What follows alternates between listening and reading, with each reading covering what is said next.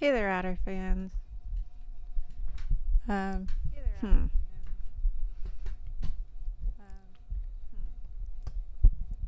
I have been taking time off,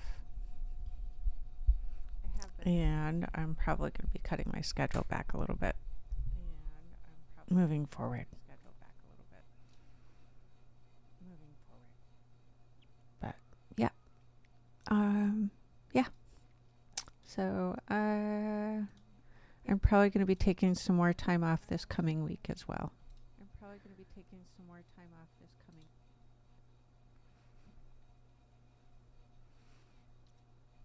We have a dad joke. Why are graveyards so noisy? Because of all the coughing.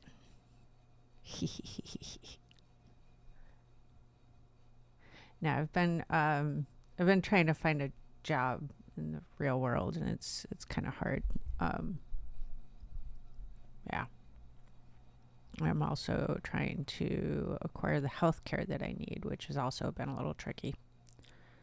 But I've actually made progress on that front, and we'll see what happens with that. It's been minimal, though, so like I said, we'll see.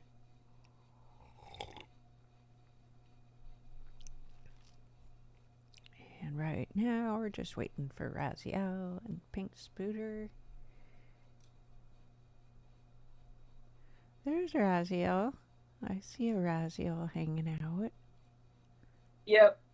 I did not realize you were in the middle of a conversation. I wasn't really. I'm at this point. I was just starting to talk about like it. I'm yapping to try and keep things moving for now. And also talking about, because I did take time off this week, so I was just kind of vaguely talking about some of the things that have been going on and what's on my mind, and maybe what people can expect coming up. Because yeah, I'm gonna be slimming down my schedule where I can.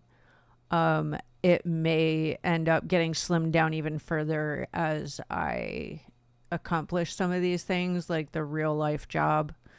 That might hit my schedule hard. We'll see what happens. We'll see if I manage to get a job. You do you. We'll see if I manage to get a job. I've looked on and off for years, and it's not been working out great. People don't like to hire you if you've had your own business in the restaurant world.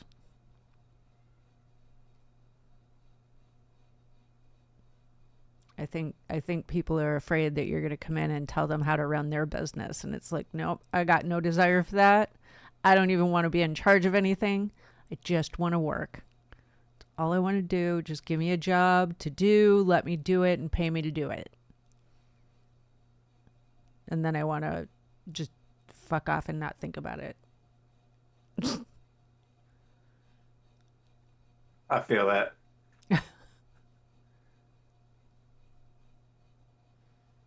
You want to be a leader? No, I want a paycheck. Did the leader thing. Like my entire working career was the leader thing. I'm over the leader thing. I don't want to do it. Yarlupa, welcome in. I hope you're doing well today. I'm going to switch over to our little game setup. Yeah, now I can close this. And I can close this. So like all these things I have to have open for the model. Bye-bye. Hello, resources.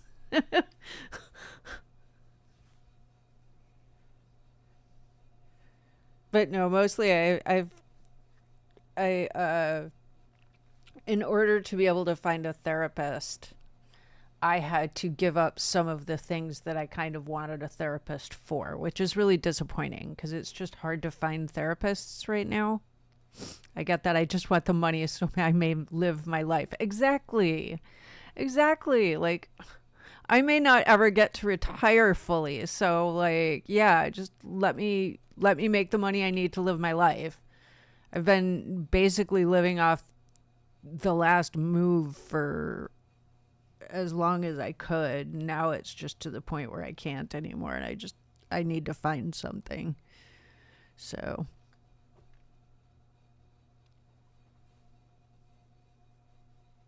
I mean, I'd love to work as a prep cook, to be honest. Just let me go in the morning and do prep for hours and then go home.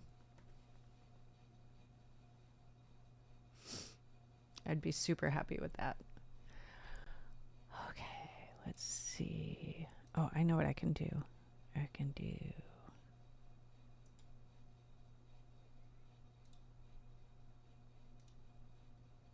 Oh, wait. Can I?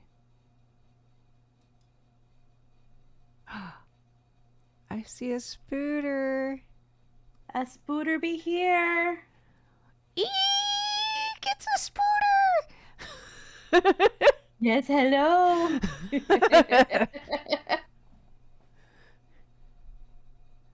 Oh, wait, You it's went really so cute and high-pitched there pink. that your mic gave up, by the way.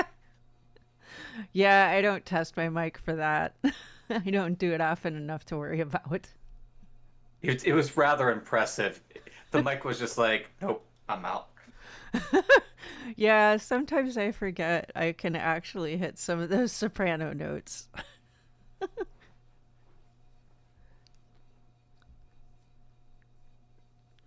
But how's your week been? Mine's been better, but I mean, I had to go to work this week, so I would have rather have jumped feet first into a wood chipper, but gotta make the money. That's the vibe. I'm on the opposite end of the spectrum. The child of which I babysit was sick, and so was pretty much everyone in that house, so I had the whole week off. Oh gosh. I hope you got all the rest that you deserved. It was nice. I did a lot more streaming, and it was fun, and I'm like, man, I want to do this all the time. Nice. I also got chores done, which was also really nice. That's awesome. That's all I've been getting done. Raz did a big chunk of it the week before because he had last week off and got that ball rolling, and I was able to pick up and finish some of it.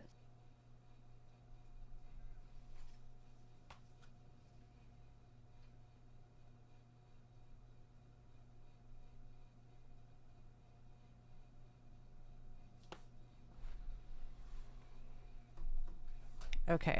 I affirmed what I already knew, and that's just I want to stay home and stream all the time. Raz learned he would make a good house husband, and that's his new ambition. You know, keep dreaming. We'll all keep dreaming, right? And we'll keep working towards our dreams. Someday they'll One all day. come true. One day, and it will be amazing the day it comes true. Yeah, it's someday I'll have a giant streaming house mansion in the middle of the forest with an otter park and a water park and let's face it, really it's an otter park and I was gonna say it's an otter-themed water park. and it would be. And like, oh God, you have no idea. This has been discussed in my Discord at length. Like, it started out as just like an otter cafe, and then it turned into a whole ass theme park with music shows. And like, oh God, it's going to be so great. Dude, I would go. That sounds amazing. Yeah. And it's going to have a streamer house attached. So maybe you live there, you know? Yeah, that would just be wonderful. Just go to the otter park at any time. Just have like a petting zoo full of otters. Like it's just wonderful. Yeah. You don't have to live there permanently either, but you'll have a streamer suite there with like a really nice bedroom, a really nice, like a full flat, like with like kitchen, really nice kitchen, nice bedroom, really good studio space. Like happy living spaces. I'll be powered by wind and solar.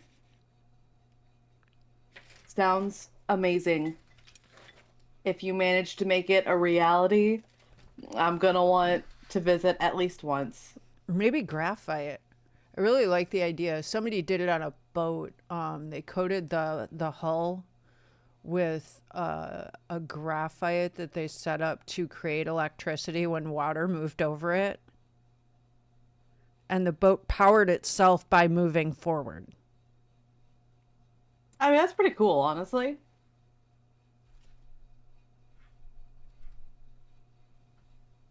That sounds super dope. I know. I'm I like, desire so the why science aren't we behind it. making shingles out of this? Like, Well, because the moment we stop relying on big corporations for our basic needs, we become a problem, and big corporations need to do something about it. There's a reason why all of the people who have discovered how to run cars off of water had suddenly gone missing. hmm.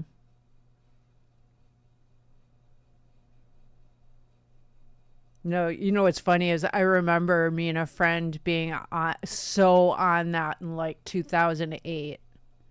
Just being like, oh my God, they're making them. They're making them in Europe right now. And then it just ended and disappeared. Yeah, I remember hearing about it when I was like in school and stuff. And I'm just like, oh my gosh. Oh, we were waiting for them to like be out of prototype mode and start producing so we could order one shipped to the US. We were ready to drop like mega bucks on it. At the time I had it.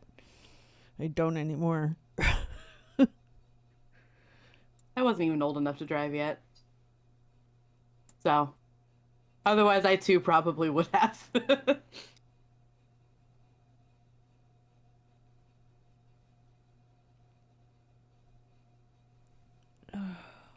I hear the silence of, oh God, I feel old. Oh, I do feel I old. apologize. Oh, don't apologize. I am old.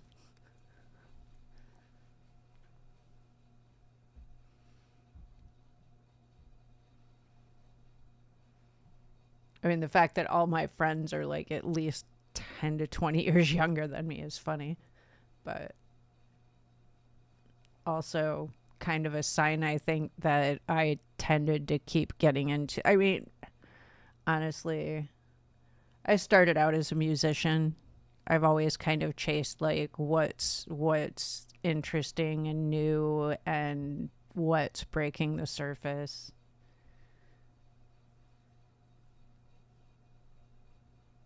Man, the more I learn about you, the cooler you become. Right? She's super cool. At some point, I might do a face reveal and reveal my identity. Not that yeah.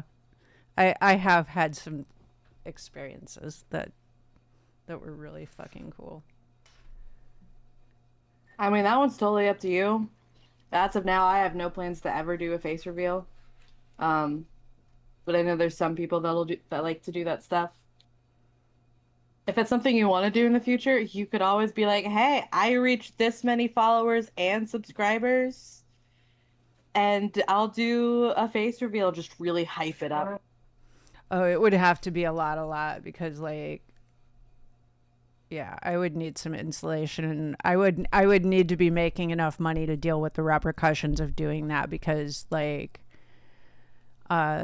the fans we had were aggressive, not like in a well, they showed up at our houses. They showed up at our Oh, I houses believe it.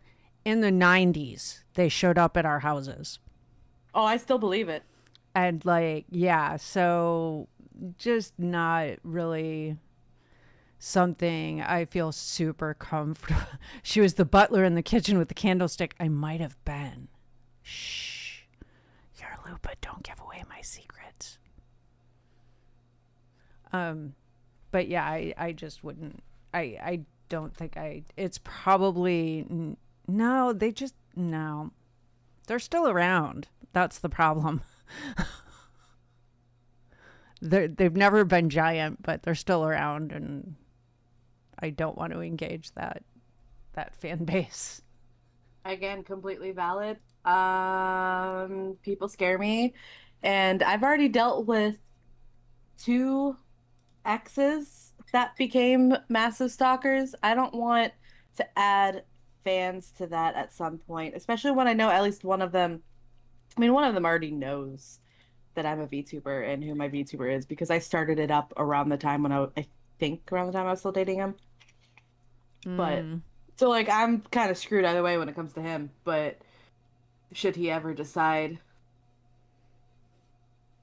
to capitalize on that knowledge. But, you know, here's hoping he never does. Huzzah. Hey, I look at it this way. If he does, I'm under the belief that it's not illegal if you're not caught. I'll find him.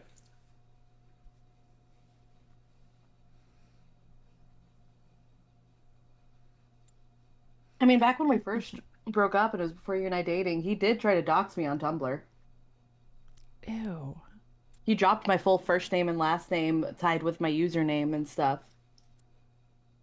That's so rude. My friend got him to, pressured him into taking it down. And he did, luckily. And he had, no following, so nobody saw it. But still, I'm just like, well, okay. Gee, thanks.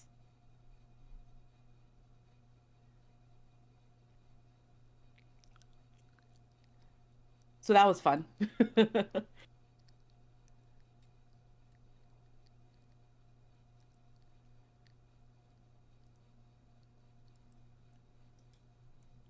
Don't you love people?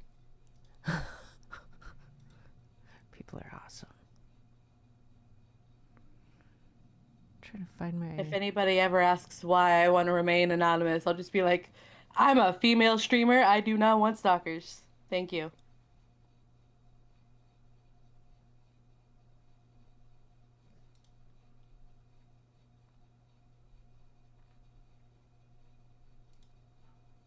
So anyway, I've been meaning to ask you this in return because, I don't know, you asked and then we just kept jumping conversations. But how was your week? Well, I was talking about that before you showed up a little bit. I was just, I took the week off and I had been, I need to move that. And I took the time off to try and find a real life job and a therapist and take care of a few other things IRL. I made some progress. That's good. I found I had to give up some things that I was looking for in a therapist, but I think it's really, really, really hard to find a therapist who knows what they're doing with autism, which is a real bummer because that's a lot. I think that's tied up with a lot of all the other stuff, but I did find a couple of therapists that are in my insurance, so hopefully that goes forward. Castle Doctrine. Well, I'm glad at least some progress has been made on that, at least. Even if it's not, necessarily perfectly what you're looking for. Hopefully they still do good enough. Yeah, I mean, I haven't even talked to them yet, so that's even if it ends up being a fit, so hopefully I can here's find another hoping. list. Yeah, I'm crossing my fingers. Yeah, here's hoping they surprise you. And they're actually, absolutely amazing. They seem really cool, but, I kind of feel like that about every therapist. In general, they're carrying people anyway, so, of course they seem cool. Also, I would hope a therapist comes off as somewhat charismatic. So, there's that. I mean, I'm fine with a cold fish therapist as long as they have empathy. You don't have to be the most charismatic person, but as long as you get me.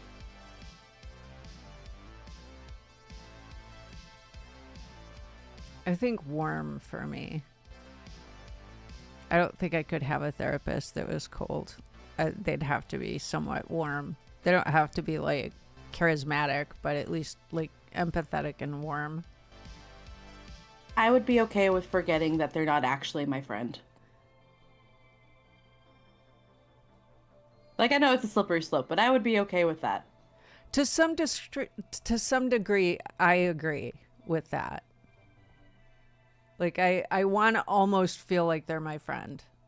Almost. Yeah, I mean, like, whenever you have to pay them at the end of the day, that's going to kind of ruin the illusion a little bit, I feel like. But, but, like, when I'm in the session, in the moment, I'm okay with it. And then if I get broken out of it, whenever I have to, like, fork over some money, that's fine. But they have to be the kind of friend that's going to be like, no, you're avoiding the subject. Because if they can't do that, then that's not going to work for me as a therapist, because I can tell stories. I can tell some stories. Ain't that a mood? Ain't that a goddamn mood? Oh, you've been in therapy and distracted your therapist with story time? When I was very younger, yes. Oh, I had a bad habit of doing that consistently because I didn't want to be there. I felt like I didn't need help, but I was put there by my mom, and I bullshitted so much. And I was like, I just don't want to talk about this shit. I never wanted to talk about this. Why are you guys trying to make me talk about this? It's my rather narcissistic reaction to being uncomfortable is to information dump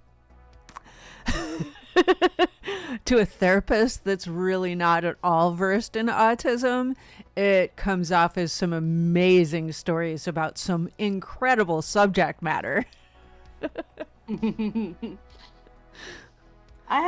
When I'm nervous and in a conversation with people, I have one of two things. I either overshare. I mean, I can pretty easily accidentally overshare regardless without meaning to.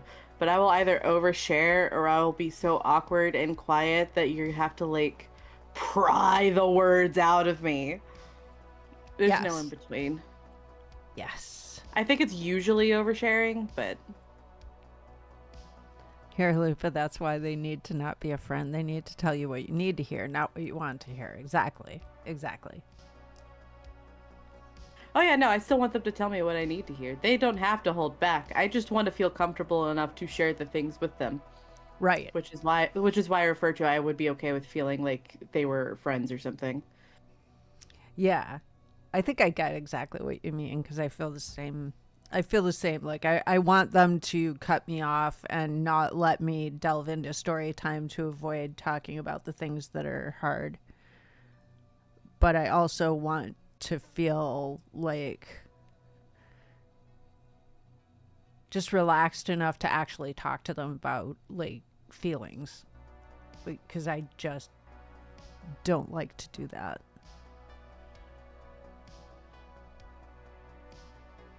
Understandable. Feelings are hard.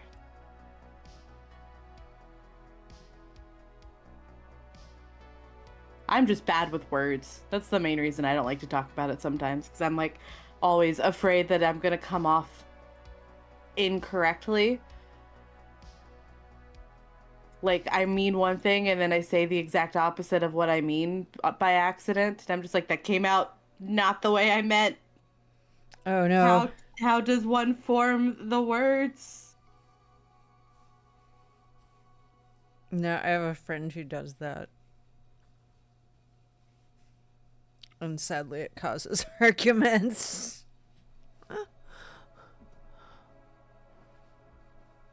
I don't think I've caused many arguments because of it, but I have caused plenty of miscommunication moments on accident because of it. And every time it happens, I'm like, gosh dang it, and I thought I was doing so well with this communication thing, only to find out that nope. It's hard.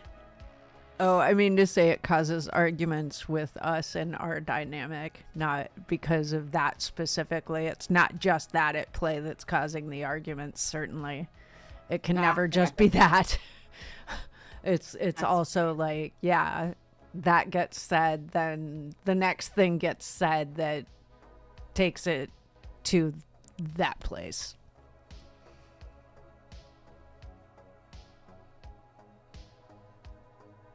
Which is part of the reason that I want to get better at my own stuff. Valid. I can only take care of my own stuff.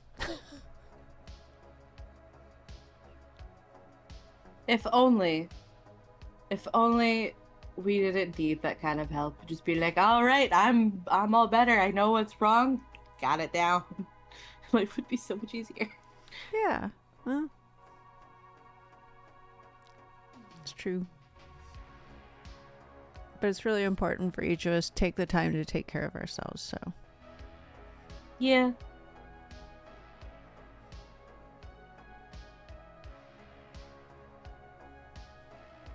Now, how about some escapism? Let's do it. I was just thinking exactly that. I'm like, let's stop talking about this and play a game.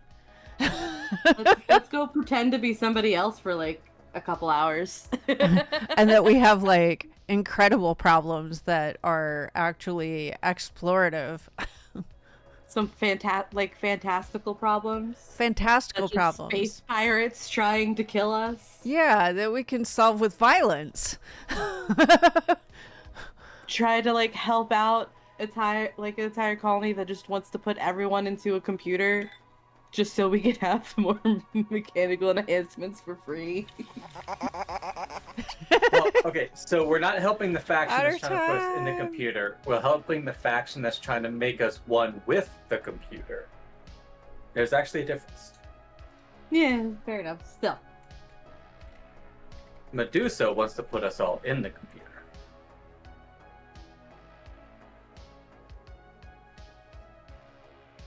I forget the name of the one we're trying to help. Synth Arc. Yeah, that's one that we are currently we're closest with right now, right? It's got 5. Yep, we've achieved the second event with them. Technically, we just need to achieve the final event, and we officially win the campaign. Huzzah!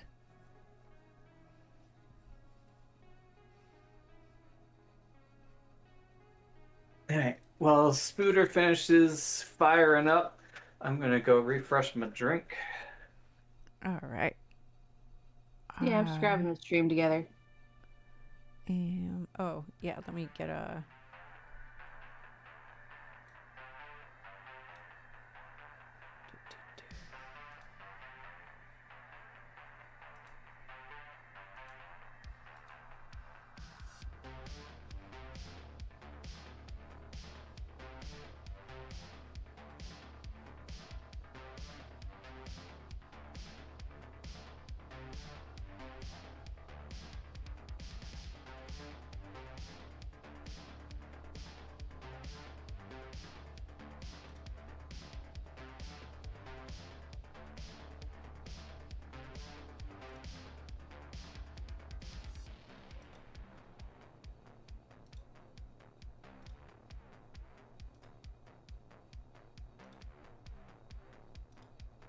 I sent you an invite for the stream together thing so we can share chat. I also sent you one. Ooh, okay. I will close mine and take yours. Wait, where'd you send it? I DM'd it to you. Oh, okay. In that thing. I see it. Mm-mm-mm.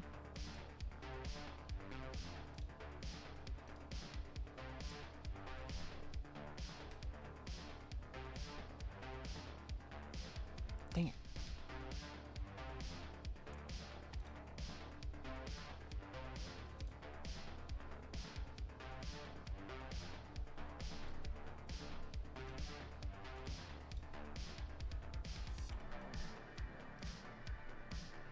Huzzah. Yay.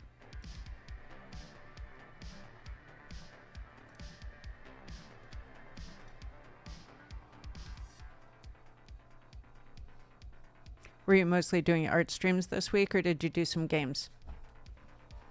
I did mostly games. I'm letting my wrist rest after doing about 10 days straight of arting. Oh my gosh. How'd it go? I mean, we got something finished.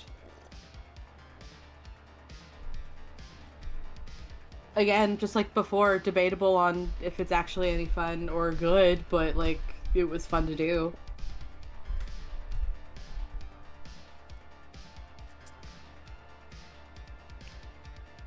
We're all currently debating on what we want our next game jam to be. We were initially going to do one in like October, but that's clashing with Kira setting up the Extra Life event for November. And then we can't do one in September because there's another big event that's being set up for that one. So we're just like, yeah, we'll see what's in November. November or December. I need to remember to talk to Pyrrha about the Extra Life event. I would love to participate if she wants. Oh, she'll be like, yeah, no, absolutely. Here you go. Here's all the things. I have a hard time seeing her saying no. Yeah. I mean, like anyone running any kind of charitable event, turning anyone away is kind of, yeah. But also, I don't want to assume or insert myself.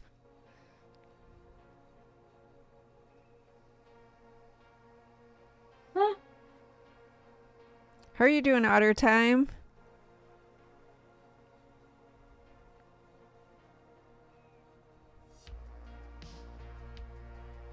But I did Extra Life last year, and it was pretty fun. I think I mostly did stuff on my own. It wasn't a whole lot of collab stuff, but it was still fun. I think that's when that was right around when I met Pyrrha and I kind of met you. I didn't really meet you right away. I think you had like popped up into my chat a couple times around then, but yeah, like we weren't quite friends yet. Yeah. I mean, I don't think it was till like a few months later that we started talking more. yeah, I am the lurkiest person in chat. Like, yeah, it's as awkward Me as too. real life for me. So I just like, Oh, same, me too. I will like be really talkative at the beginning of people's streams, and then without thinking about it, I'll just stop talking. And I'll just be lurking the whole time. So generally speaking, the last time I was in the event, more people just meant more rest periods for the other people involved. So if I was on for 12, I could pick up slack for someone that had been on for 20 already and needed a break. I mean, the way I was doing it was I still kept my normal stream schedule, and I just had the charity links and stuff pasted everywhere, and like had it on as part of like my overlay for my stream, so people could be like, yeah, hey, just go to this link and donate to this charity.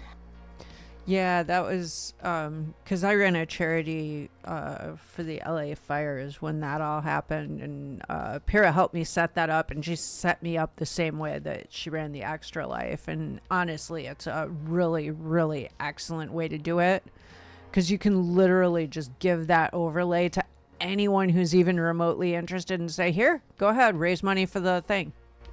Yep. Like, and like the way I ran the LA charity, I was just like, I don't even care about credit. Like, I don't want credit. I just want a lot of people to get involved and do it with me. Like, this isn't about credit. It's about getting money to a place. Let's go.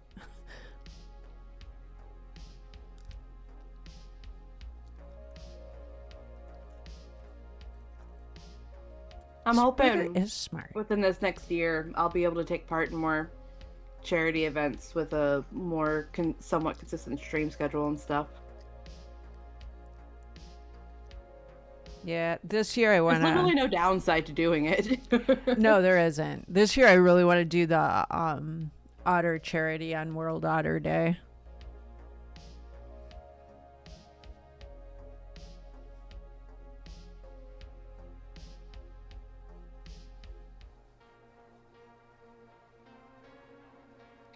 I remember that in the Paradise Fire.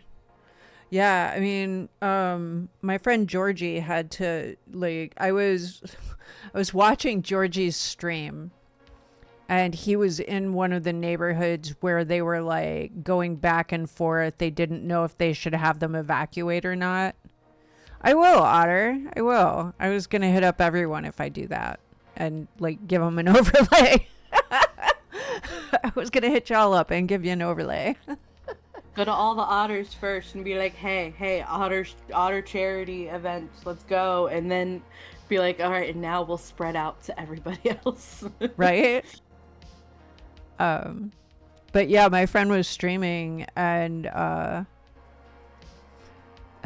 it was getting scary, and like all of the people in chat were like, dude, just don't worry about streaming. It's not about us. Get your computer and go. Just put it in your car, drive away. Hopefully nothing happens and you're safe and you just go back and like feel silly. But yeah, that's how that went. And immediately, like that night, I started setting up the charity because I was like, oh my God, this is like, and like, he was lucky and nothing happened. He came back to a perfectly fine house and felt a little silly for leaving. But like, hell yeah, way better than not leaving and feeling terrified and being lucky if you survive. So it just hit me really hard. And yeah. I'm glad he was okay. Me too.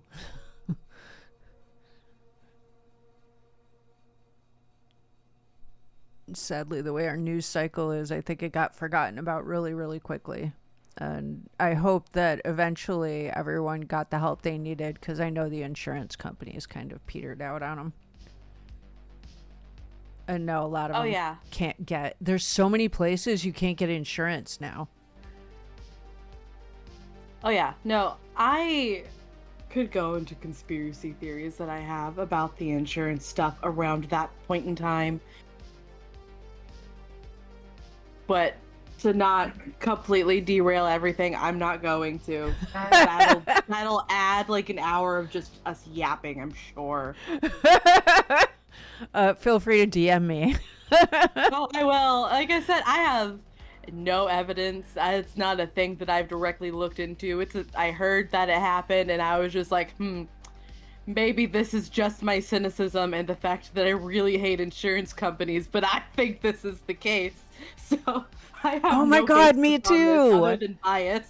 I have the biggest beef with insurance companies. I think it's the biggest scam ever. Like, health insurance is the worst one. Private health insurance, the last time I looked into it, it was $600 a month. I know it's at least like 20% more than that now.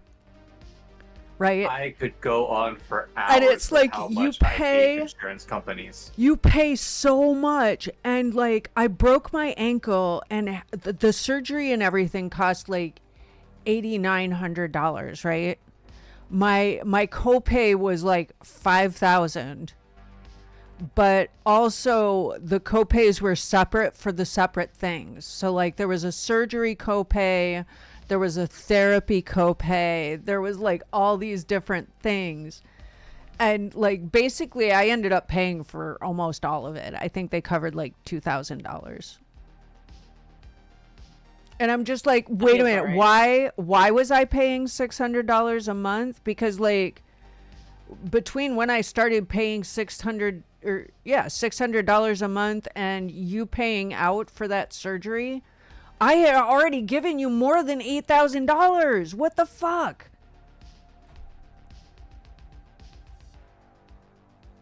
I can't remember which insurance it was, but I do remember it was shortly after. Shoot, I need to look up how that trial's going. But shortly after the Luigi Mangione whole thing, when the one CEO got shot. Yes, I need to look at that too. I remember there was another CEO for a health insurance thing that was just like, we're not going to cover that. Oh, crap. I don't remember the name of the medicine, but it's the one that keeps you asleep while you're in surgery. It's like, we're not going to cover for any extra time, like a lot of time for this thing. If you end up needing more of it to stay asleep longer, well, too bad, we're not paying for it, which is so dangerous. Yeah. And like messed up. And then it was the one time where one of the very few times where I find threatening violence was kind of funny, because people are just like, huh, I think we found our next CEO target. And then immediately, like the next day, it was like, so we've changed our mind on this thing. Yeah, I mean, it's you heard about Sandwich Guy and the grand jury like refusing to indict him, right? I think some justice might be on the way. Oh, I hope so. Because like if a grand jury refuses to indict a guy for throwing a sandwich, like I've never heard of a grand jury refusing to indict anything. I don't know as much about that stuff. A grand jury, I like always watch true crime stuff. so a grand jury is not an actual trial thing. A grand jury is what happens when they've got some evidence, but they aren't quite sure if they have enough. And then they take it to a grand jury, and the grand jury says, yeah, you got enough to take that to trial, or nah, you don't have enough to try that. But it's like, should I take this to trial? And it's like, so like, they're not really deciding anything other than should this go and get decided. Right? So it's an added step, really. And that's why, I mean, there's a freaking saying that a grand jury would indict a ham sandwich, but they won't indict a guy throwing one. Like, that's really funny. The joke just wrote itself. It's so funny. Flak Trooper. Oh my gosh, yeah. So, you know that they put military people, like the National Guard, in Washington, D.C.? Well, yeah. A guy was asking them questions about what they're doing there and their oath to the Constitution, and if they thought they were following their oath to the Constitution. And he got so frustrated with them that he just really dramatically wound up and threw the sandwich at the guy's chest. And like, look up the video. It's absolutely brilliant. People have made really great, like, what do you call it? Silhouette images of the sandwich throwing guy. And it's just, the wind up is so beautiful, given that like he was standing right in front of the guy. The guy took a sandwich to the chest. And the whole thing is just so funny. But it's like, and the guy worked for the DOJ and lost his job over it too.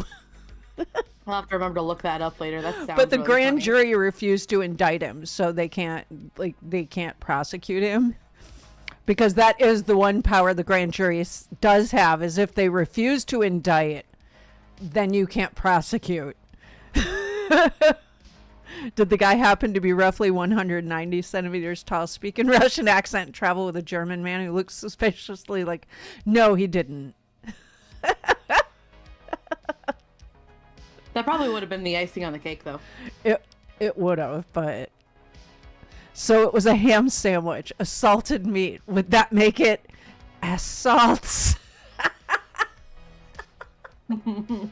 I don't know if it was a ham sandwich, but I mean, the fact that it was a sandwich, and there is a saying that a grand jury would indict a ham sandwich. I just made that up on the spot. And actually, I want to pat myself on the back for that, because it was quite clever. It is quite clever. I just Raz described was Heavy nodding and a Medic approval from... at that pun, by the way, Flak Trooper. He appreciated your pun. Or no, it was Otter Time that made the pun. Still. Yeah. My brain mixed up the usernames, that's my bad.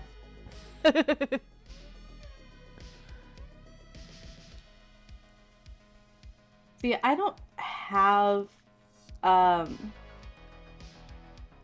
I'm forgetting so many words lately. I'm not dyslexic, but sometimes I wonder. I made Aonyx almost choke and die once just typing my mom said I'm special. It's true. It might be a clip now. I did. I was eating a hamburger. He said, my mom said I'm special, and I lost my shit. I mean, if it came out of nowhere with absolutely zero context, that's valid, honestly. I also I would have had either the same kind of reaction or have been sitting there just like, what? Okay, good for you. No, I'm not going to show it right now, Flack, but thank you.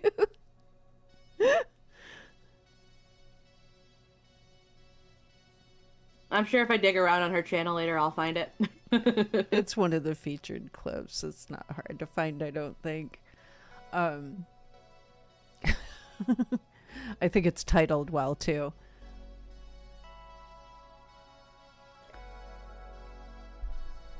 Meaning you should be able to find it from the title. It's titled appropriately, yeah. I should say. No, I knew what you meant. I may not be able to find the words, but I feel like I understand what you're saying at least most of the time. Oh, I need to bug you for help with stuff. Sure. Yeah, actually today's a good day for that. Today's a really good day for that, Otter.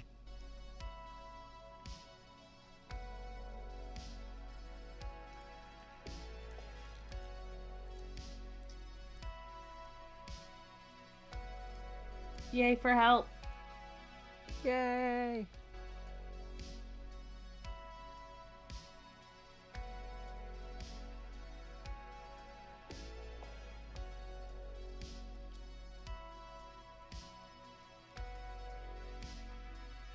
You find it with the burger incident. Yeah, it was the burger incident.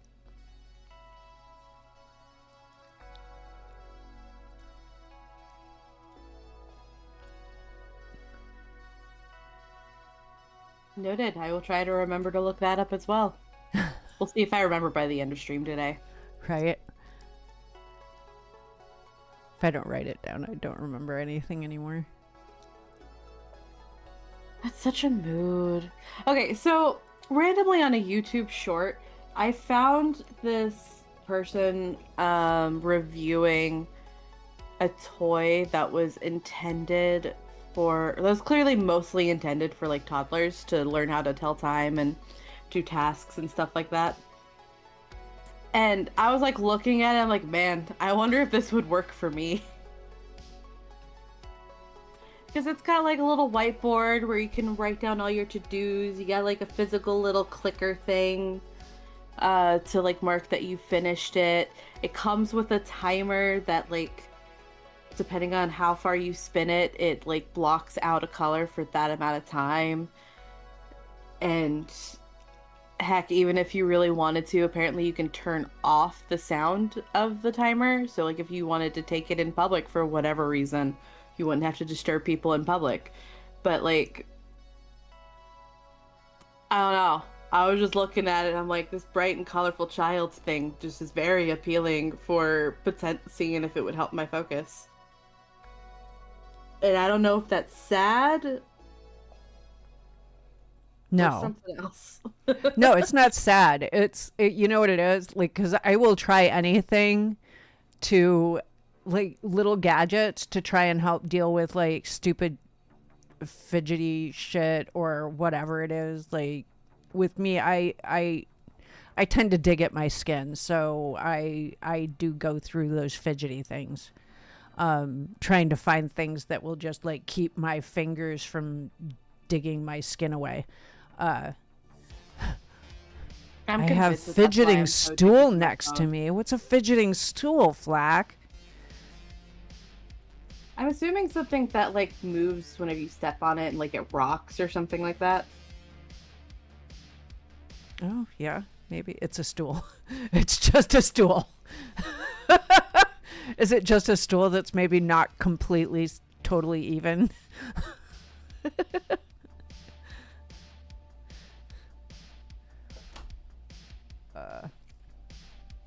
But I had one thing that like I kind of liked it, but also not. It wasn't. It was too much of a. It was too much of a mess, but it was really satisfying to play with. It was like a rock that you coated with this rubbery like material, and then you use a pick to pick it off. And I loved that shit, but it made such a mess.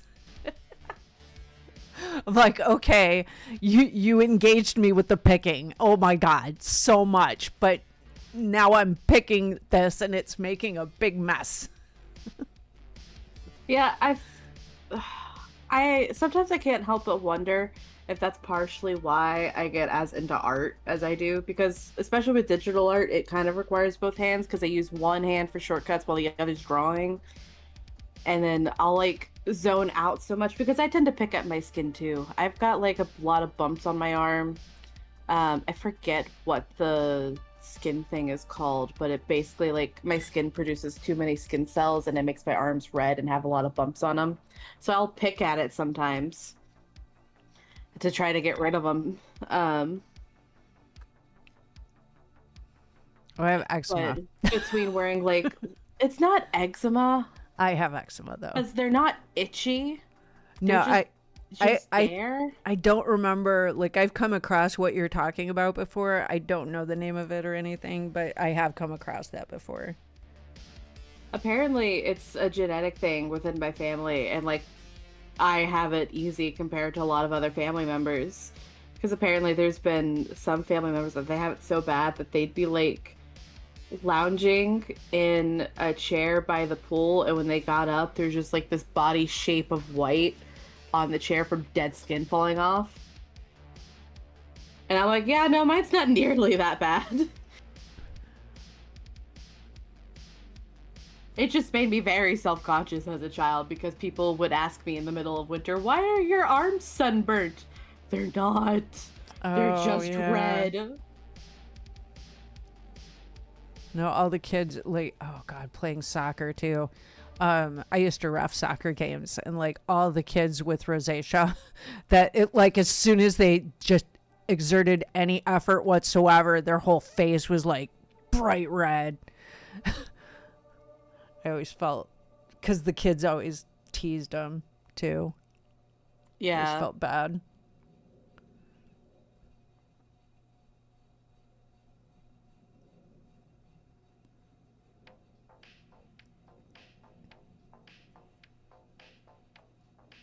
No, I used to get eczema on my face, around my nose. It'd just be all, and around my eyes.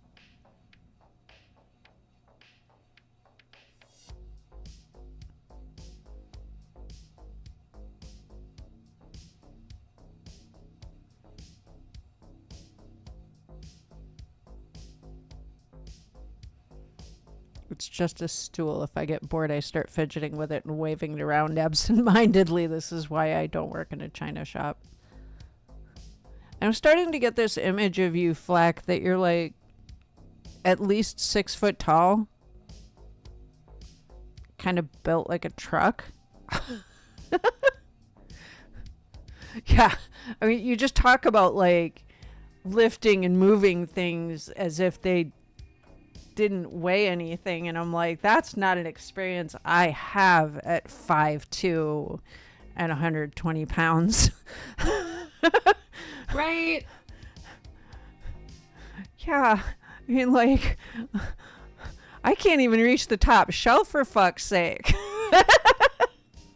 Yeah, no, so whenever I unload our dishwasher, there's a good number of dishes that I just end up sitting on the counter for Raz to put away. I'll put away all of the rest, but the other stuff goes on the top shelf, and I'm like, I don't want to attempt to like try to climb the counter for like 5 minutes because I don't have a ton of upper body strength, and I don't feel like dragging the chair over and standing on something that's really wobbly, so I'll just set it here and let him deal with it. Oh, you might appreciate this then. I was going to show this just because it's funny, but you might actually want one. I was gonna show my step stool, which is more like a small ladder. Um, just so like, yeah, I mean, it's aggressive. Like, I think it was then.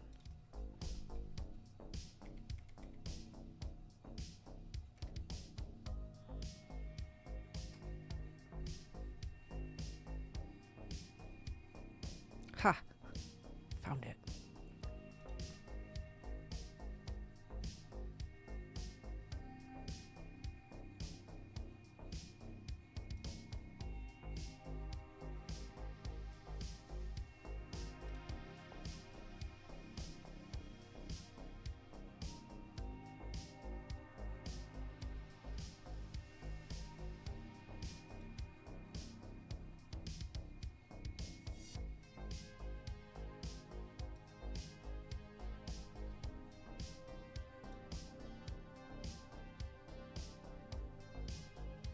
I don't know what it is, but I had Spotify playing in the background, and then suddenly it stopped, and I'm just like, why does it keep randomly pausing? Oh, I don't know why they do that. I don't have the timer set. Like the sleep timer. Oh, okay. Here's the step stool.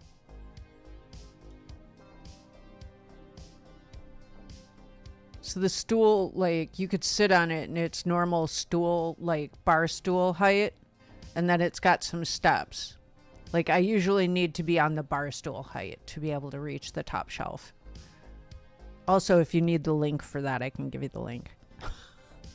I mean, I'll take the link. I'm just sitting here being like, where would I store that would be out of the way? Oh, see, it sits at, I've got like a bar counter, so it just sits at the bar counter as if it were a stool for the bar, but it's not. It's a stool for me to move around the kitchen so I can reach stuff. Yeah, at that point, it just becomes, how lazy am I feeling today? Right.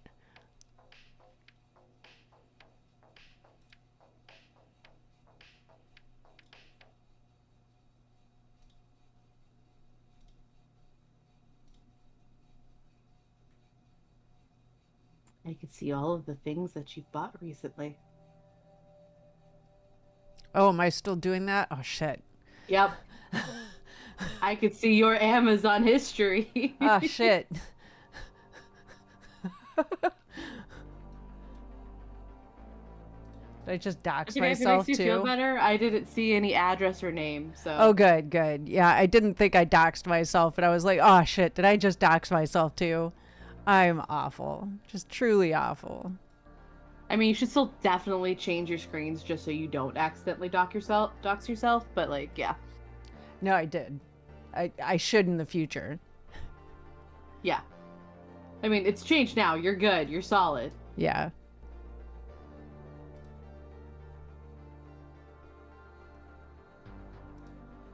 Yeah, I didn't figure you wanted all of that being shared. No, to the thank you for world. saying something. Oh my god, I'm an idiot. I do that kind of thing too sometimes. When I was doing my... It was mostly out of laziness. When I was doing my art streams and stuff like that for the game jams, I would just swap to be able to show my entire, like, desktop or the whole window rather than the specific just Clip Studio. Because sometimes I would want to show see how the animation's looking and let the let chat see it and stuff like that. But anytime I try to play the animation within Clip Studio, it gets really blurry for some reason. So I have to export the animated GIF every time and then pull it up and open it again. But because I would share the window, or like the whole desktop window, there would be sometimes I'd open stuff and then it's like, boom, my name right there for the computer. And I'm just like, shoot, nope, dang it. Oh, jeez. My real first name was not meant to be seen by everybody. Right. It's okay, I don't think anybody had noticed. And I don't make my VODs public, my art VODs public, because 9 times out of 10 I am listening to copyrighted music, so there would be no point in making them live because then it's just gonna be muted for like 90% of the time.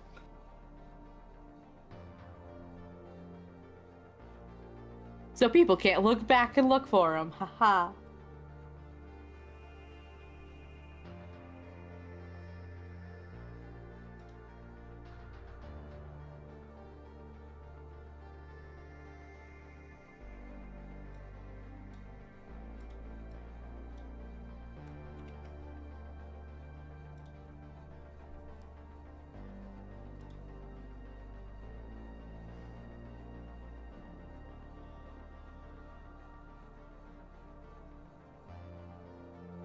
Yeah, internet anonymity these days is important. I don't have any photos of me online. Also, we need more photos to the River Channel. We do need more photos to the River Channel. There are photos of me online. I'm not gonna say where, but they're ones that I'm pretty sure I can't delete. I have to go and tell other people to delete them. Most of them anyway. So there's probably... I'm sure one day people are probably gonna figure out who I am by backtracking stuff, because like I've had numerous name changes, and if they figure out what at least one of them was, they'll probably be able to find out who I am. But like for now, I'm just gonna not directly reference those and continue on. Yeah, any photos of me online are probably on, like, I'm not on, like, I don't even have a personal account, like, on Facebook or anything like that.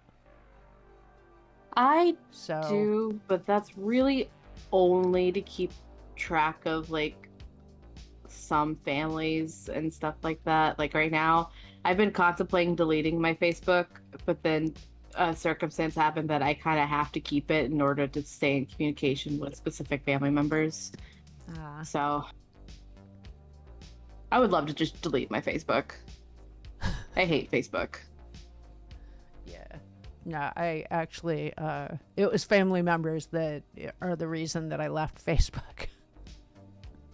So. There's several family members that I also would like to leave Facebook so I don't have to interact with them, but, you know. But, so there's probably the photos of me somewhere on Facebook by people that I know. There are definitely public photos of me that I have zero power to move. So, yeah, I mean, it's mostly that. And those are the reasons why I kind of am trying to stay somewhat anonymous as a streamer, is just like trying to keep that stuff separated, because like, yeah, I do have a public face. It's a very small one, but nonetheless. Yeah.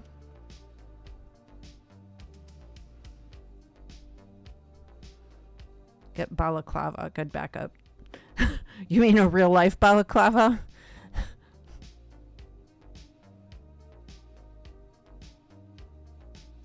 Oh, I just wear a medical mask. But here's my official notice for everybody. If you ever find out that I have done a face reveal, it's because I really didn't have a choice, because my face was getting out there anyway, against my will. Anyway, I will be right back. It is feed kitties time. Okie dokie. Or GP5 Soviet era gas mask.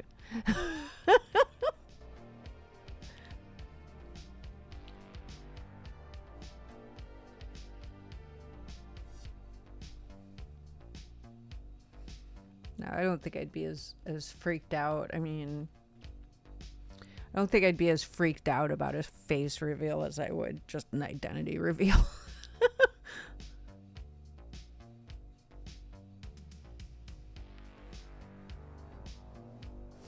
I mean, I'd rather not, but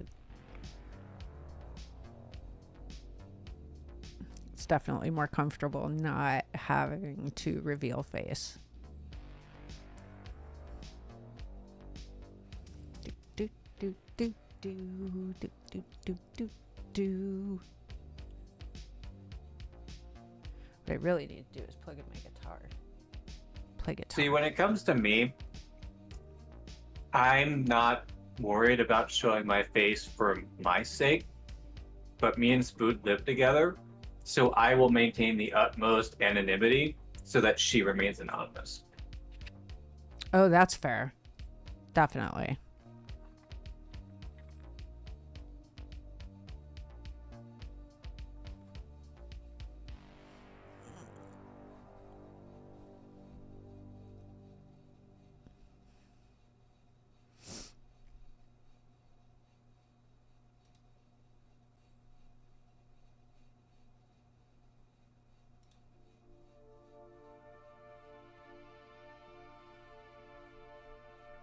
Besides, it's much more fun to be a persona on the internet.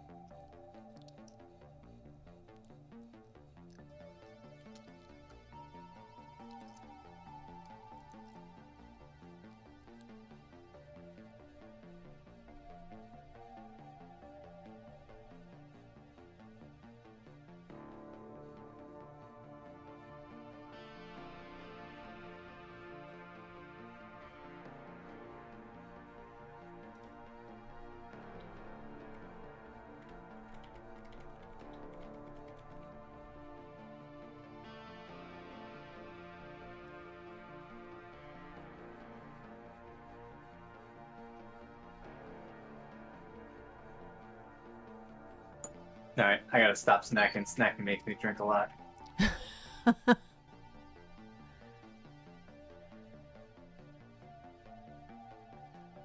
I still need to find a good. The search for The cats have been fed. a search for a good copyright-free song list is still ongoing.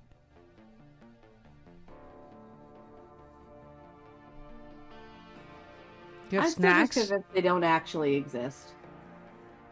Share with the class. What kind of sound list? Not a sound list, a song, like a playlist. Like background music. Like what you're hearing now, Flack. It's real nondescript background ambient. It could be ambient sound too, but that also would have to be copyright free.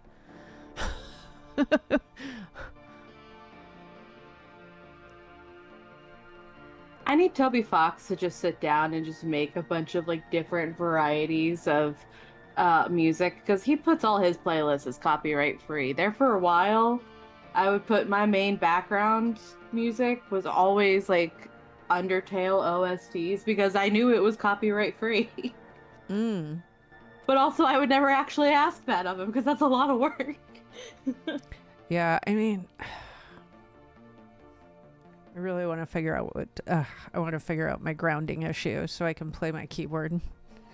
Like I really want, like I could, it makes me so crazy. I could just sit here and crank out some music for my own background and just like, it could be ambient and I could just like create something and loop it and it would just be done. And it'd be so easy to freaking do if I could get my keyboard working. If you ever do get it working, let me know. Because I don't know how much you would charge, but I would also probably want to ask you to make me a thing. 'Cause I mean, honestly, Uh. I'd probably just give it to all my friends and say, go ahead and use it. And then, like, go ahead from there and make stuff and charge for it. And use That's that fair. as a jumping off point, because that's how you do things. Yeah, that's fair. But Speaking of, I really need to make more your character here stuff. I mean, honestly, maybe that's what I should be focusing on.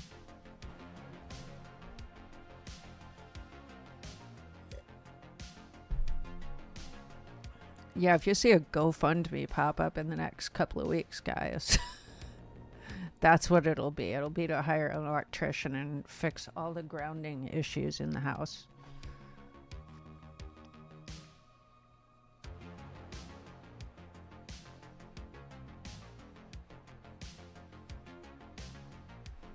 Let's destroy some spaceships.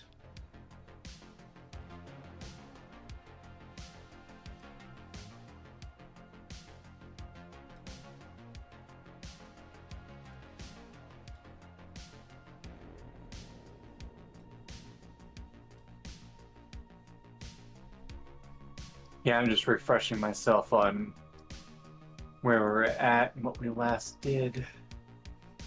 I know we still have some stuff, like side quests that we never got to finish. But that's because, like, it's requiring RNG to let us find it. Well, we finished the transport tesseract to the Star Cruiser. I forgot to take that off my list, but that's where we got our rank 5. And then we also rescued a Medusa hacker, and we just dropped her off at the Medusa station.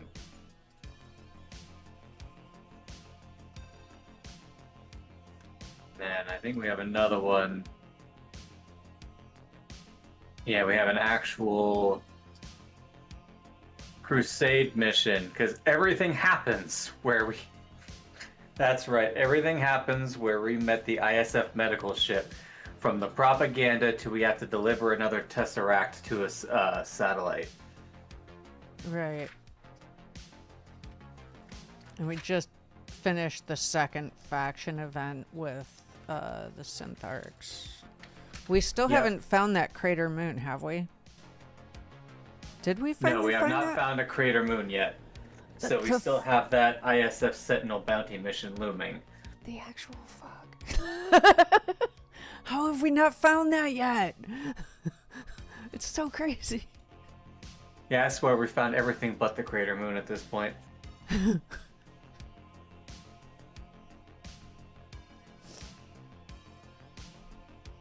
Yeah, that's the one that I was just like, one of them, RNG, keeps saying no.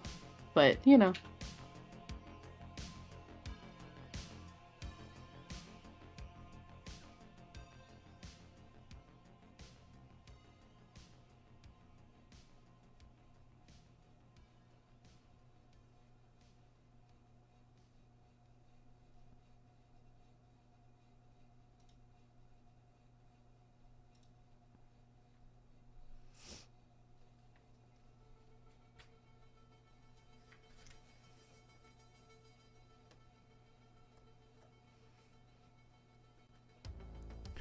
In my notes, I have in huge letters, "Be the boss,"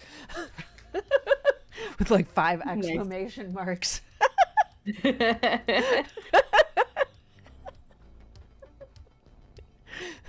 So maybe I'm not great at showing it in stream, how excited I get, but maybe I should be showing my little notepad.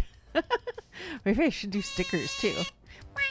Oh my gosh, stickers. Chris Cosplay! Welcome in. I dub up a bit more about the tabletop audio website. You can use the 10-minute tracks as long as you follow the guidelines. 1, give credit to tabletop audio. 2, not use the music for commercial. This is commercial purposes then. Yeah, see, that's Fleck, that's where it gets real wonky because like I make money streaming. It's not enough to like pay for anything, but it puts all of this venture into unfortunately for profit. Yeah, we might not make a lot, but we still get ad revenue from our streams and stuff like that, so it is commercial. Yeah, exactly. Even if we're making like 1 penny per dollar or something, we're still making something. Even if it's 1 penny per year commercial, like that will satisfy the legal requirement for you made money off my thing. And yeah, it's just not worth messing with, so I don't. Welcome in, Chris Cosplay. I'm okay. How are you?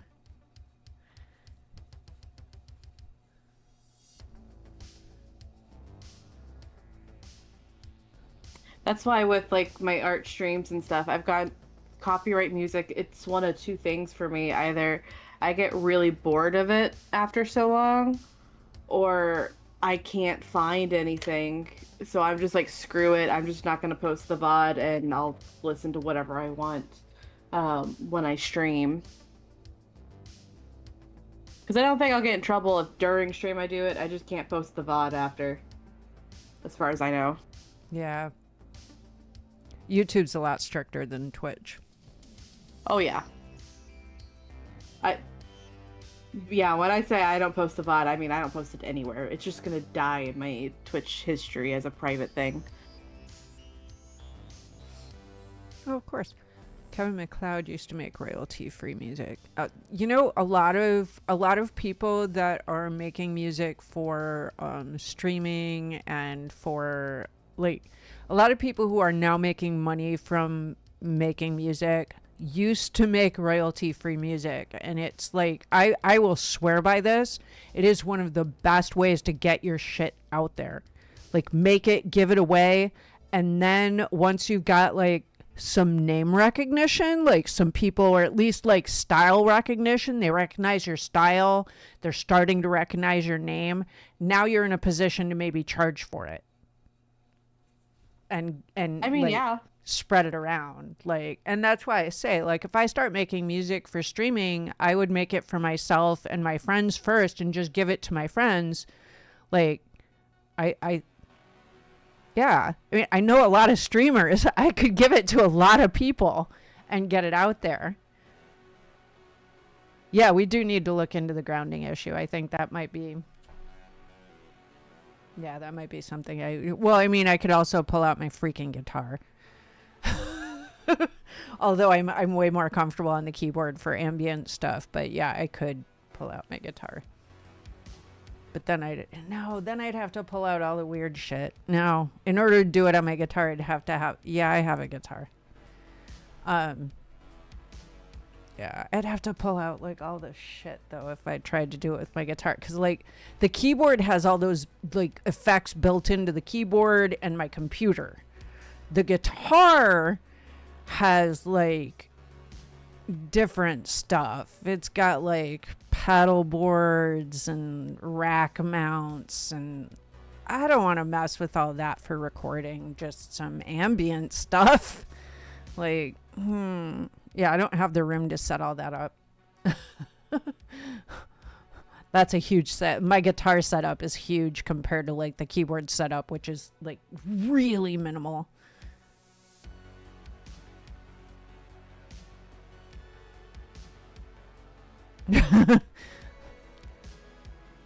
What's really cool is the specific guitar I have. It's one of the last American made oh fuck, now I can't remember the name of it. Yeah, that shows you how long it's been since I pulled it out, which is really sad and pathetic. But yeah, it's one of the last American cut ones where the body was still cut in the US.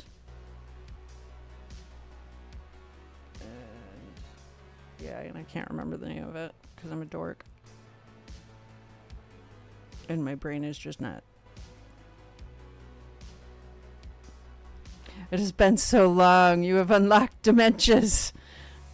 Yeah, all the dementias have been unlocked. Oh, I meant to answer you. I did unlock all that stuff, and I has my relic weapons, and now I just have to like turn in tomestones for more relic weapons. Yeah, this is dumb. I have to look.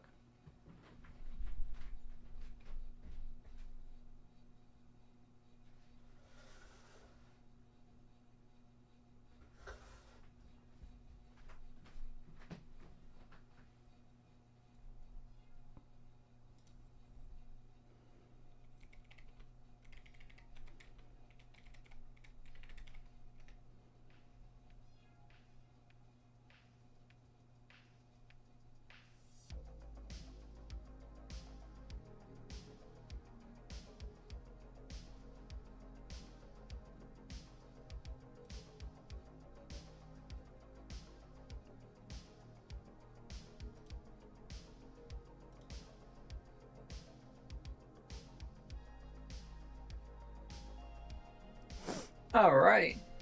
Are we ready to rock and roll? Mm-hmm. Yes, yes. So, if I remember correctly, we have a drop off at that Red Sea, because I think we're using Red Seas for Crusader missions. And then we have almost the whole right side of the map left to explore. So, are we thinking about going and completing that Crusade mission, or are we looking to fill in some of these blanks here? What do you guys want? I think we were initially planning the Crusade mission. Where is that going again?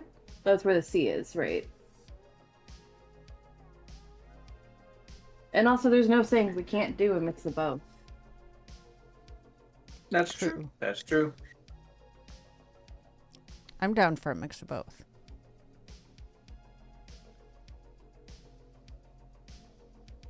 Well, either way, my movement's going to be washed because I have to go to a filled location. I don't think we really need to go to another space station, so I'm just gonna spend the one fuel, take us down to 19. And then I'll just move us over to where the, what was it called? Star Cruiser was. And then Spoot, the choice is yours. Where do we move? I'm gonna move into the next empty yellow space.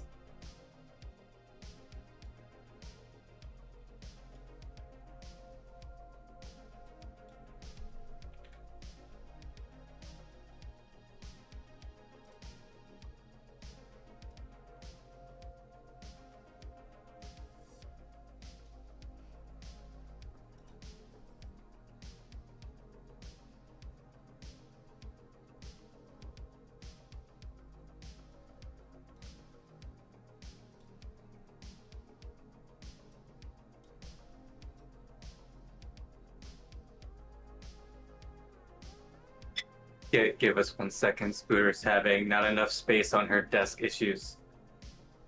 No, I'm having the same thing with my monitor, so like, okay, how do I move these around again? How did I have these set up so I could see them before?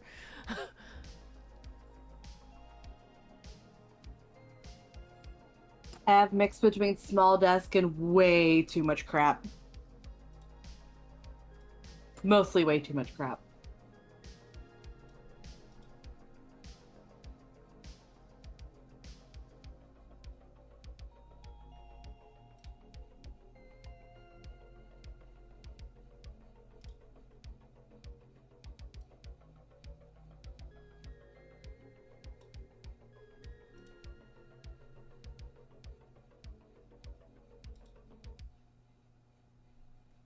Oh boy, it's a hostile encounter. I rolled a 3.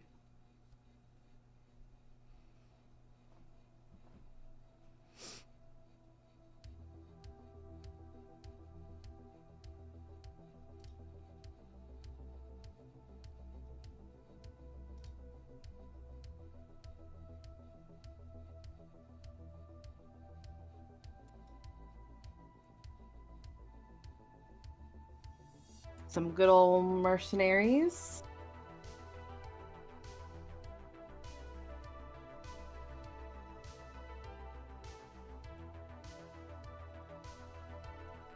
I think we already did this one. Didn't we? Number 4, a bounty hunter piloting a rusty Orion moth approaches your starship, whether it's a case of mistaken identity or your past is cut up to you. There's only one escape now to fight for your life. Gain a combat exoskeleton after defeating them. Haven't we done that one already? So do we want me to roll again? Yeah, we already did that one. Go ahead and roll again. So that was the bounty hunter coming after Anden. Yeah. Yeah, that that's was what I thought. our Okay. last fight. So this time I rolled a 6. A grandiose Edge Charger W starship carrier warps near your location.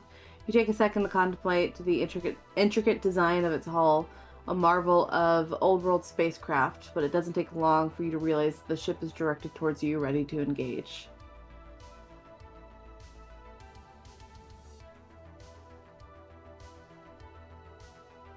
Space combat. Ooh, this one's gonna be fun.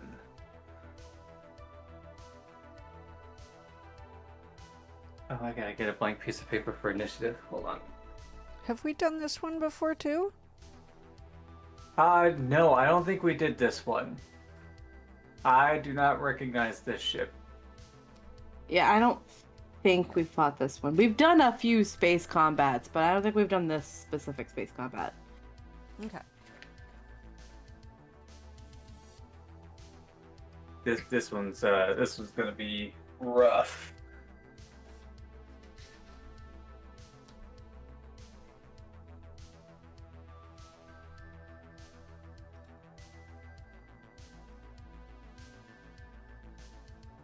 Yeah, it's got an annoying skill. Looking at it.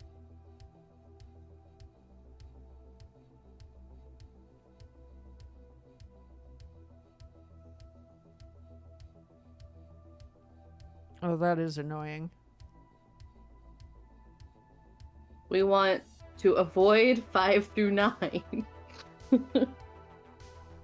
I mean, 1 to 4 is also annoying, but like 8 through 9 specifically.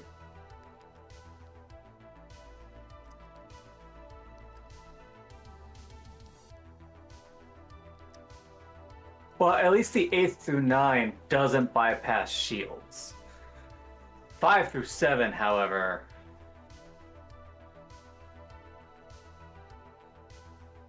Yeah, but we also don't have that many shields. But we have a device that gives us shields. And 1 shield negates all incoming damage of an attack. Are we down to 18 fuel? Yes.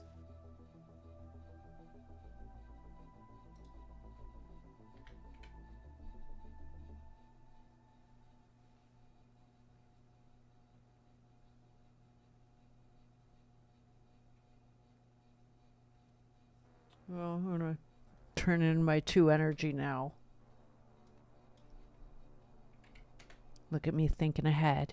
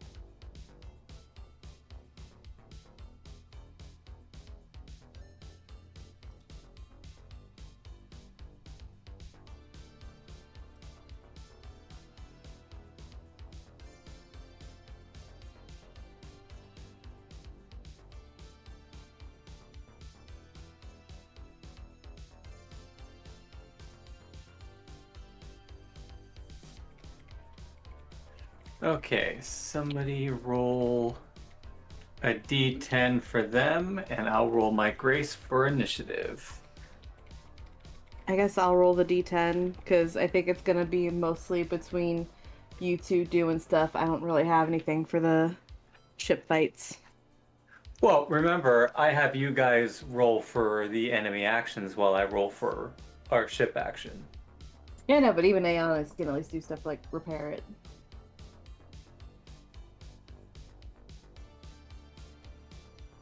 Speaking of which, how are we looking at scrap? We have 358 in the cargo. So. Oh, we're good. You roll a 6. All right, we get first action. So I'm going to roll the dice and remember what the ship can do. Oh, and that's right, we get a starting 1 shield.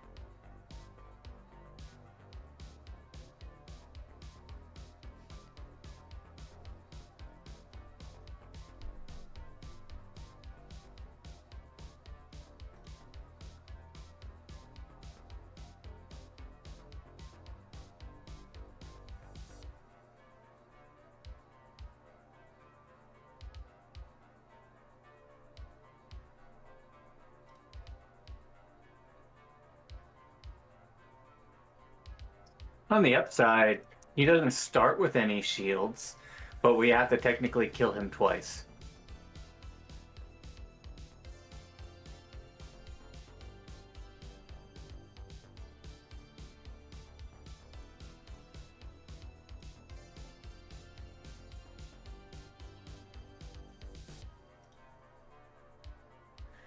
Alright, so I rolled us a 1, a 5, and a 6. So we can knock out one of his actions, gain a shield, and deal 3 damage to him.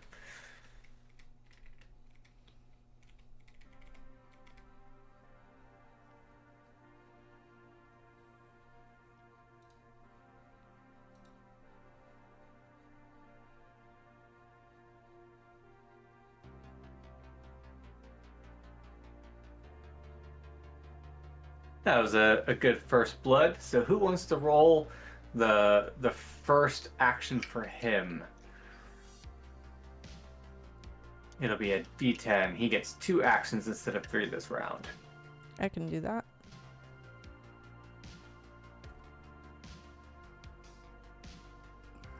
He got a 4. Oh, well, he's back up to full health. God damn it. I'm sorry. Maybe I shouldn't roll for him. Hey, at least he didn't shoot us.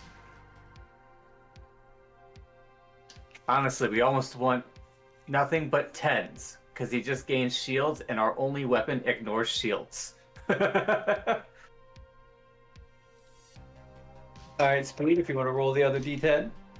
I'm debated on rolling 2 and making him roll at disadvantage. to pick the, and in this case, disadvantage being whichever number I like better. No. You're right, I shouldn't have said anything. I've just done it anyway. No. Just quietly cheat. It's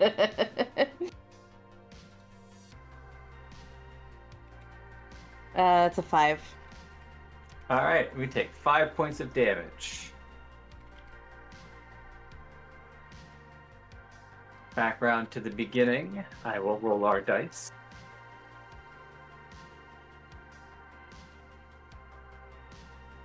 Literally the exact same roll as last time, a 1, a 5, and a 6. So we pop him for 3 damage, gain another shield, and negate one of his actions. Yeah, let's go ahead and roll for his first action. A 10. A D10. Oh, you rolled a 10? No, I'm asking. Roll D10. D10.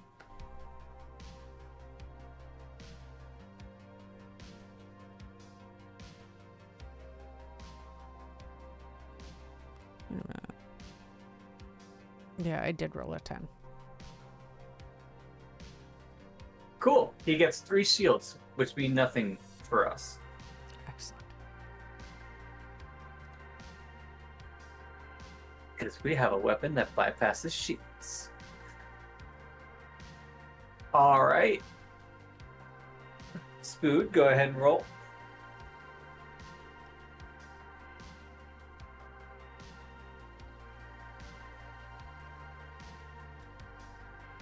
Ugh, 6. That is 6 points of damage. Oh boy. Roll this other dice next time. Alright, I'm going to roll these, and I think one of these is going to get sacrificed to heal us. But which one? So I'm going to keep the 2, because that'll negate one of his actions, and then we have a 3 and a 4. So, okay. I think what I want to do here is I want to take advantage of the fact that I can hit him twice and negate uh, one of his actions, because he can't hit us with his 10 damage attack because we have shields. And even if he does something brutal with his shield ignoring attack, I do still have my special ability to spend 3 fuel and negate it. So I think we should do the 6 damage to him. What do you guys think? Yeah, let's do 6 damage, because even if he heals 4 later on, that's still 2 damage dealt to him. Yeah. Agree. And considering his skill is, we basically gotta kill him twice, even if he has half the health he starts with. Just the faster we kill him, the better. All right, so he's currently down to 11. Aonyx, go ahead and roll for his first action.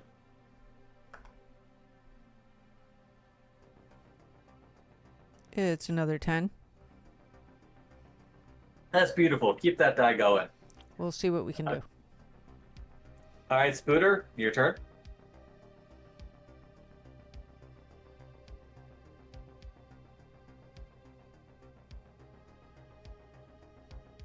The dice failed me. I rolled a 5. All right, we'll take that. That'll take us down to 4. All right, time to roll for our action. I rolled the exact same thing as last time, so I'm gonna roll with it and let him take the 6 damage and negate one of his actions. Rain's living on the edge. You know, the ship's got some pock marks in it, but hey, we're still flying. All right, Aonyx, roll for his first action. It's an 8.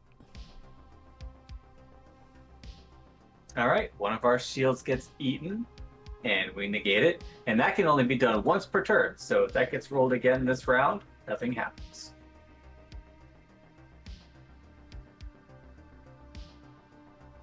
Go ahead, Spoot. Now let's see if this dice, because I have 3 different ones to choose from, will at the very least stop rolling damage.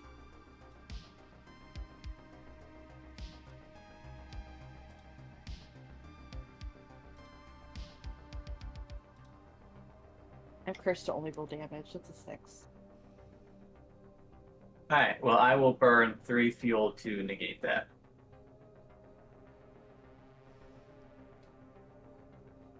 That takes us down to 15 fuel. All right, top of the round.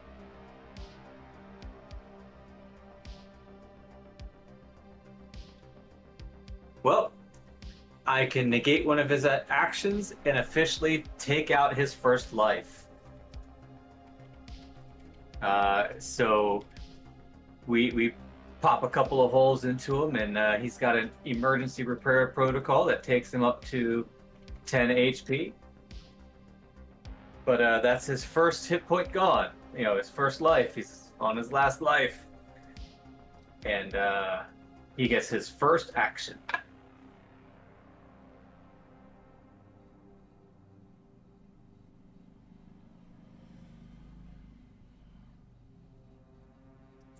Go ahead and roll for us, Aonyx. It's a 7. All right. I have to eat another 3 energy.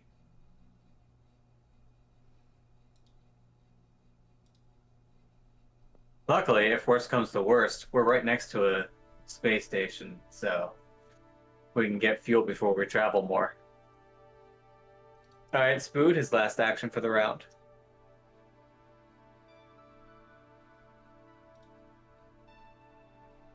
Eight.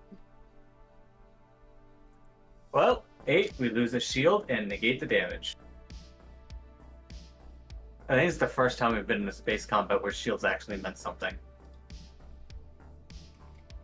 Which, thank goodness, because 10 damage is ouchie.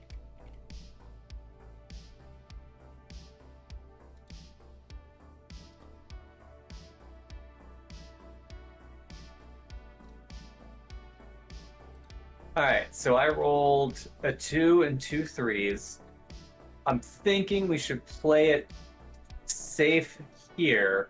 We're going to drop one of his actions, deal 3 damage, and if our chief engineer wouldn't mind spending 75 scrap and rolling a, I believe it is D10 plus your tech?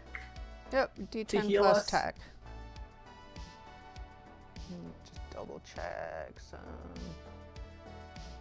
Oh yeah, I did fix that. Okay.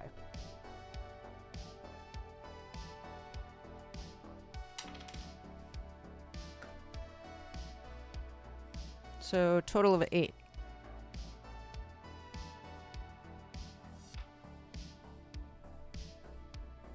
Alright, 8's pretty good.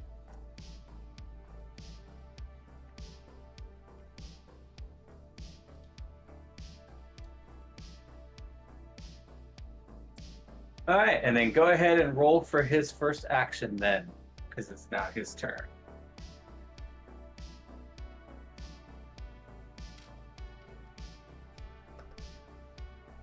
Uh, 5. Alright, we take 5 damage. Spood, your turn.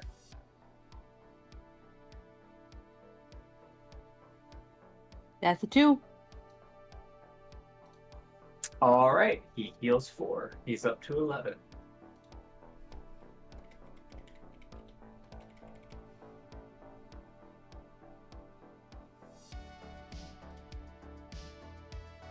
Alright, I got a 1, a 3, and a 6. I'm thinking we eat that 6 and another 75 scrap to try and heal us again. And then I'll do 3 damage and negate one of his actions.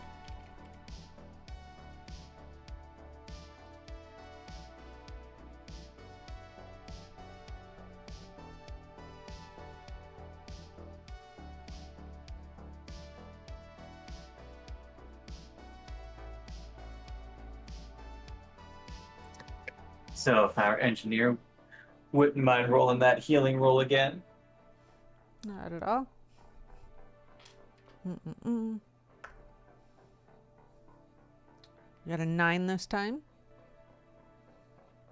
Nice. That puts us up to a total of 16. And then go ahead and roll for his first action.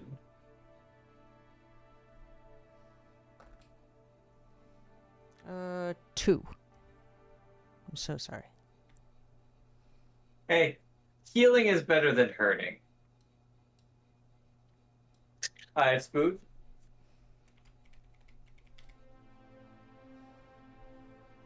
That's another 2. Okay, not that much healing though.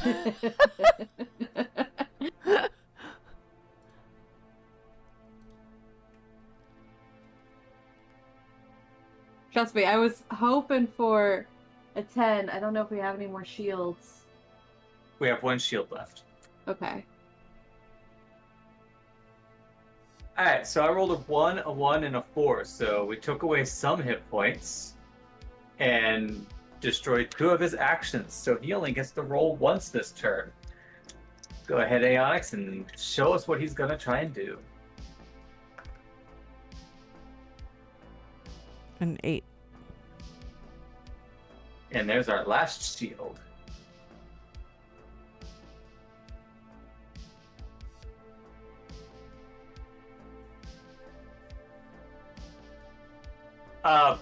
Okay, that was an absolute wash of a turn. I rolled a 1, 2, and a 2, which completely negates all of 3 of his actions, and then I get to roll again. Nice. Well played. I was like, what's this button do? Disables both ships. Oh! Don't get Yes, that has the one best again. dice.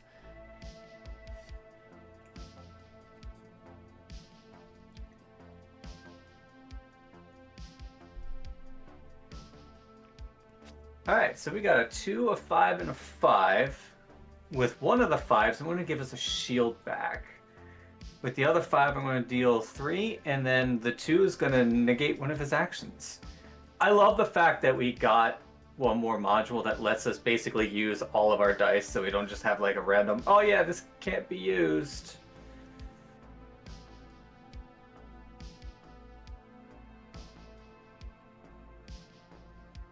All right, Spood, go ahead and roll for his first action.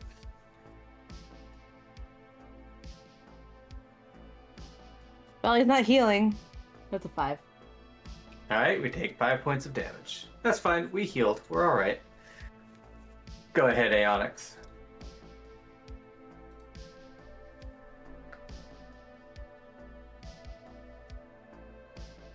It's a 7. Yeah, I'm gonna eat, just because we're next to a space station, I'm gonna eat 3 energy to say no to that. Not energy, fuel. So we're down to 9 fuel and 11 hull. That's fine. Now it is our dice. He's back down to 10 hit points. A 3, a 5, and a 6. So he's going to get his full array of actions this time around. But we do get another shield, and I do get to hit him for 6 points of damage. Not a bad strike. Alright, Spood. Roll for his first action.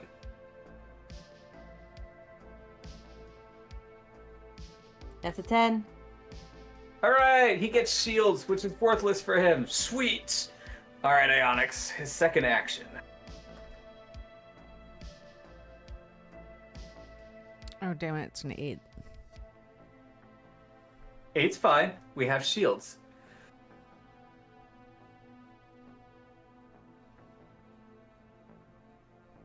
So at the cost of 1 shield, we get to negate that 10 damage. Alright, Spood, his third and final action for this round. 2. And he heals 4. That's okay. And now it's our action.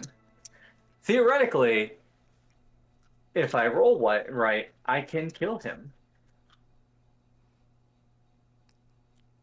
Cross his fingers. And I did it. Yay! I rolled a 3, a 5, and a 5, and they all go to the spark multi-lasers. So in one last hurrah, Rain whips around and just riddles the cockpit full of holes. Heck yeah. I couldn't have gotten a better roll than that.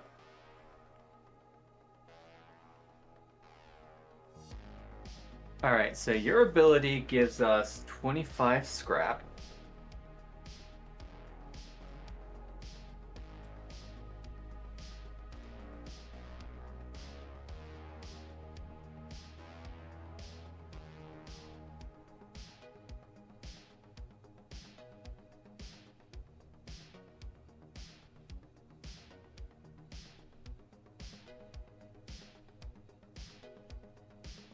And now I think that's he's a 9 pip enemy, so where is our rewards?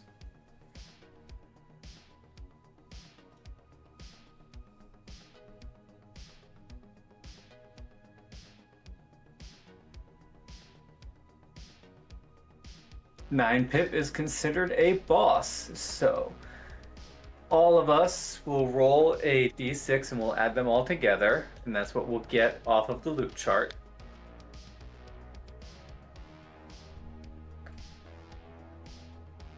I got a 4.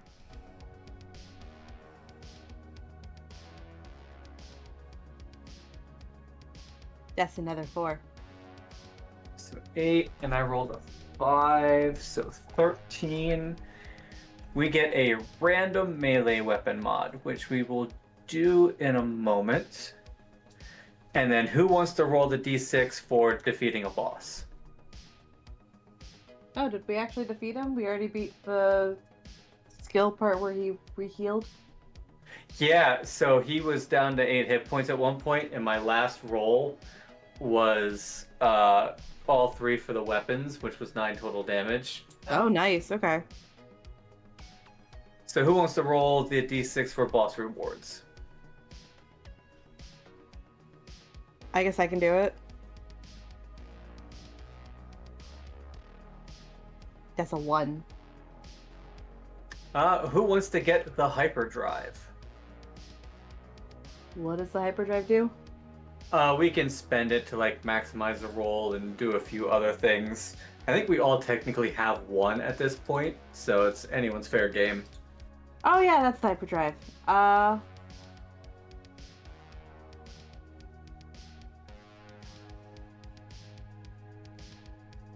mean, I don't really care who takes it. I haven't used mine yet. Yeah, I haven't found a situation worthy enough to use a hyperdrive just yet. I say Spooter hangs on to it for now. All right. Okay. I will take 2 hyperdrive. You have a potential to be really powerful in a fight, and like you having an extra hyperdrive could save us all. That's right. Just lean on me in the physical fights. I can hold us all up with my muscles. All the extra legs too. I mean, got all the extra legs with all the extra muscles. So much more. Right. Just all the power. All of it. And the random weapon mod we just got is another kinetic engine, which is a shame you can't have 2 of the same mods on something, because that would be great. Yeah, right. I would love to be able to restore 2 energy every time I attack with the weapon. I forgot that that's what it did. That's amazing I have that. That being said, I do have a plasma shield. I never use it, but like I could stick it on that. Unless somebody else also wants to use it, because I know I'm not the only one with a melee weapon, but I know you guys mostly attack from afar, I think. I think you're the only one with Yeah. melee weapons. You are. Well, we can either sell it, or I could stick it on my plasma shield.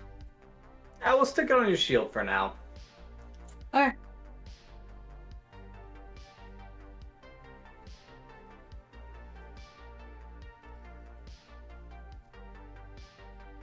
If I could spell things correctly. Wait, why am I not just copy and pasting?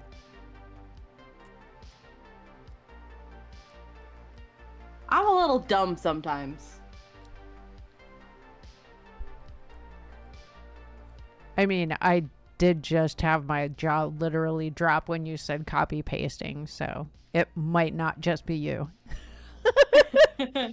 I just started like, because like I have the kinetic engine on my rocket hammer already, and then I started like typing down to copy it like letter for letter, word for word, and I was just, and my fingers were missing keys, and I'm just like, this is dumb, it's gonna take me forever. I'm like, wait a second, Everyone, the quick, go to copy and McDonald's. paste button exists.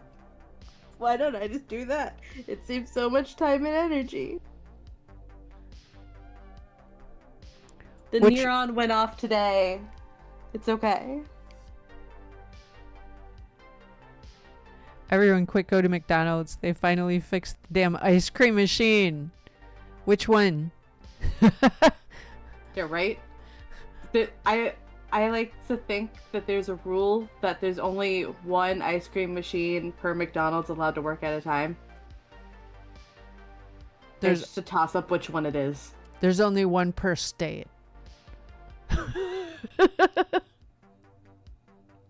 Maybe. I haven't figured out if that would be too generous or not. Yeah, but you have no idea which one it is. It's true. It's true. Because they don't exactly announce it, because they know that they're going to get flooded and they're understaffed as it is. Right.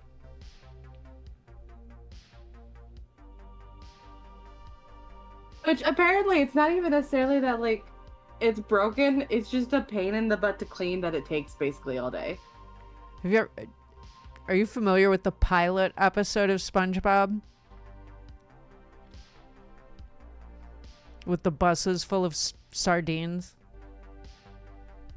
Oh, I don't know if I've seen that one. I know The I've seen a pilot lot, episode but is the not- best episode ever. If I Living in have, the it's been a sunshine, really laughing in the long time. moonlight, having a wonderful time. I've definitely heard the song. Well, it's not originally from that. It's just that's Well, I what's know, but I playing know when I've heard it in a SpongeBob is SpongeBob thing. using I think his extra I think it's special appeared in spatula. multiple episodes in like early season. But like that's what I picture when I think about somebody announcing that their McDonald's ice cream machine is working. It's like the 5 buses full of sardines that unload and fill the entire place to the roof.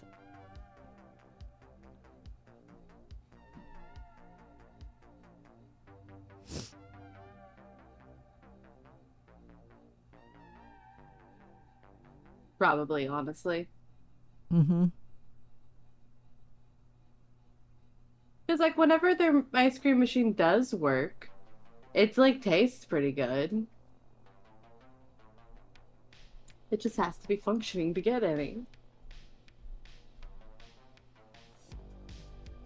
And if their machine is that much of a pain in the butt to, like, to clean to where it's always down, and no other place that I know of has this issue, it's got me thinking one of two things. Either no other place cleans their machine, or McDonald's desperately needs to upgrade.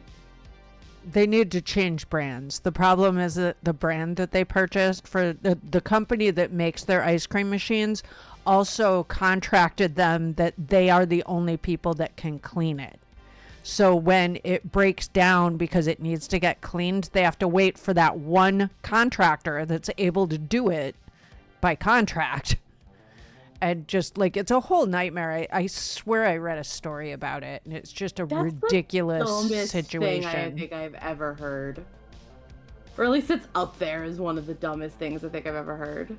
I was just talking about this with somebody. Like, contract law is one of the most hilarious things. All other laws go out the window when you sign a contract.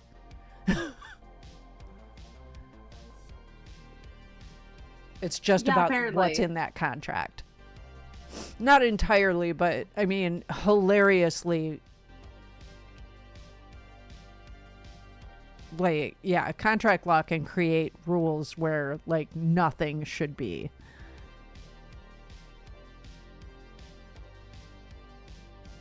Yeah, that's so dumb. You can't even do the malicious compliance because they don't care. Mm-hmm.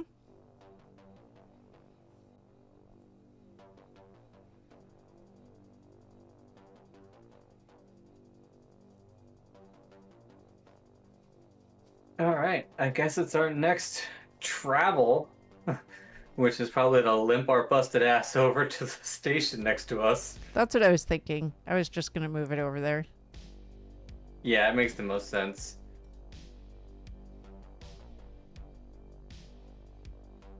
And that will fully heal our ship.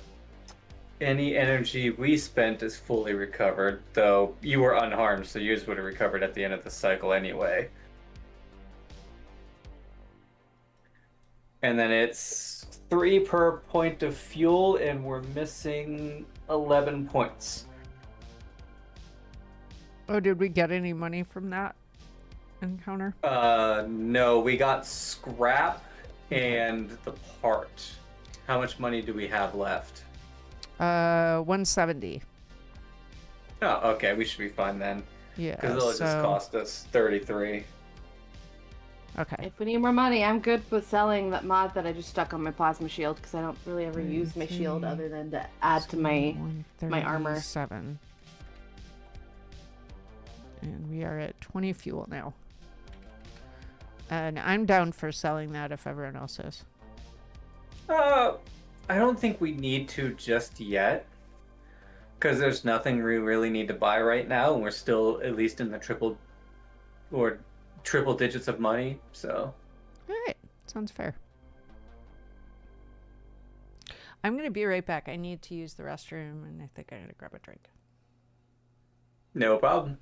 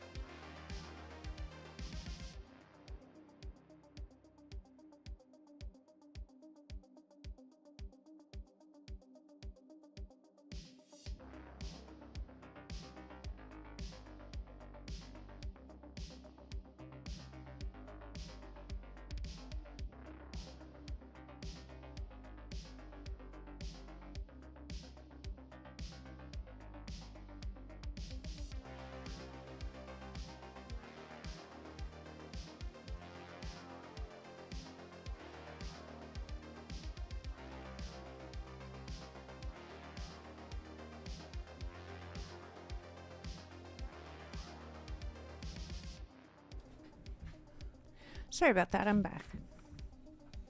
You're good. Welcome back.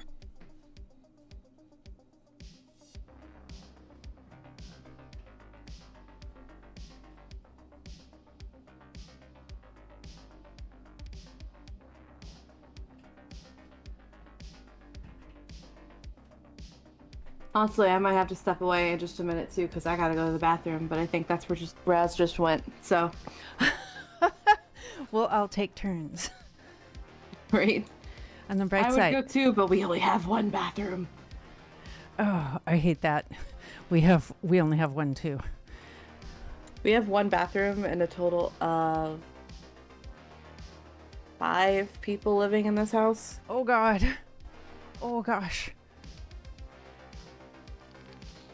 It's not as much of a problem as I would have expected it to be, but like when it is a problem, it's definitely a problem. Yeah.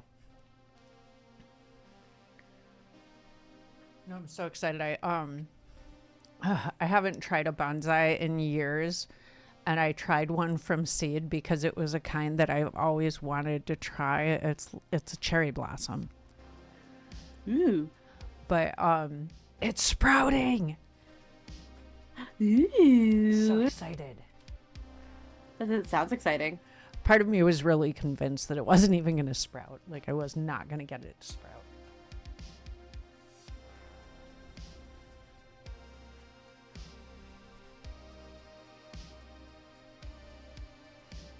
I'm going to be so super excited if it actually flowers. Like little tiny tree with little tiny flowers.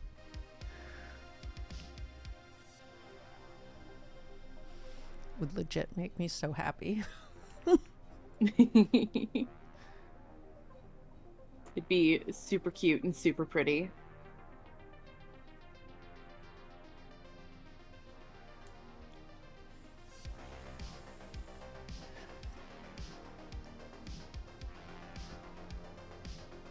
Alright. Raz has something else he's got to do, but he's out of the bathroom, so I'm gonna be right back and go to the bathroom. All right. Oh, and I've got an ad. Bleh. Bleh, bleh.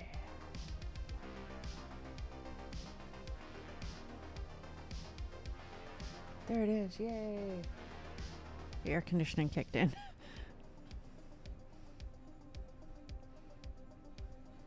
For some reason, it wasn't kicking in. That was one of the things I had to take care of when I went to the bathroom, was figuring out why it wasn't on.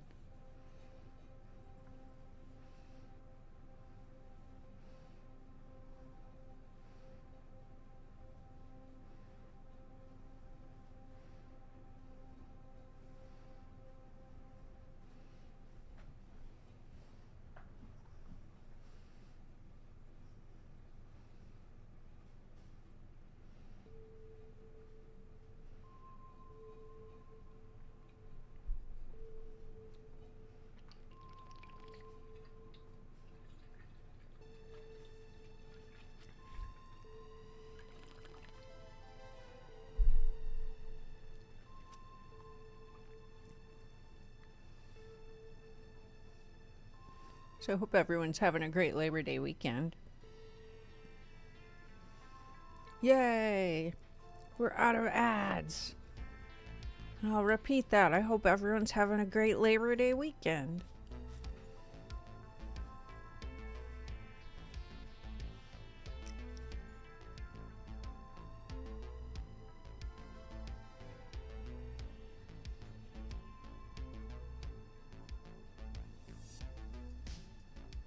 I think I need to check on Bruce. He seems to be in some mischief.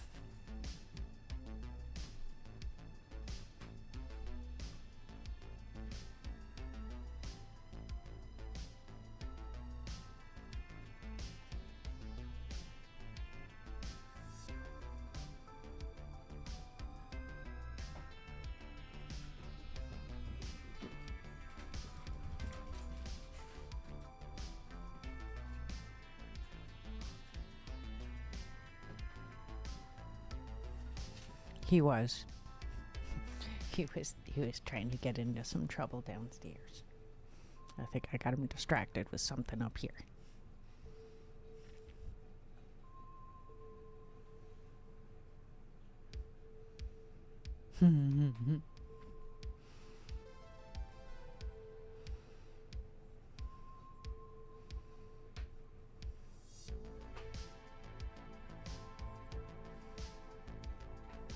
Yes, we all know, should the family pet be quiet, it's because they're up to something. Oh, it isn't that he's quiet. It's that he's making noise downstairs instead of upstairs, where he knows I can't see him.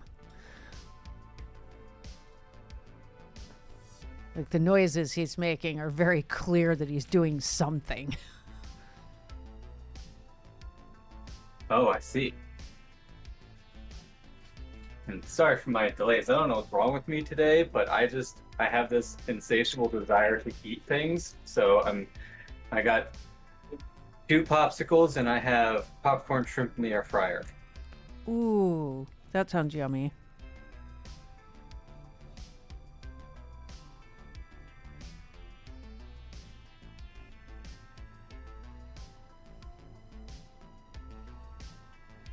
I've been struggling with snacks lately. Like, I want a certain, like, texture and kind of flavor combination, and it just doesn't exist in a snack right now. And I'm like, okay, do I need to invent a thing? I think I need to invent a thing. And it keeps popping into my head over the last week, like, okay, so you want it to have this kind of texture and this kind of flavor, and oh, what would it be? And I can't quite put my finger on it.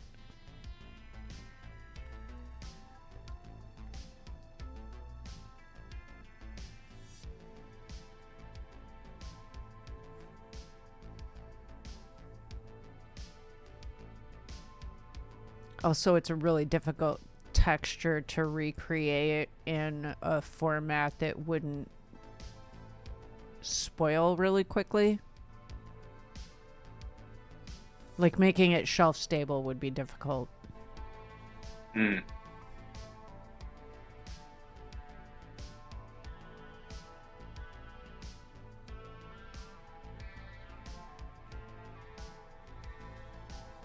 I return. Welcome back.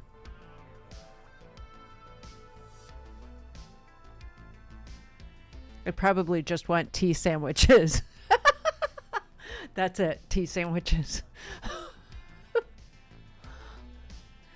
Tiny cucumber sandos.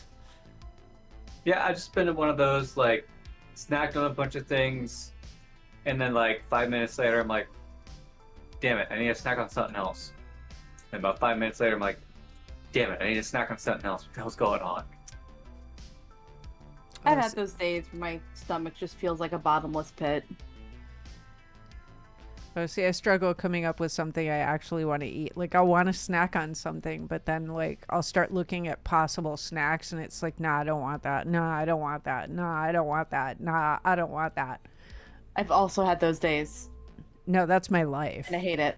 That's my life. It's very rare that I have a clear craving for a specific thing. And when I do, I very happily go satisfy it because I know what it is and I can get it. It's so valid. But most of the time, I'm searching for some vague thing that doesn't actually exist.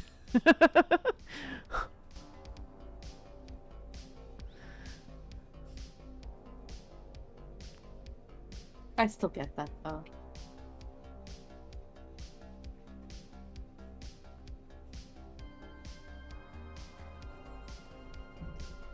Either that or I want cake, and I can't have cake.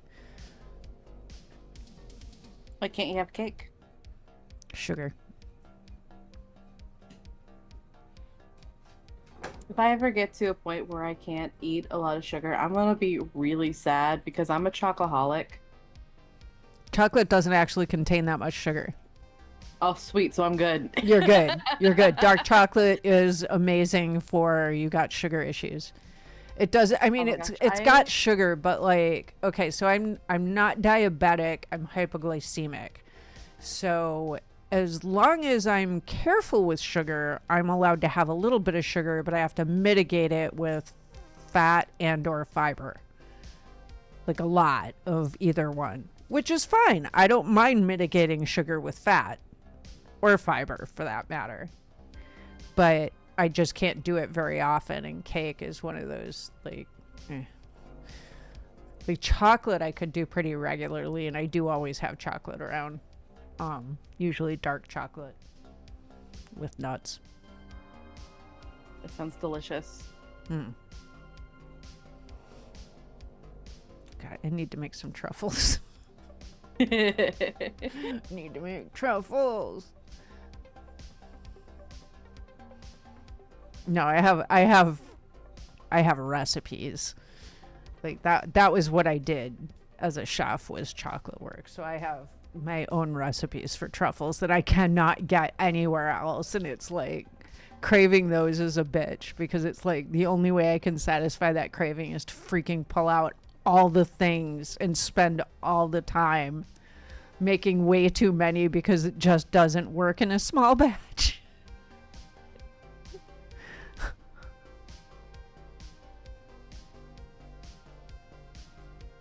That sounds very unfortunate. I'm sorry. If it happens that that I end up giving in to that craving, I'll contact you. Sounds good. Because I'm gonna need to send that stuff somewhere. I can't eat all of it. Oh my gosh, my aunt for Christmas, for a while, every Christmas would make just like a bunch of fudge, and then I would get like just a small box of fudge, and it was my favorite thing. And then when she stopped doing it, I was sitting there being like, well, where the heck is the fudge? But I didn't want to say anything because I didn't want to sound ungrateful. Right. But like, yeah. But like, I really was looking forward to that fudge. Did you ask her for the recipe? I should. You should ask her for the recipe. I should message her at some point and be like, hey, so you know how you used to always make fudge for Christmas? What's that recipe? I've been craving it. You should absolutely tell her the story about how you looked forward to it so much every year. Like, and then like when you ask for the recipe, you're that much more likely to get it right away. That's valid. Absolutely fair. You bring up very good points. I wonder if I have her phone number. Or if I'm gonna go have to dig around on Facebook to message her there. At least you stayed on Facebook. I mean, even if I didn't, I could probably pester my mom to get me her number, because it's her sister. Fair enough. And I know she's still like, they still meet up on holidays and stuff like that, so. I don't know if she goes on the trips, but I know that my like grandmother has like every, I think it's less so now, but I think it used to be every couple months or so, where she and a bunch of her sisters would just like go on a trip together. And then my mom started going with them. And like they called it a sisters weekend. And I don't know if my aunt went on that with them. It makes sense. It'd be weird, kind of weird if my mom went on her own, because all of them are her aunts. And her mother. I don't know, once it gets to a point though. Yeah. I mean, it's not like weird. It's just like, it feels out of place. Yeah, I could see that.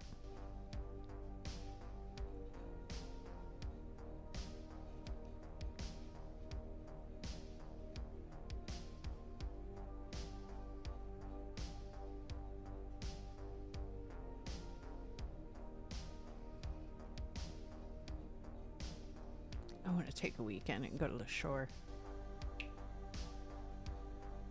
You would take a weekend and what? I want to take a weekend and go to the shore, go to the coast. I just want to... It's weird. I hate traveling, but I like arriving to my destination. I like being there. Oh, I love road trips. Absolutely adore road trips. But they have to be like super chill, like, oh look, that looks really cool, let's pull off. See, I could probably do a road trip if we were just going around to see destinations and stay in hotels or something like that from time to time. Like, I could probably do a road trip. I just hate the act of packing and then needing to potentially unpack. I rarely unpack once I arrive places, especially if I know I'm only going to be there for like a few days. Yeah, you And just described the only downside of camping is setting up the tent, packing everything up, setting up the tent, packing everything up. That's the only part I don't like about it. Everything else about camping I absolutely love, and you combine it with the road trip and it's just like, heaven. oh, camping's a hard pass. I don't like outside. I'll like sleep in like a cabin or like in an RV, but like if I have to sleep in a tent, I probably won't complain verbally, but in my mind I'll be complaining constantly. That's fair. Have you thought about trying glamping? Have you seen that? I have seen glamping. I would probably try glamping. I look, there's a reason why we built houses and air conditioning and things like that. And if nature was so great, why is nature always trying to get inside? Like, that's how I see it.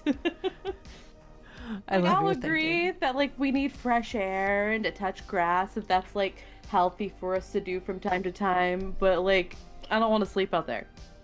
I'll go for like a walk for like 10 to 30 minutes or something, but like do I have to stay out there any longer than that?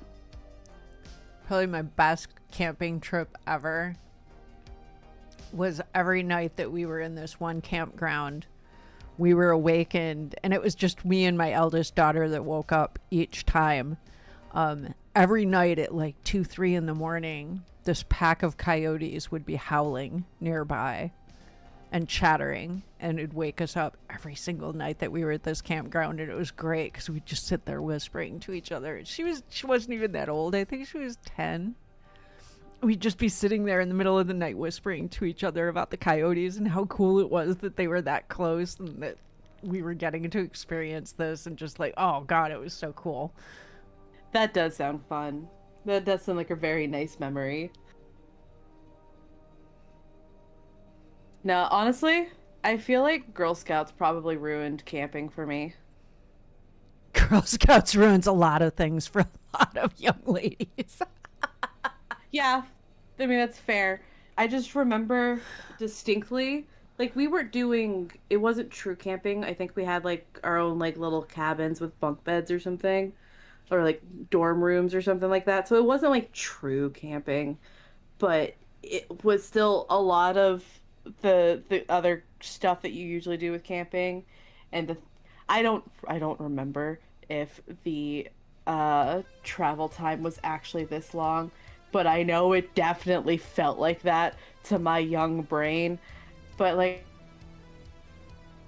I swear they would wake us at like 5 or 6 in the morning. Breakfast wouldn't be ready until 9 in the morning, and then we'd have to like hike somewhere between 15 to 30 minutes up a hill just to go and eat breakfast. And I was just like, no. I'm 8. Give me my food. Bitch, I'm 8. They would make us like go on walks, and I'm sitting here being like, my stomach is eating itself. This is the worst thing ever. Who enjoys this? See, I was I'm chill with getting that. eaten alive. My bug spray's not working. Oh my god! I was chill with that. My worst camping trip ever was a Girl Scouts camping trip over a weekend. That weekend, one of the Girl Scouts pushed me into the swamp. Oh, dear Lord. I smelled horrible for the rest of the weekend. Also, Yeah. instead Can you of imagine? normal camping stuff like outdoors, learn to cook, learn to build a fire, no, they had a fashion show I'm feeling super awkward. All the other girls decide I'm the lesbian of the group, and they dress me up as a guy. Complete with a cigarette pack, fake, rolled up in my sleeve. Oh my god. Girl Scouts fucking sucked. Thank God I don't have anything like that, but like... That sounds awful. Like, I we know can there look was back one and Girl laugh, Scout. though. We can look back and laugh. We can look back and Oh, laugh. yeah. But still.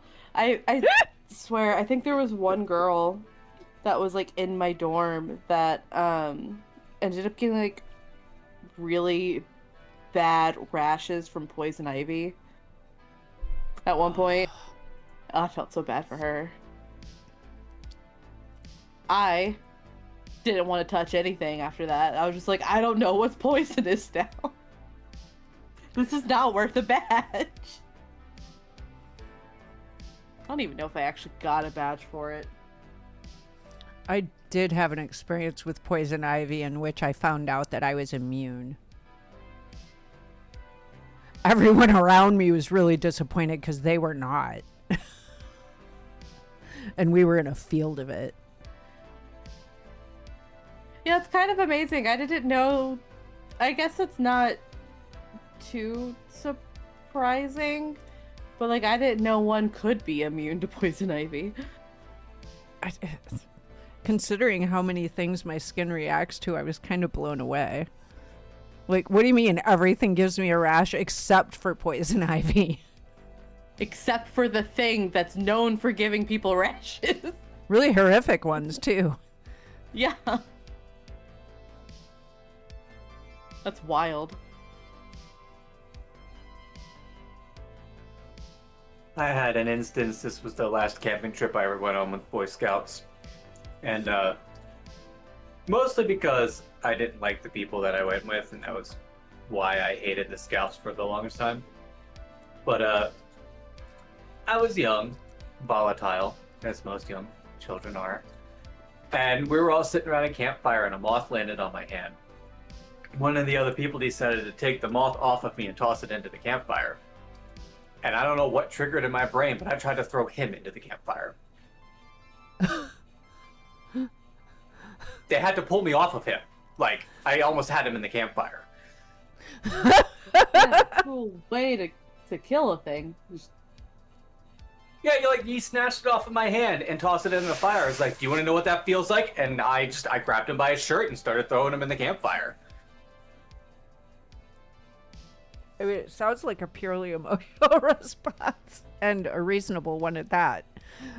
When you break it down to just like life and death.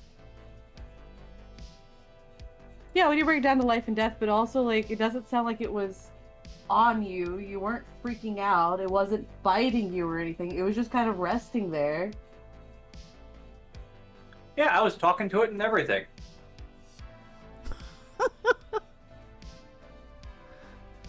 If you were talking to it, it sounds like maybe the kid was just being mean. Oh no, he absolutely was. He was part of this group of 3 people who were the school bullies, because the majority of my Boy Scout troop I also went to school with.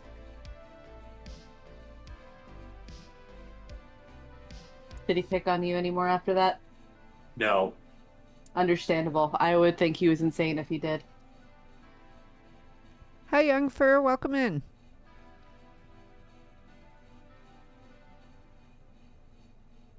Also, yeah, hi. Sorry, I'm just seeing the message. I for a moment had my OBS closed in the chat, but it is called AstroPrisma, and we keep getting very distracted. But it's a. I would be surprised if you had heard of it. It is one that Raz found on Kickstarter, and that's how we have access to it in the first place. It was made to be a single player game, and then they reached Kickstarter goals to where it could be up to 4 people or something. Up to 5 people, because you can actually dedicate a storyteller. Yeah, so now it's multiplayer for up to 5 people. It entire system and story is like RNG based. You roll dice to be like every time you move into a grid to see what happens. And the goal is to fill it out and help bring a faction up to the top by reaching a certain level of favorability with them, which I think is like, what, 6 or 7? 10. 10 is the highest favor. Okay, so we just need 5 more points with one of them.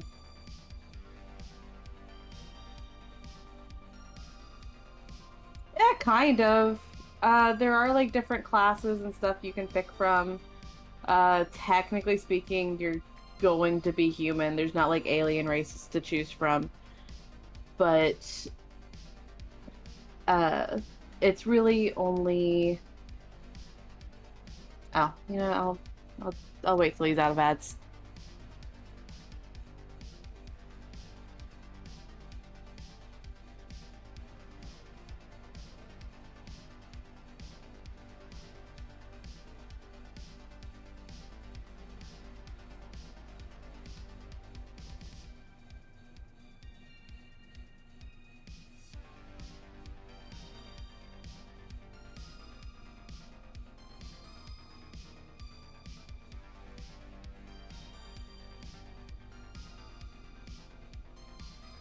While you're waiting for ads, I was talking earlier about fidget things, and I got one of those spinners that's supposed to be like a D20, D10, D8 spinner that you could use for a dice roll. And I kind of like it as a fidget thing. It's a terrible roller because like it's got several spots where it will rock back off of certain numbers and not ever allow those numbers to be chosen.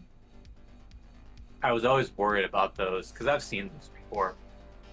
Yeah, they're just not balanced properly. Well, it's not balanced. I think they're not weighted properly either. I think the weight isn't balanced, and I think the mechanism isn't balanced. It's just not. It's not a good roller because it'll rock away from, like, you cannot get on the D20. You cannot ever get a 12 or a 4 or a 19. It always rocks away from those.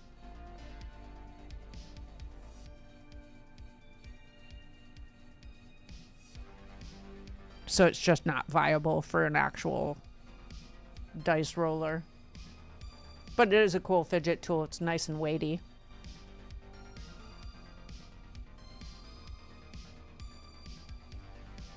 Did I eat up your ads? Not quite yet. Ads are still going. They go on for about 3-ish minutes. Oh, okay. I was looking at 90 seconds. Yeah, no, I chose the ads that go off once every hour, but because of that, they're 3 minutes long. No, I've been thinking about changing mine, honestly, because like a 3-minute break is enough time for me to take care of a couple of things and come back. A 90-second break isn't enough time for me to do anything. Well, and I used to have, I think, the like really short ads, like somewhere between like the 30-second and 90-minute ads. Or not 90-minute, but 90-second ads. And they just kept going off so frequently, and it was pissing me off. And then I swapped it to the hour-long ones, or not the hour-long, the ones only go off every hour. And I remember my chat getting really annoyed, like, why are the ads for 3 minutes? I'm like, guys, look, it was either this, where it only goes off once every hour, and you'll have to deal with it for like 3 minutes every hour, or randomly, but they're like they go off randomly, but they're really short, and they're like, yeah, no, this is better. So I had to deal with some people complaining for a little bit, and then once I explained it, they're like, oh, okay, I get it, fine. But yeah, also welcome back from ads. But yeah, no, this game's kind of like D&D. You got a class that you can pick from. Technically speaking, you're all humans, but you don't need a DM to run the game. That's the biggest difference. That and the only dice you really seem to use are, like, mostly use are between D6s and D10s. I think there's a few that might use the ones in between, but not really. Most everything's a D6 or a D10. Maybe the occasional D8. But, It's really only like D&D in the fact that it's a tabletop game. It also has only 4 stats. Like, my character, there's Vigor, Grace, and Mind. Vigor is like your physical strength. Dex would be like your dexterity. Tech would probably be close, or tech is tech. There's how good to use technology. And then mind is basically intelligence, skill. And the highest they can start at is like a 3, I believe. But there's stuff you can do to level them up, with the max of it being like a 5 or 6. And you have a set stats to choose from. You don't like roll, or I guess you could pick and choose, but whatever class you pick has set stats that you lay out.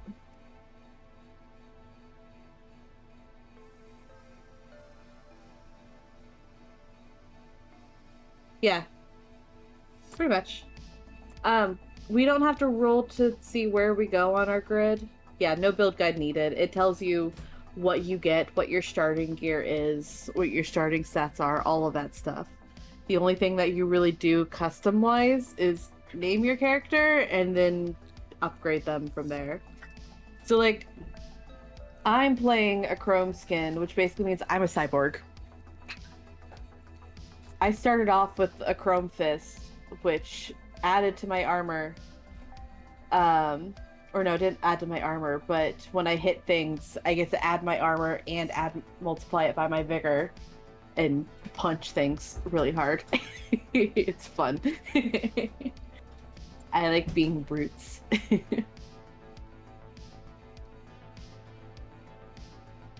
I forgot the name of y'all's classes that you picked. But Wirehead. yeah. You do things with like drones and stuff like that. That's your big gimmick. Drones and hacking, yeah. E. And then go ahead. I started out as the class called Glitchblade, but I ended up going more ranged, and now I'm more closer to what the eco-terrorist would be. But yeah, my technical class is Glitchblade. I'm basically the rogue. I have an SMG and a sniper rifle, so I have all the fast bullets, and then the deadly bullet. Yes. And then there are classes too that do have something akin to magic. I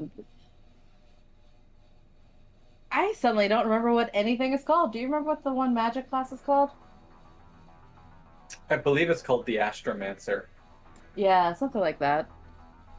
They actually manifest hacking programs into reality because of their unique connection to the data sphere that is the internet in this universe. And they can, so like if somebody had a hack called Vault, which, you know, like stuns people, usually it's done by affecting their cyberware and stuff. The Astromancer gets to go, oh, I just manifest this program and electrocute you. Have a nice day. A lot of really cool stats. And like I said, this game was initially built as a single player. So like if you don't have friends to play it with, you could still totally play it on your own and build up your own story. When Raz and I were first playing it, I kept a journal and I wrote it from like our characters' point of views, or like in third person, but surrounded by like what they were thinking and feeling. Like I was making a little story, but then updates kept happening, so we had to scrap it. And I just stopped doing it because of that. But it was fun. You could totally just do something like that, just create your own little story based from it. So yeah, it's just called AstroPrisma. The creator of the game is Crescent Chimera.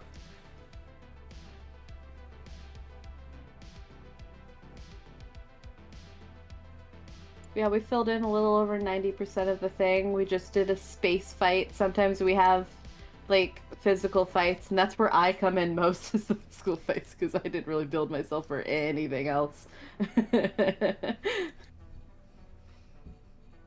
You have hammer that hurts good.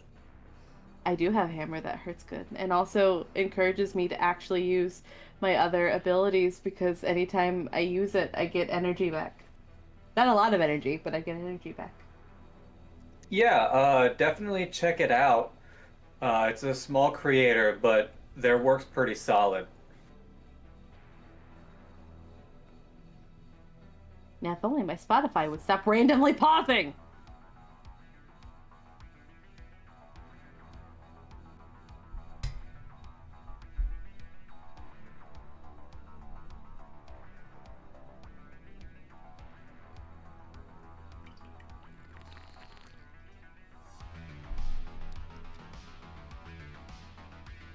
But yeah, anyway, speaking of this game, we should probably continue it. Yay! We Hey. keep getting so distracted. It's That's been all right. one It's of been those that kind of days- a week.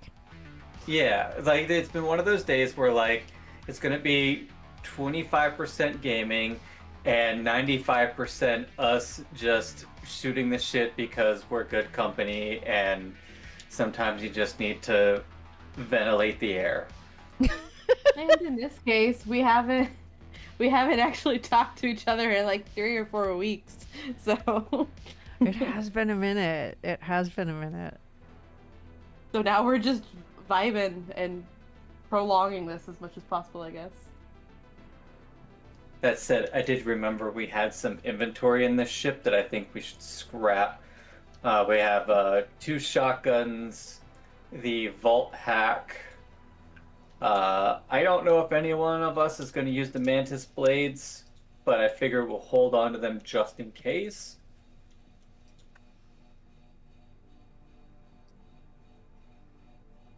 That sounds good.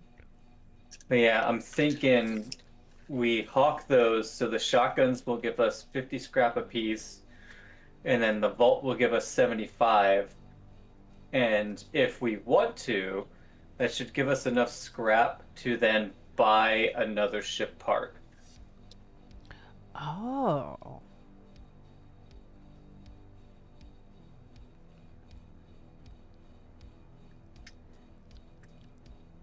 Will we have some scrap left over just in case? I will have to look at the price of the part. So, scrapping vault and the shotguns will put us up to 408 scrap right now.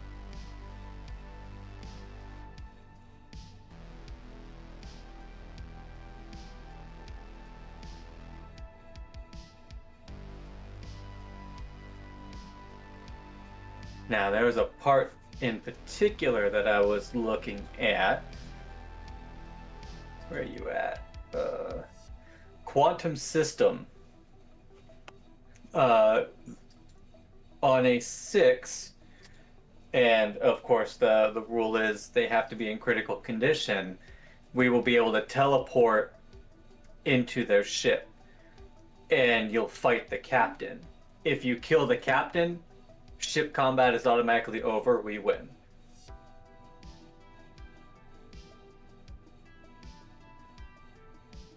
That will cost us 350. We would not have enough to repair ourselves. We would be at 58.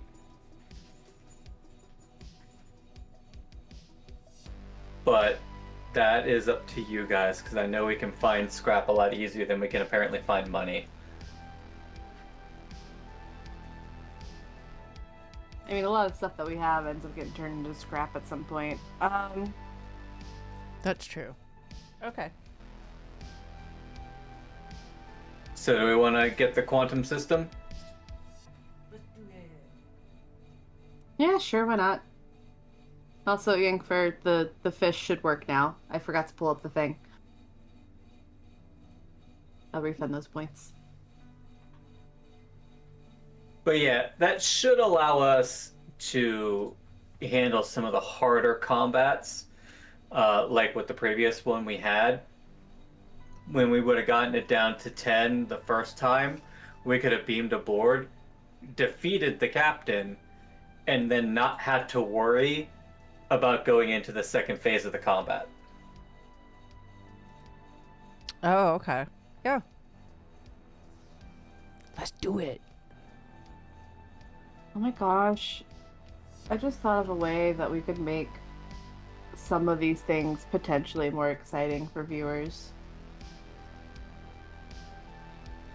But it may or may not be too much work.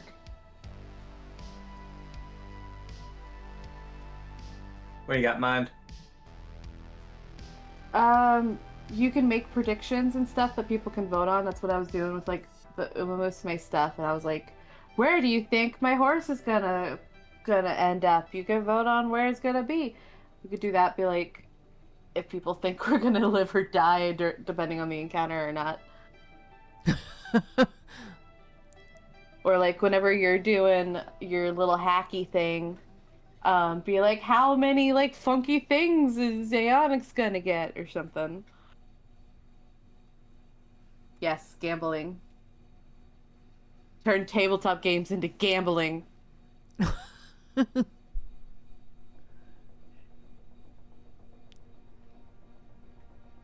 Unironically though, depending on like how it's done, that actually could make it more fun for viewers. Yeah.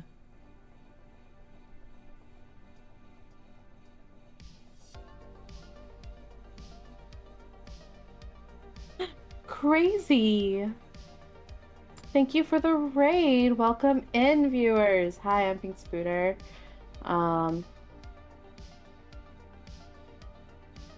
Yes, hi, I'm Pink Scooter. I'm a variety streaming pink spider lady. I do games, I do art, I do tabletop games. At least twice a week, on average. Our streams will pick up again next week. Haven't fully decided what I'm doing, but I will be doing something.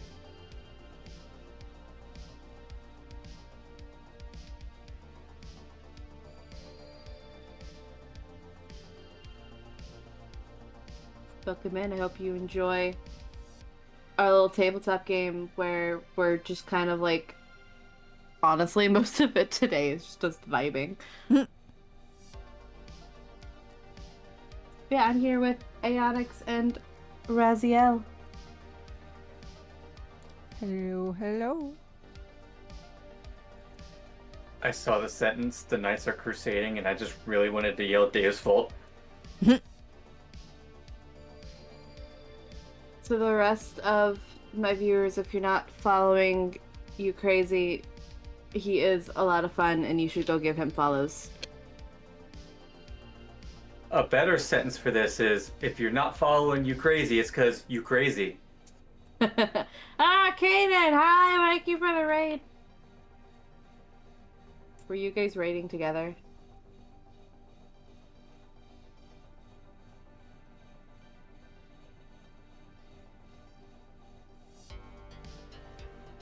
You're getting chased by monsters now. Is this the game that you're running, Crazy? I know that you were running a game.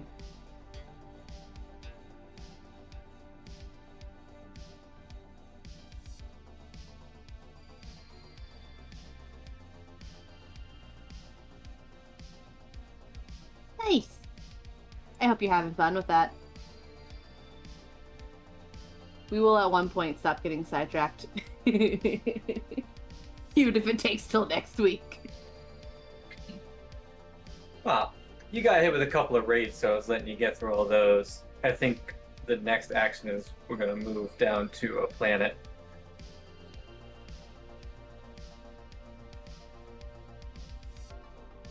I should really just record a raid sound of me giving my spiel so I don't have to do it. Just record it once and now every time people raid. Oh my god, I kind of want to do that as a joke.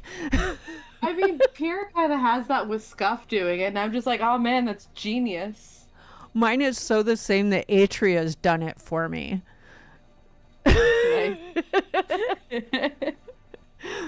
She was just like, what's her line? Oh yeah, it's this. And she just railed it right off. And I was like, oh god.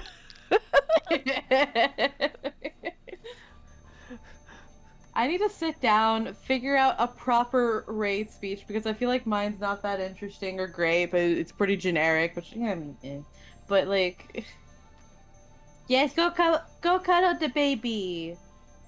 Oh, the happy squeals. Aw. But yeah,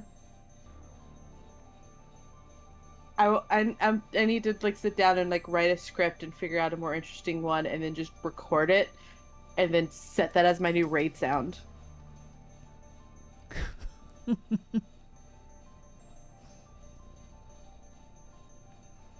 So, as of right now, I think my shout out's going to be like, I ain't experienced any raid message quite as good as Cheeses. Oh my gosh, Jesus is so funny. Alex, have you ever raided Cheese or been in her stream when she's been raided? I don't think so. It's so funny. A little song plays about cheese, and it's like a parody of another song. I can't remember what song it's a parody of, but I know the song. Yeah, I'd have to hear it again. Like, I heard it once and it made me like laugh, and I can't immediately remember exactly what song it was, but it had to do with eating blocks of cheese. And then at one point the line was, and then you can shit out the block of cheese. And I'm like, what the hell did I walk into?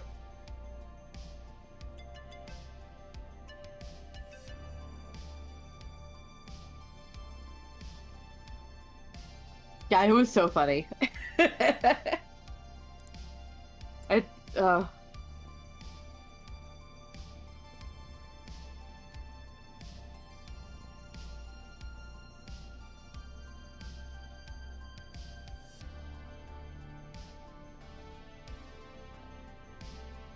yeah, anyway, I'm done with my spiel. Once again, everybody.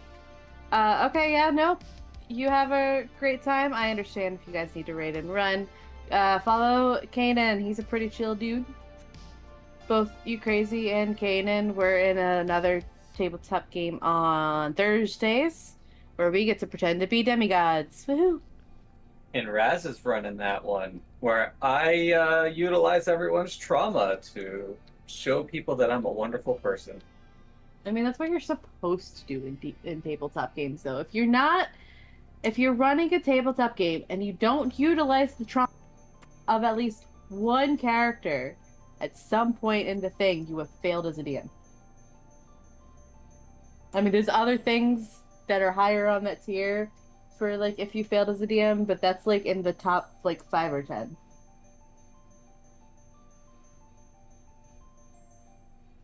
It's a good 20% of the grade, I would think.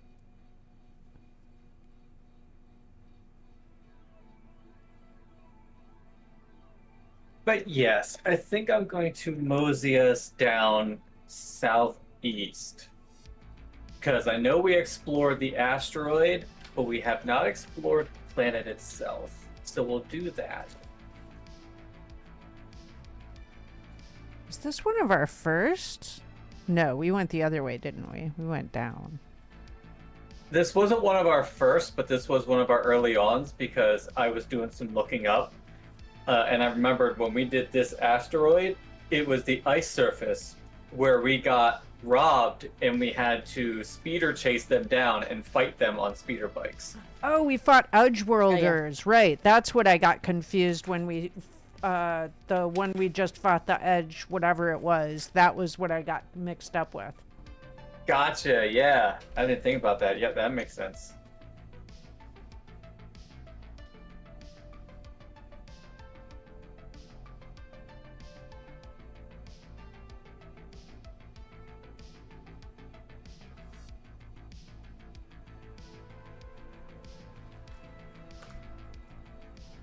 And this is the Calorian planet, rocky and barren, and most people don't live on here due to high temperatures and earthquakes. That's right, that was the irony. This was a really hot planet, and we went to a frozen asteroid. It was like two polar opposites orbiting.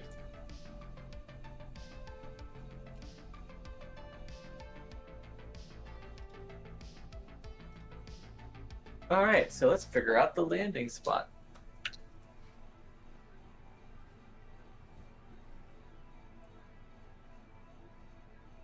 Huh. The land bends, revealing a giant ravine that splits the terrain in two. Oh wow, planet comes with our own personal parking spot. Woohoo!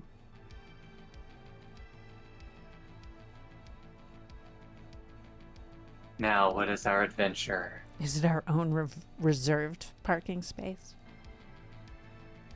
Yep. Okay, first off, I love the title of this. It's called Skirmish at Meteor Keep. If that's not a sci-fi fantasy title for something, I don't know what is.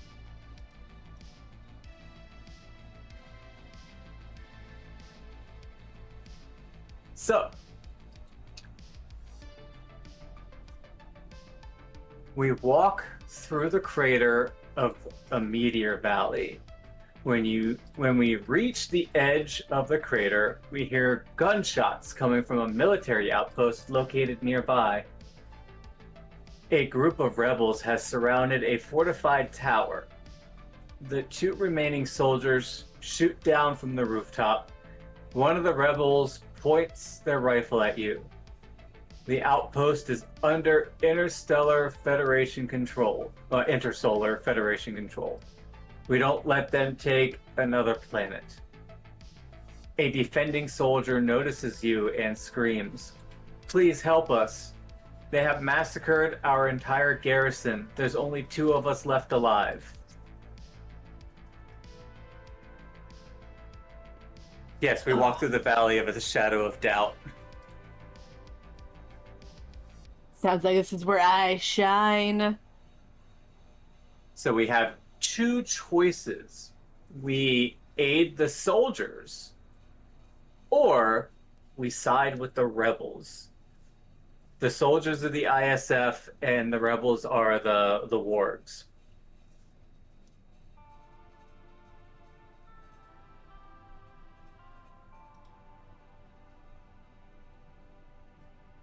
I mean, we can stand to lose points with the ISF. We could totally side with the wards and it wouldn't harm us going forward. Except if we lost the battle.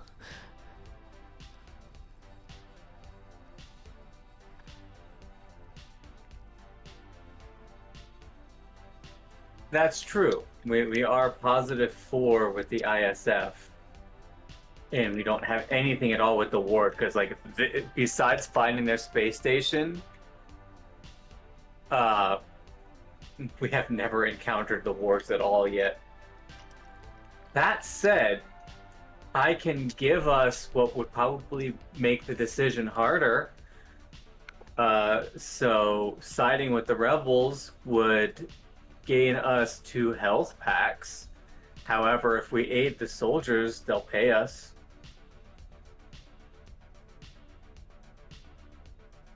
How much? According to the book, 250. 250? Yeah, 250. You're gonna give us 250?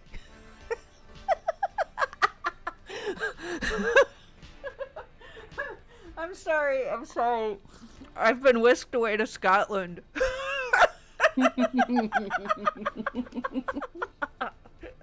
And Nessie is at the window demanding 250. I'm sorry. My brain is so bad. Don't you dare apologize. That was fun.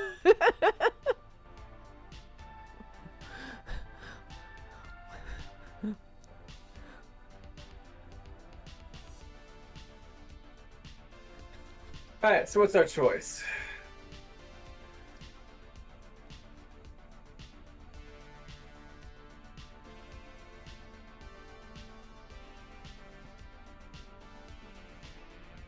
I'm still kind of leaning towards helping the rebels. Sure. I'm good either way. Everyone in the group's like, we don't want negative reputation with anybody. Nah. Nah, it's more Also- like Also, helping them means I get to use my hammer. Well, helping any side, there's a fight. Exactly why I don't care which way we go. thanks for the alert, King Afiel. I hope you're having a great day and a great Memorial or Labor Day weekend.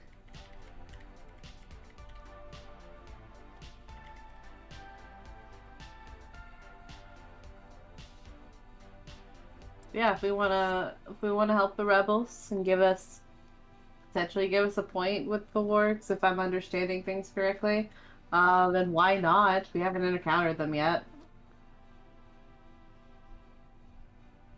All right. Well, I will set up the initiative sheet here. And remember, all of our opponents get plus 10 hit points, and we get an additional opponent because there's 3 of us.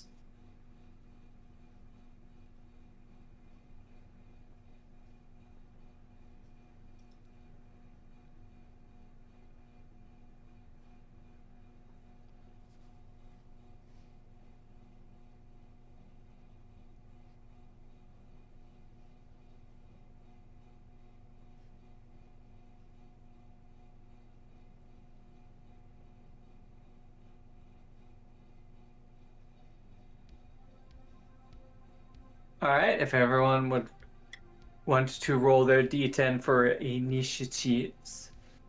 That adds our grace, right? Yes.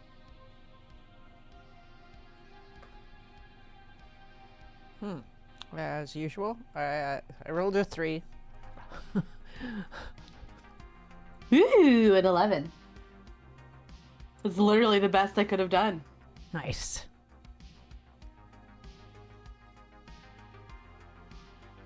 I only have a 1 to my grace. I rolled a 10. For chat who doesn't know. Lord's mercy. I maxed out my initiative. I think I'm going first. In case anyone wants to know, my grace is a 5, so I just rolled a 15 for my initiative. Ooh. Nice.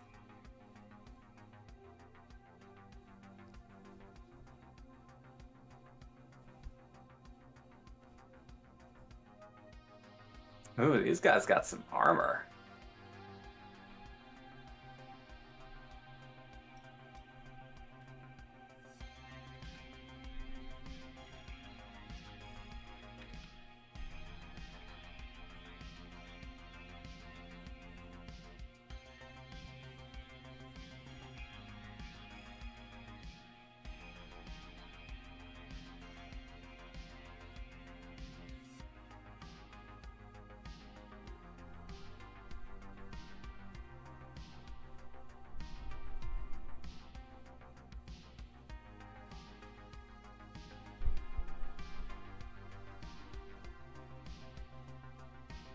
Sorry, I'm just remembering what my weapons do.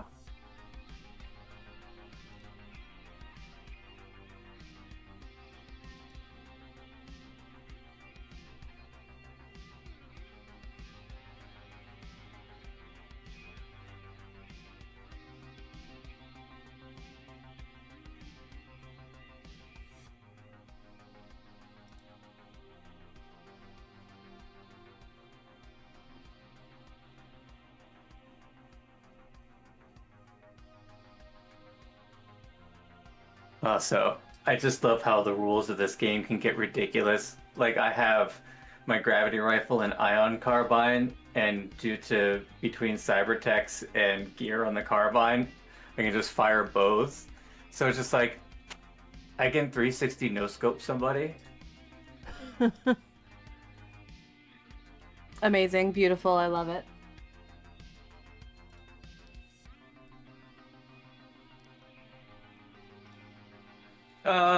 So we're going to start out with firing the gravity rifle at the first one, and that is a D12 plus grace plus 2 because I have the reflex sight and I have a higher grace than my target.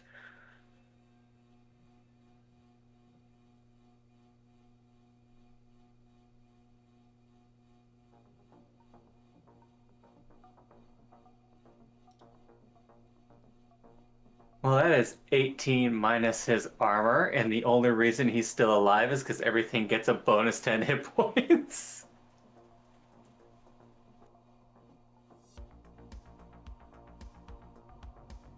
And now I'm going to spend...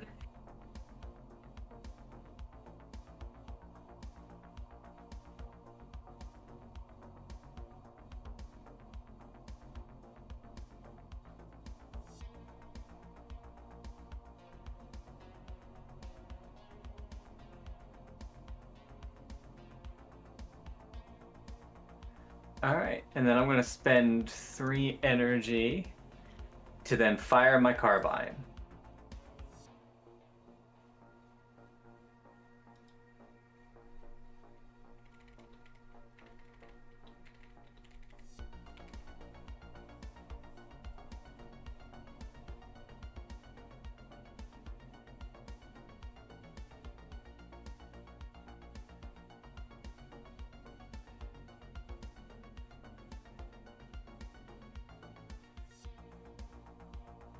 That's a total of 14 minus his 3 armor.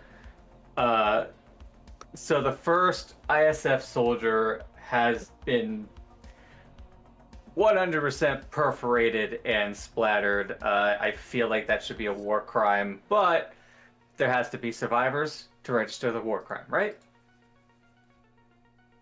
What survivors? That's what I'm saying. It's not a war crime if there's no one around to rat you out, right? Exactly. But that is 1 soldier down, and it is Lexa who is next at her 11 initiative. She was excited for this fight. She's like, man, we've been doing space fights where I'm useless. I'm not useless here.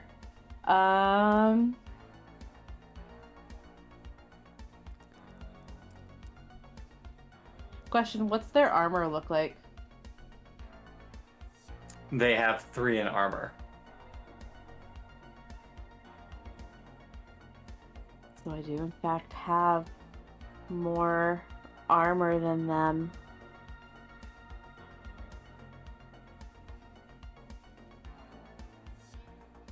Do I want to use Atlas hands? Nah, I'll just do Force Blast hand. I'm gonna add a d6 to my attack until the end of the fight. And it only cost me 2 energy. And then using my rocket hammer will restore an energy. I love the symbiosis of weapons that work together. Right? It's great. Because, like, this too also, like it says, till the end of the fight, which means I'm assuming means the entire combat, not just this round. So, like, I just now have a permanent D6. It takes a side action to activate it. And then my rocket hammer is a D10 plus my vigor, which we have how many enemies? 3? 2? Yep, there's 2 left. Oh, you already killed 1. Okay. So that brings my vigor up to a 6.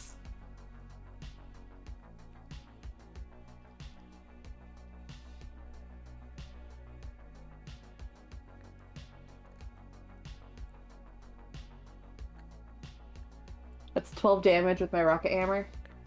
I rolled really low for both of these. Alright, with their armor of 3, that is 9 damage. Yeah, all things considering, I honestly rolled really low.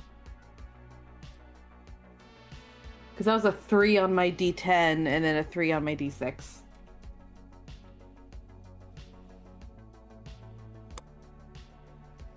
Aonyx, what is your grace? 0. So is theirs.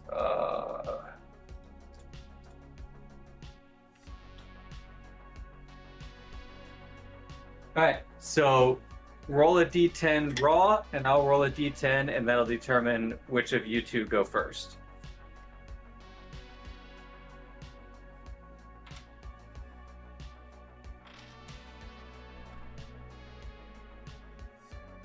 2. Alright, he will act first with his hate. And we will do that until either one of you two are out of the combat. So, you would be the next one in initiative, so he will target you if he rolls something that targets. And now I roll for his action. A 9. He's going to attempt to hack you with the counterspell hack. Well, oh shit, no, he's gonna. That affects everyone. But you have the highest mind, so you roll to resist. So roll mind. 8. Oh, 8 plus 4 is 12. Which beat his 10. So the hack does not work. Your action. Code processor allows me the first hack on the first turn costs nothing in energy. I'm gonna Ragnarok them. I'm gonna Ragnarok their world. Thank you. Ew. And then I was doing the same thing. And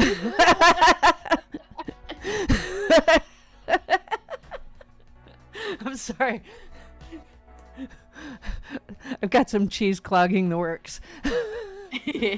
not as much as cheese. That's cheese clogging. Okay, that overheats all the enemies for 5 turns. Still have to roll mind versus them, though. Right. Okay. Though I think you have something like, can't you spend energy once per combat to just make the hack happen? Where would that be? I think that's another one of your cyber techs.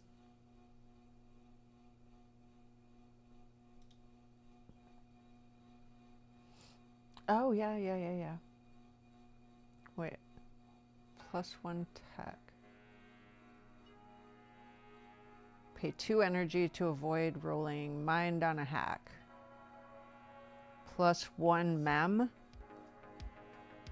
+1 memory. That memory slot said it's what allowed you to have Oh, more right. hacks and Yeah, drugs. okay, so I already used the memory slot. That's not a thing. Yeah, I'm going to pay the 2 energy to avoid rolling the mind on that and just like, yeah, screw those guys. Because I didn't have to pay energy for the hack to begin with, so I might as well. So yeah, God, they love just... economy. So yeah, they're just going to deal with that. It's going to deal mind extra damage until the end of the fight. Yep, and overheat at the start of their turn, they'll roll a d6 and then take that plus your mind, which your mind is a 5? 4. 4. Okay, so let's take a d6 plus 4 that ignores armor and shields. So, do you have any side actions?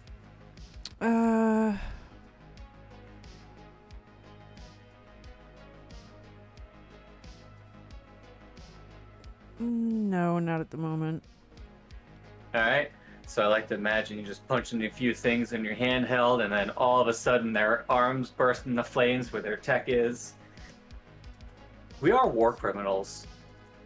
I need to say that, like, napalms and high caliber sniper rifles and just straight up murking people. Pray our faction never loses, because we could be in a lot of trouble.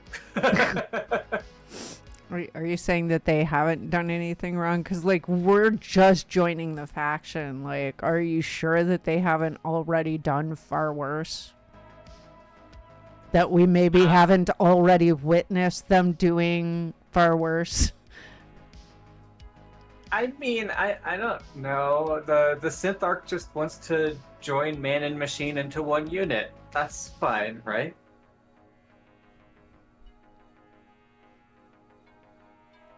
Alright, I'm gonna roll for damage on this guy as his turn starts.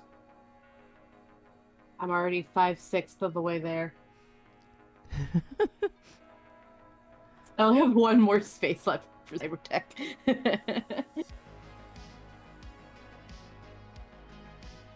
That guy gets cooked for a solid 9 points of damage. Alright. God, Ragnarok is just awful. That is damn. I mean, I would hope something named Ragnarok would be awful. personally speaking. Especially if we're the ones that have it. If the enemy has it, that's a different story. I don't want it to be very good. That's true.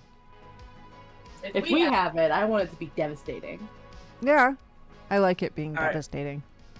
Who wants to roll for the ISF soldier to see what they do?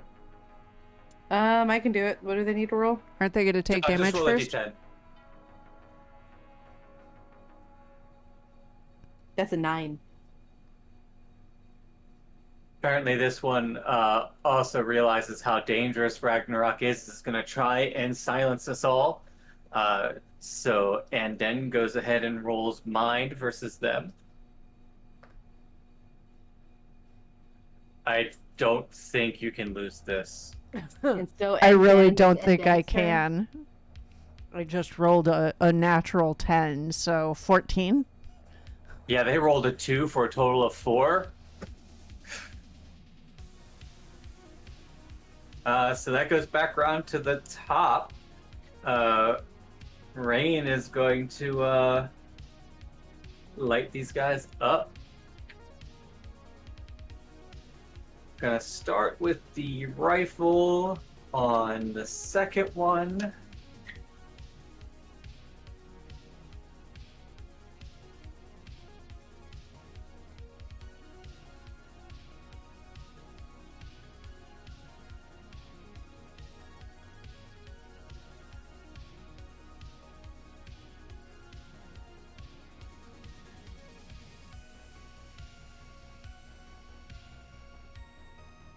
So 14 points of damage.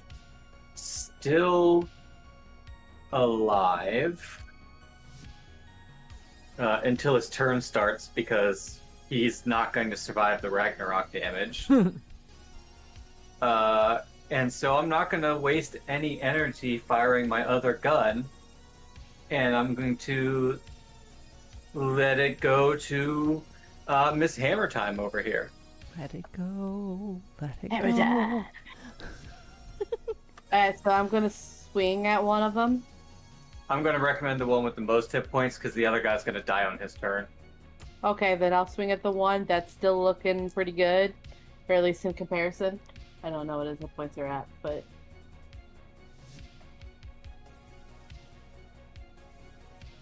that's a much better roll. So we're still only up to 2 right now. So it's 6, 7, 8.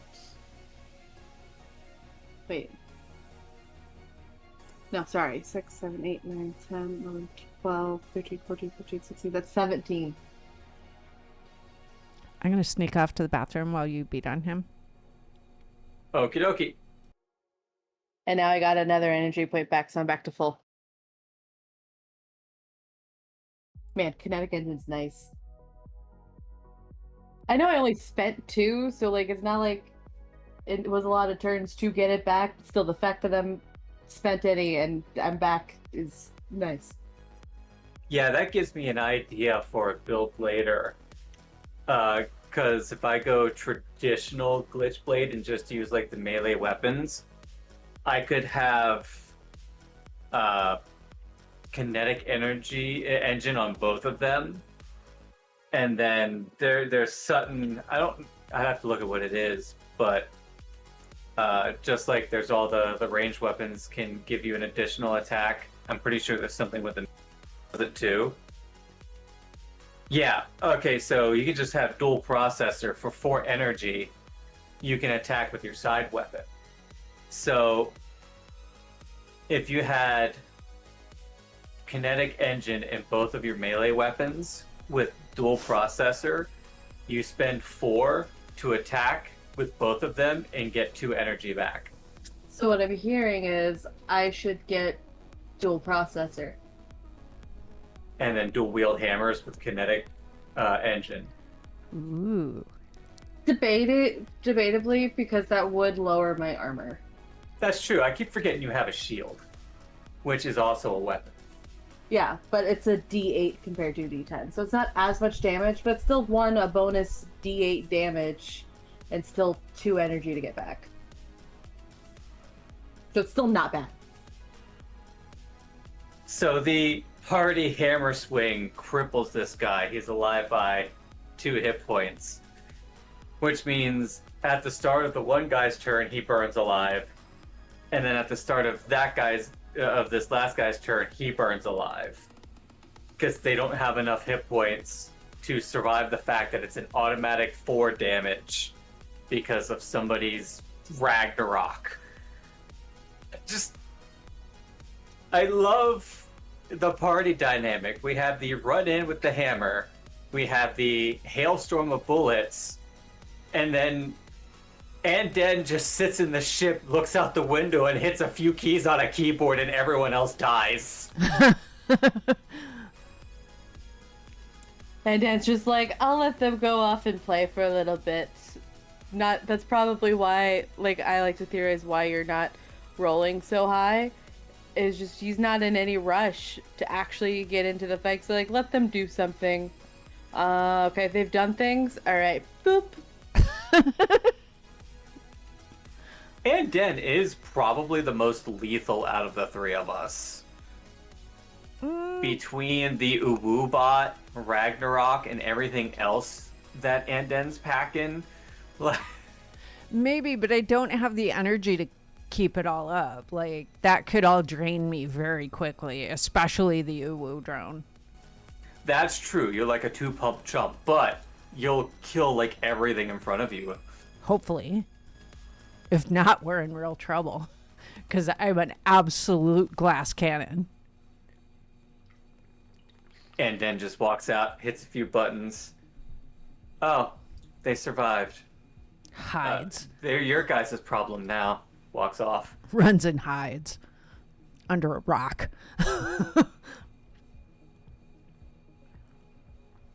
But yeah, combat is over as we watch these guys burn alive. The ISF has been purged from this planet, and the Warg are celebrating our victories, likely with alcohol. I feel like these guys drink a lot. Do they share it? Oh, yeah, we help them. You know they're sharing. Let's go. They better share. Celebrate good times. Come on. We all So celebrate. the first thing is, we each get 3 XP for each of them, so 9 total.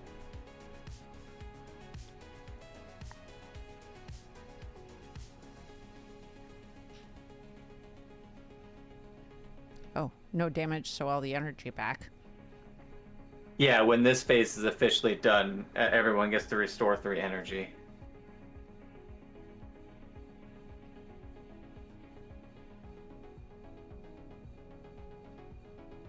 They were medium enemies, and 3 of them, so each of us rolls 2d6.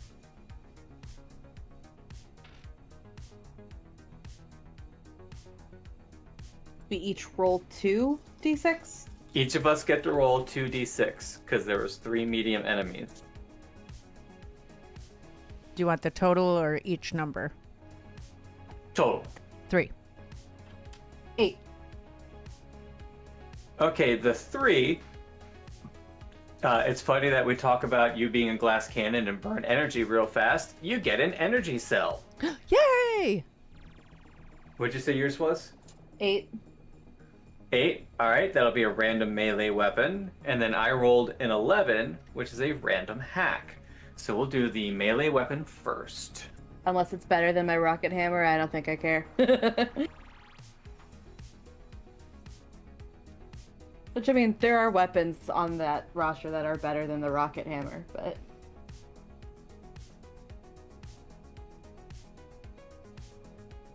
I think you passed them, my love.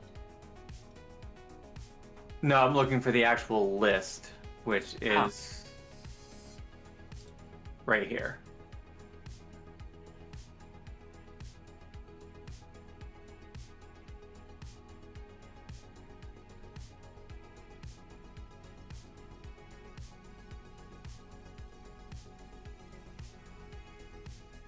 I think I rolled the one that's actually better than the rocket hammer.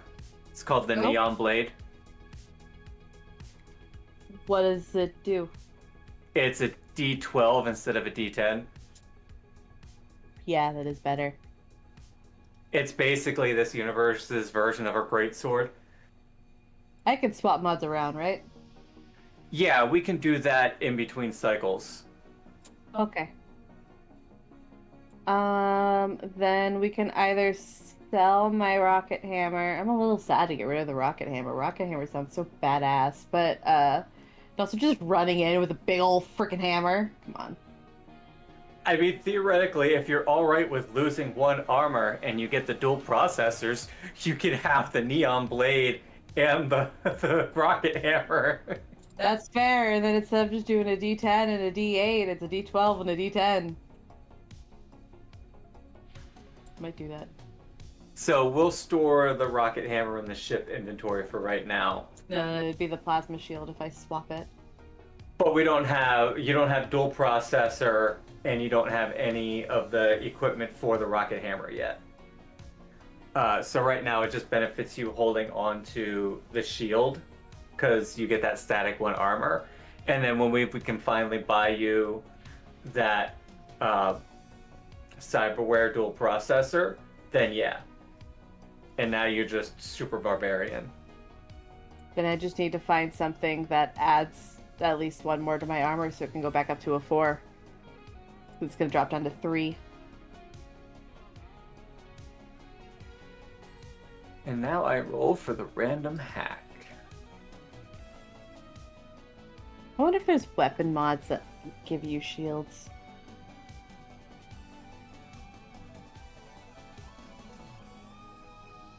Wait, what was the item that I got? It's called Neon Blade. Alright, I rolled for random hack and we just got the Trojan.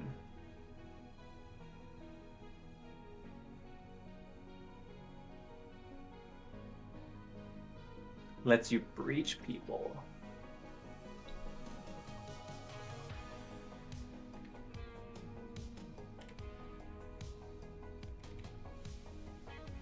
And then also, for helping them out, our faction standing with the Warg goes up by 2. Does that mean we get a free thing from them? Or like get an event? No, it's 3 for them, I think. Oh, okay. I thought it was 2 for everybody.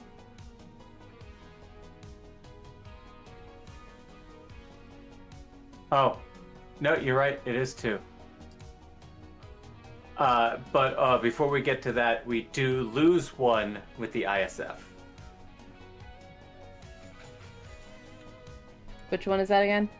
That's the globe. The corporate looking one. I'm okay with that.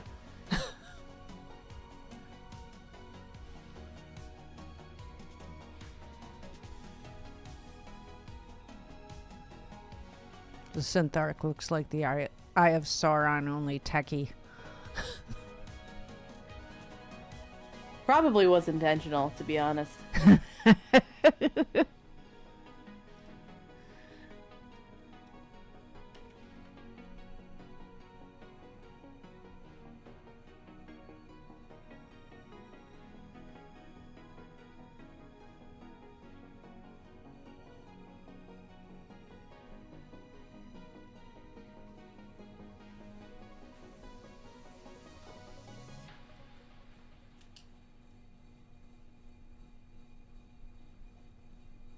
Alright, so how this works is I'll say the email goes to our techie one, but so we essentially leave after the night of revelry and we're getting off the planet when Anden gets an email. The email states, "We know who you are. If you want to join our cause, you must first prove your worth." And then we're given coordinates to a dwarf planet 2 tiles south. This is from the ward. Yep.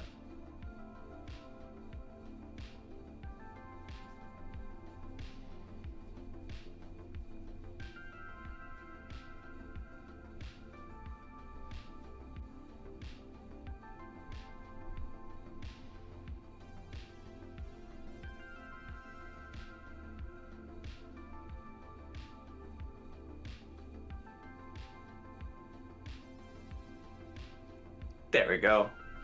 I feel like that is self-explanatory.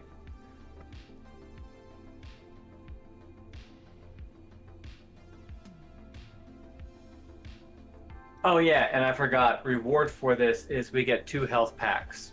So who wants them?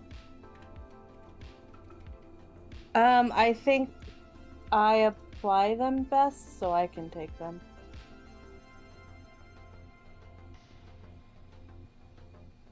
Yeah, what is the roll for those? Isn't it like a D6 plus vigor?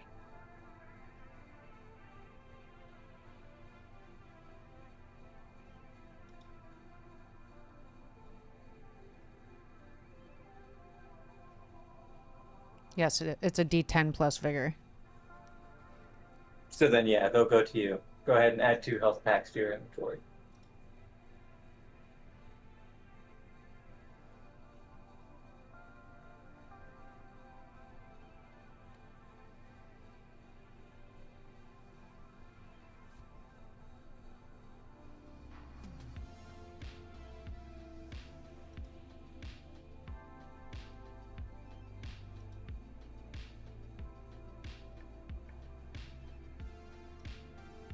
All right. And nature is calling to Raziel, so he will be back.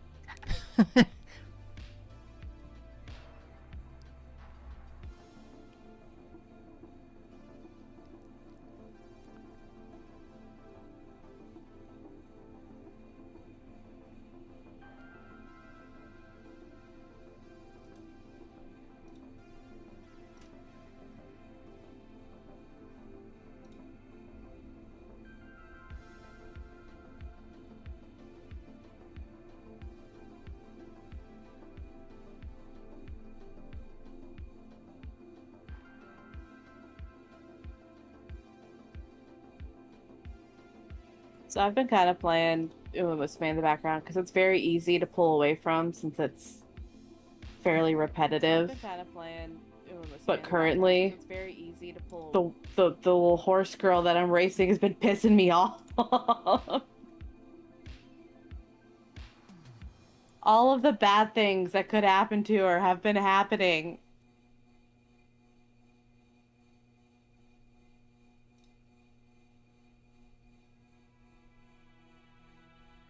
Just waiting for her to lose a race so I could start it over.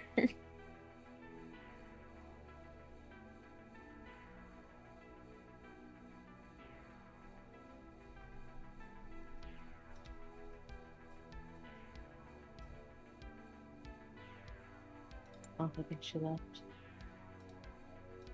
I am alone. My statement remains though for chat. Oh my gosh.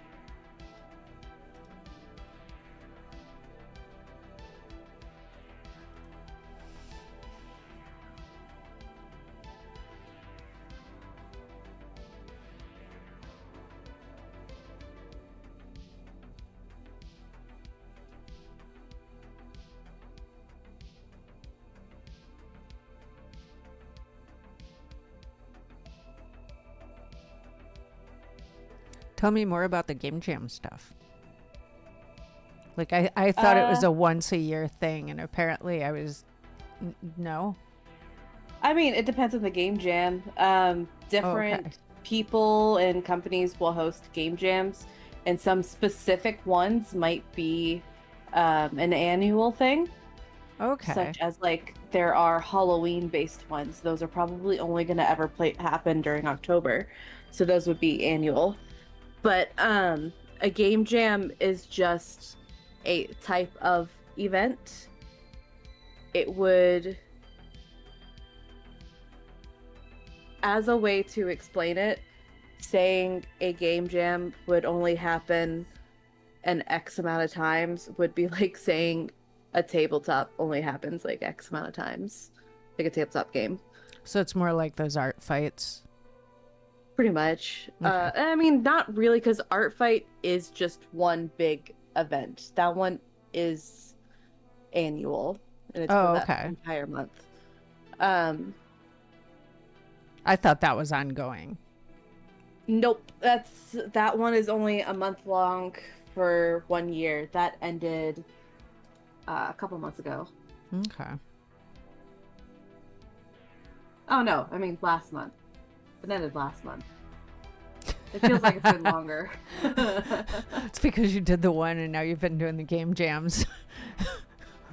You've been going hard. I guess so, and the game jams kind of cut in on Art Fight, so I ended up not doing Art Fight for the entire month, like I had initially planned. But that's fine. The game jam was something that I've been wanting to do for a while, and it was like such a, like completely my decision. It wasn't Piero talked me into it. It's more like I announced that I was going to do it on a whim, and then Piero messaged me. He was like, "Hey, you want somebody to code for you for the game jam?" And I was just like, "Yes, please, I'm begging." Do not make me learn how to code, please.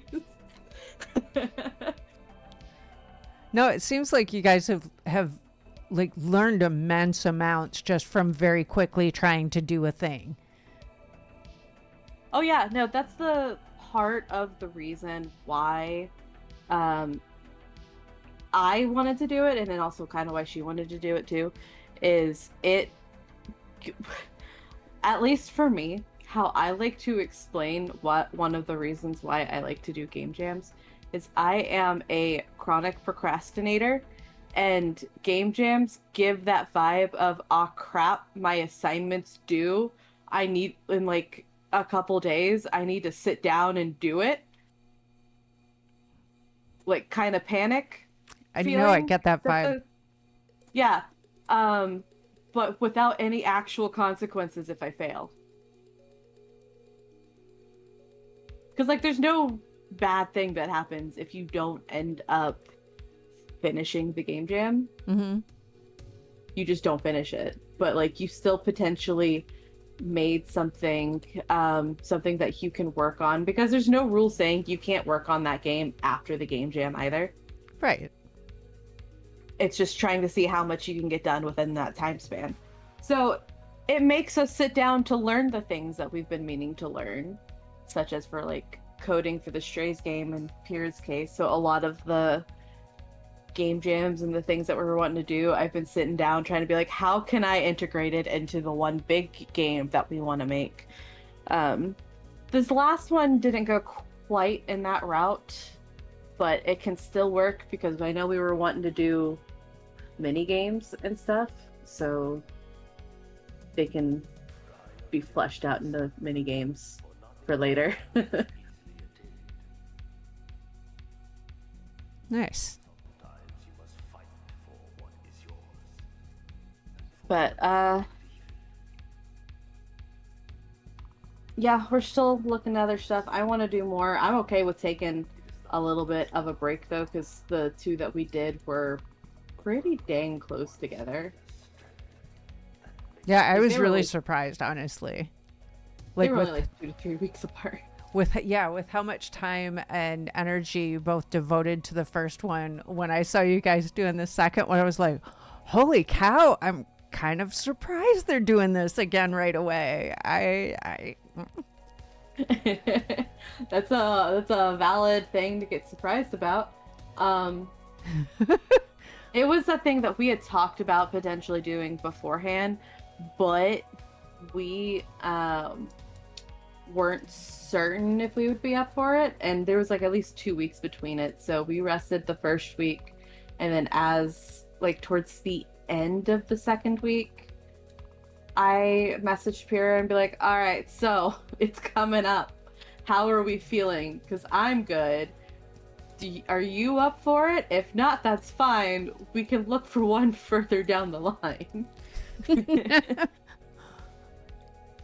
Did you guys go as like, hard this time? I feel like I rested enough. I'm good. Did you guys go cool, just then as I'll hard? go sign up for it. Did you guys stay up late and go as hard this time as the last time? We didn't stay up as late as before. We still stayed up late. Like, I know that when I didn't have to go, no, even then, on average, I was probably up till at least midnight, but we didn't ever go past that like we did before. Yeah, that's what I was wondering. You guys went so hard the first time. Well, and the first time, like, it ended up ending on a weekend, so I don't think either of us had to work the next day. So we could afford to kind of go hard on that. Oh, 'cause we that's could true. sleep It in. was. Yeah, that That would one was- make all the difference, wouldn't it? Oh yeah, and I'm sure that's one of the reasons why they had it set up to, like, on the days that it did, because it ended on a weekend.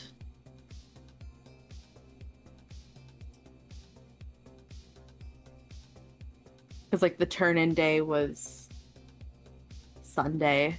Was a Sunday.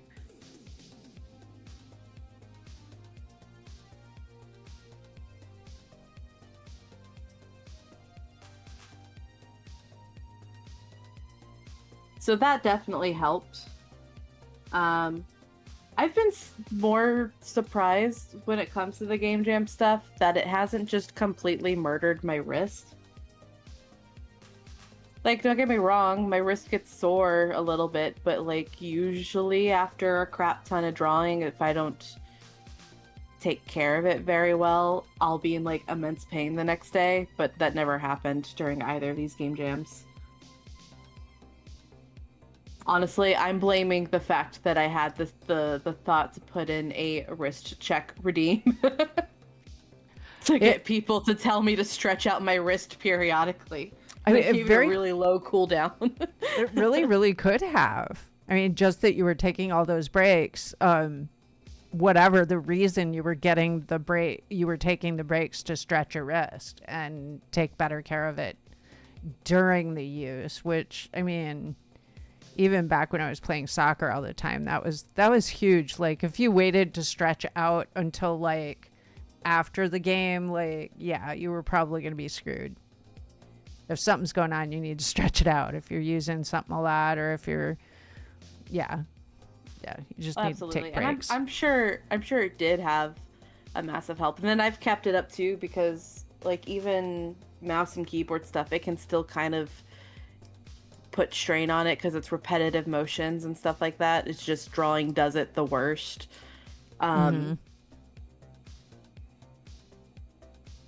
But yeah, I put that in. I made it incredibly cheap and gave it like a 5-minute cooldown, so people can't, like, spam it, but it's also can be used pretty frequently.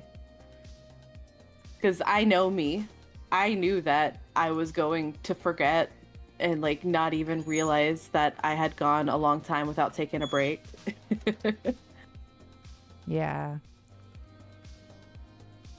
No, I ended up having to have carpal tunnel surgery right after my chocolate shop because it just fired it all up. It was awful. I'd drive to work every morning and just, like, not be able to feel my hands at all. Oh, And, yeah, like, no, I get that 100%. I worked at an ice cream shop, and they had, for whatever reason, such a strong aversion to telling customers, sorry, we're out of this flavor for right now. We'll probably be out for a majority of the day, if not for the rest of the day. So they would let it sit out for like 1 or 2 hours to try to thaw out, but the freezer that we had was, like, I guess, really strong or something, and even after those, like, 2 hours, it would still be, like, rock solid frozen just sitting in the back. But they'd be like, all right, well, it's been out for long enough, you're gonna serve this rock solid ice cream and scoop it So I'm pretty confident. I'm not officially diagnosed with it, but I'm pretty confident that I got carpal tunnel by the time I was like 16 because of that job. Oh, that would not at all surprising. No, I did a lot of pizza stuff when I was young, and then did that for years. Opened a pizza place, so a lot of dough work. And then when I went to bakery pastry school and culinary school, when I came out, I started a chocolate shop, and that's a lot of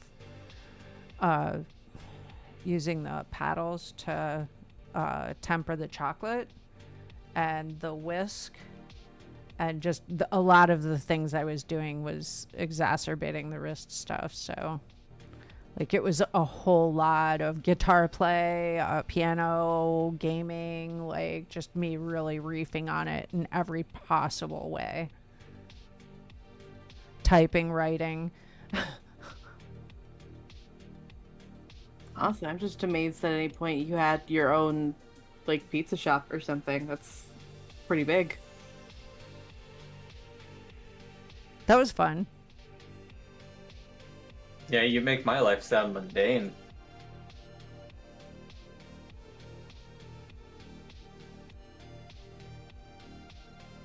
That was something I did with my ex.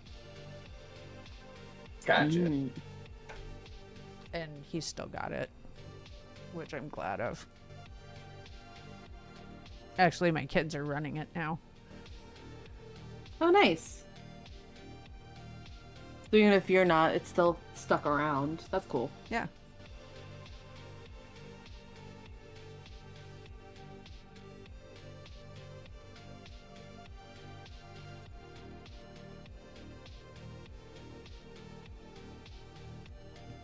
Side note, where do bees get all of their news? Where do bees get all their news? BuzzFeed. It's a poor choice, honestly. I never said it was a good place. I just said it's where they get it. I know. Still. They're not super politically active, so it works for them. It's true. They have their queen. They only need the one queen. Right.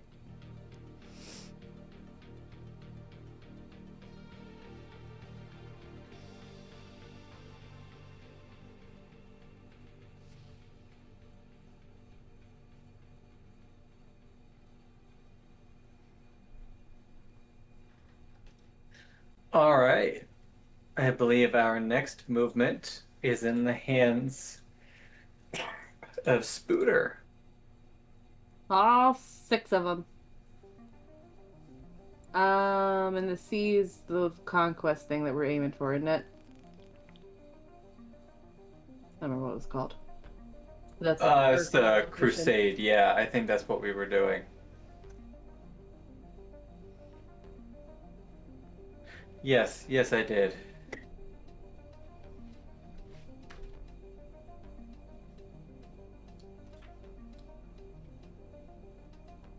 Raz will be right back as I move because when he went to the bathroom, I asked him to get tea and he forgot. Okay, this is... I saw him with a drink and I was just like, wait a second. Oh no! You will be faced with a choice between 3 different...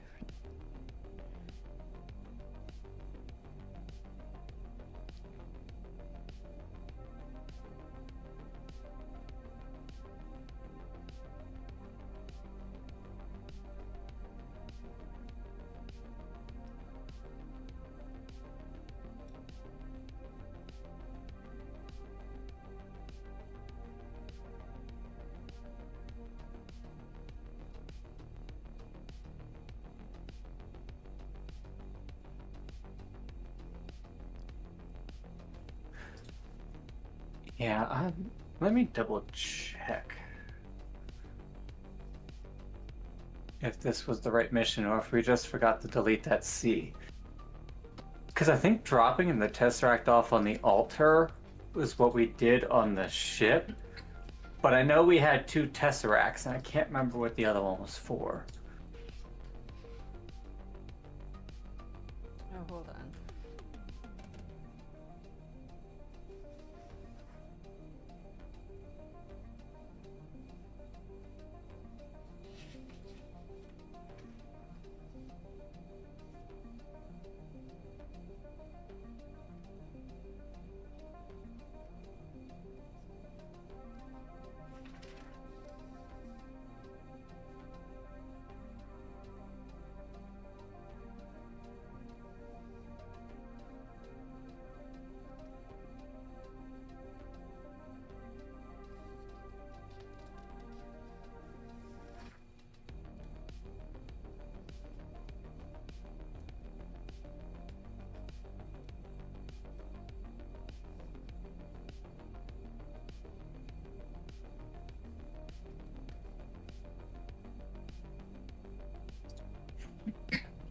Okay, if we want to backtrack that, we can, because I figured out what we were supposed to do.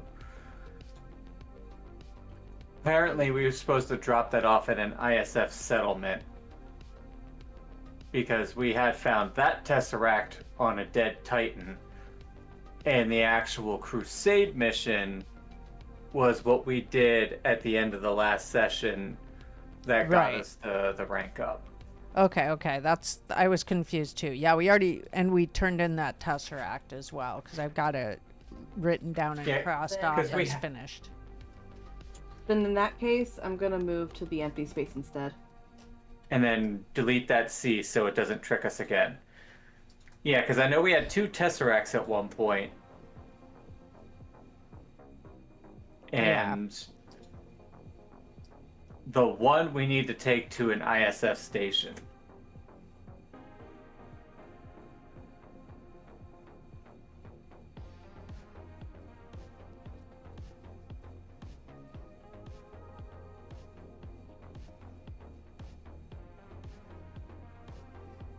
Yeah, see, I knew something felt off and I couldn't figure out what it was. I literally kept looking at my notes about like second faction event, Synthark, 2 cyber terrorists, and an Orion Moth, and going, wait a minute, wasn't that the Crusade thing? I couldn't remember. I was just like, knew we had that for last time, but I couldn't remember if we had done that already or if we left that as a note for us for the next time. So, So all of us could take better notes. Is what we're getting here. I mean, I found a settlement. There's really Yay! only one settlement.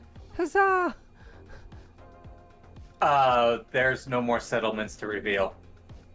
Oh, did we already find a work settlement? Yep. We it's found close to the aliens. Medusas. All right, that's right. Okay, well, I'll re-roll then. Then it's a planet.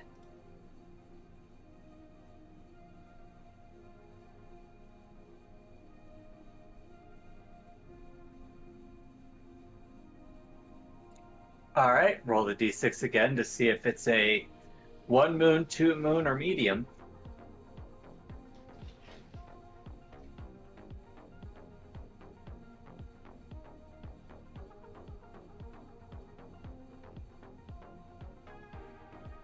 It's a medium planet. No, no moons. Why?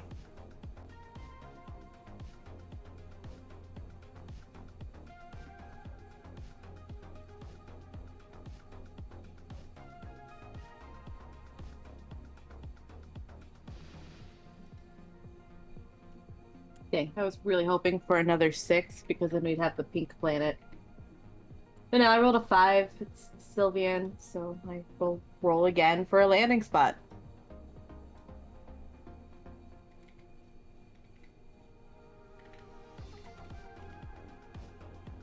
So yeah, number 5, I rolled 5 again. The landing spot was swamplands, next to a small empty hut built inside a hollow mangrove tree.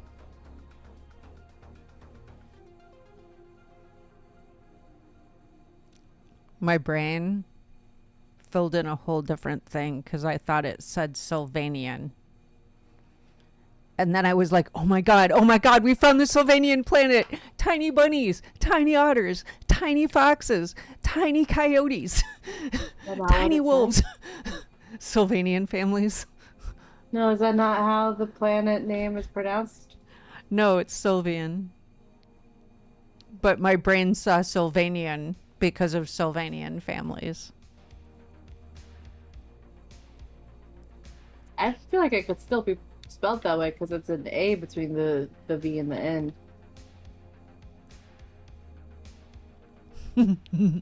That being said, though, I feel like it would still be fairly fitting because Sylvanian planets are biodiverse with a high humidity atmosphere and rich flora and fauna. Lush rainforests and jungles populate their surface, along with shallow inland seas and swamps. The high density of predatory alien life had made them difficult to explore, with most planets being still largely not settled. So, like, I All don't the know, cute otter lake little- life could be there. All the cute little creatures are being eaten.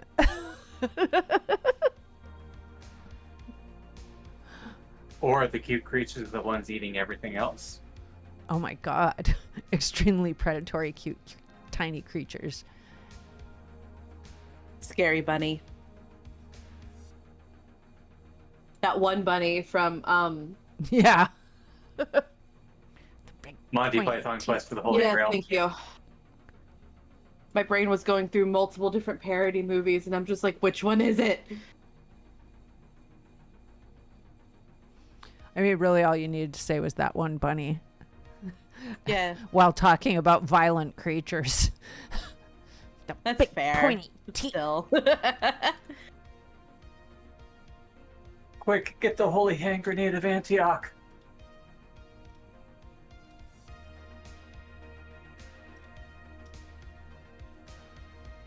All right, now what's our adventure?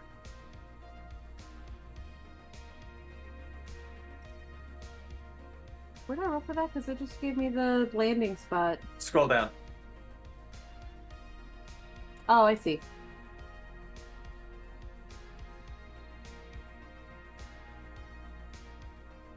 Okay, just another d6. Lots of d6 rolls today, ladies and gents. And lots of 5s, too.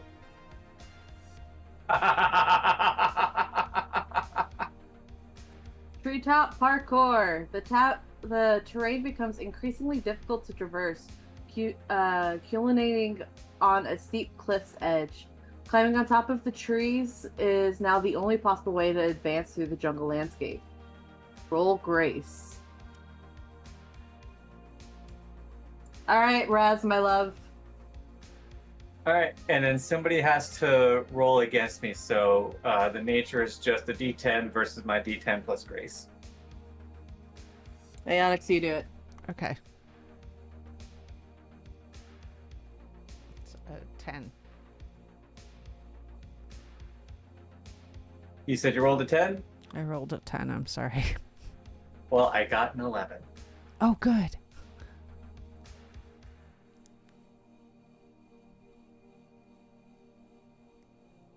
Oh, wow. All right. Plus 1 hyperdrive? And if we were low on energy, we would have restored some. Wow.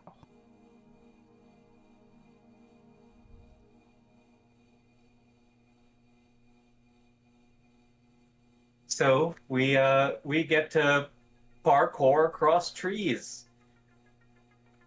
It's a fun little just side adventure into nowhere. Right? We didn't really gain much of anything other than the hyperdrive, but like...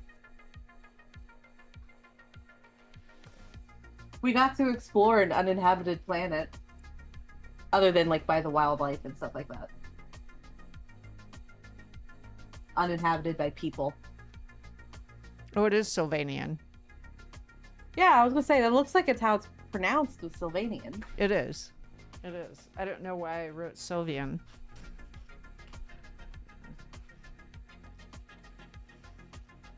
Because that was an adorable Eevee evolution. Maybe. I mean, that is my favorite Eevee evolution. Mine is Umbreon. I mean, who would have thought that the pink spider likes the pink evolution? Also, just how it gets there is so wholesome and cute.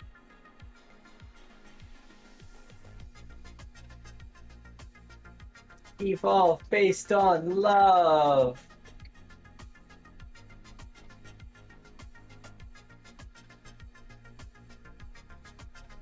All right. Well, with that planet done, I do believe it is Aonyx's turn to guide the ship. All right. Well, I'm gonna go ahead and just take us one spot south.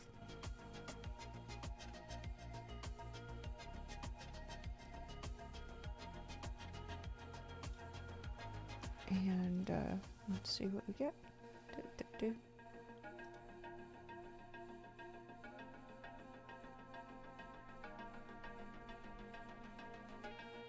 This is middle ring again. D6s.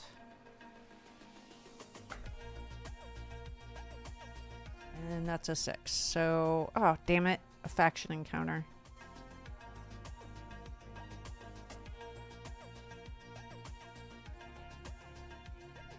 All right, time for a D10. I feel like my D10s have been failing me. Okay, one sec. That hit the.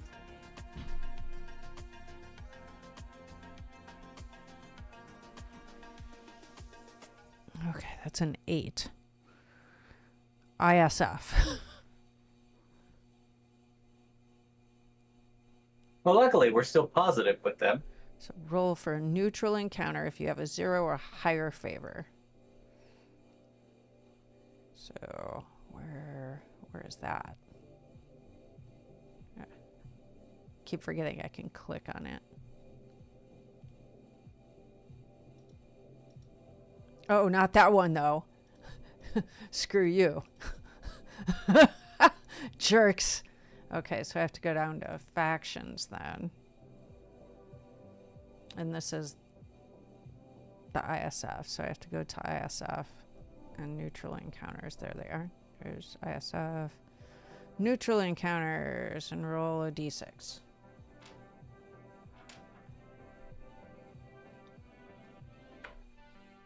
And we got a 2.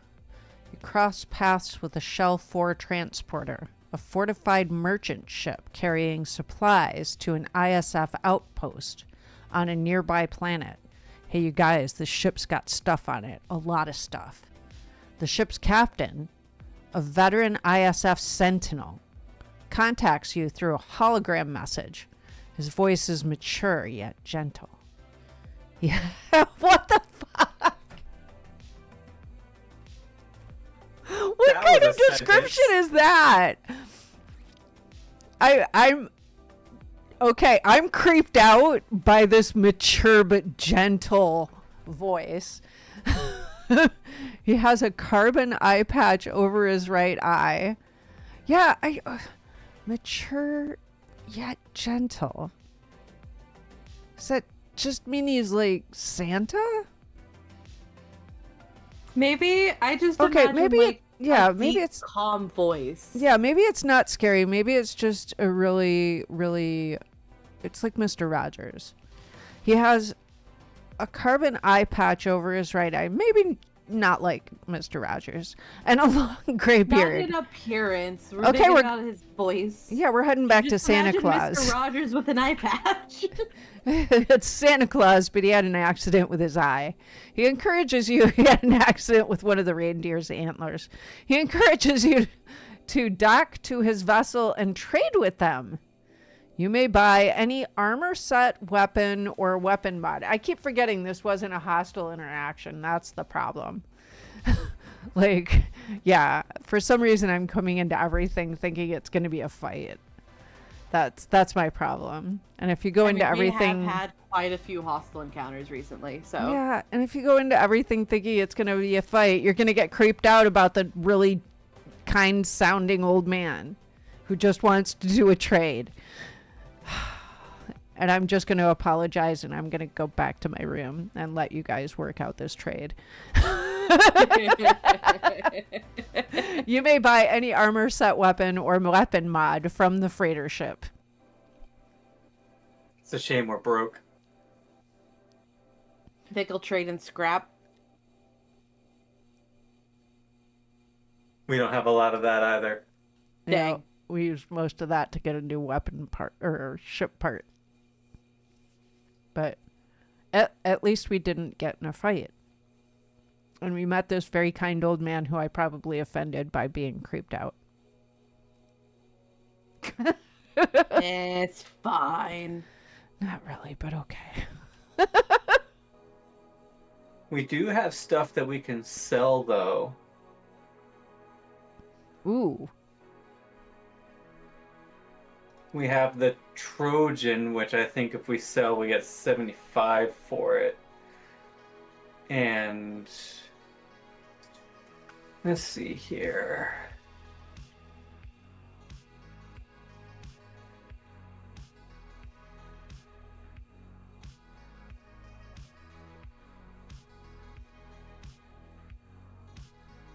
The Mantis blades are worth 300, so if we sold it, we get 150 for that. And how much do we have right now? 137.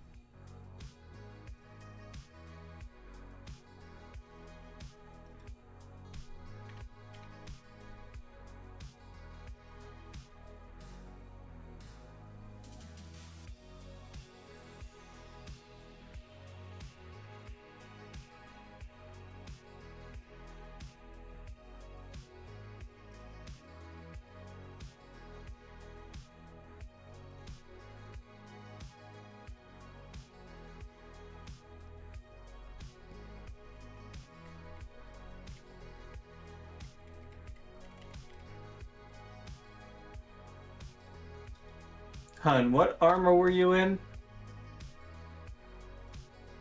I am in. I have the combat exoskeleton.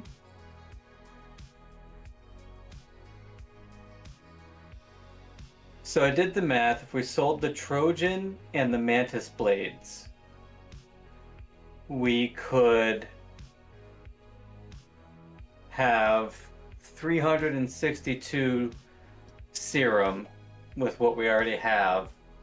The Colossus suit is 300 serum and gives a flat 3 armor.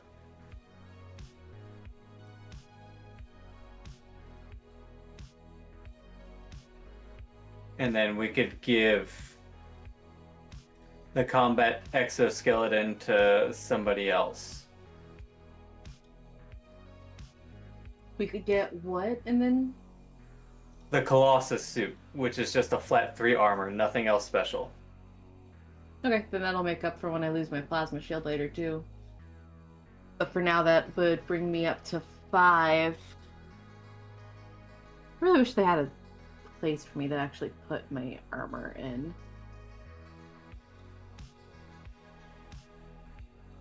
Right next to your health. No, not that. I mean, like, the object that the armor itself that I'm wearing. The list that I have that.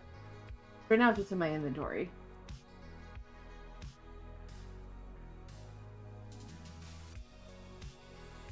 Despite the fact I have it equipped. Gotcha.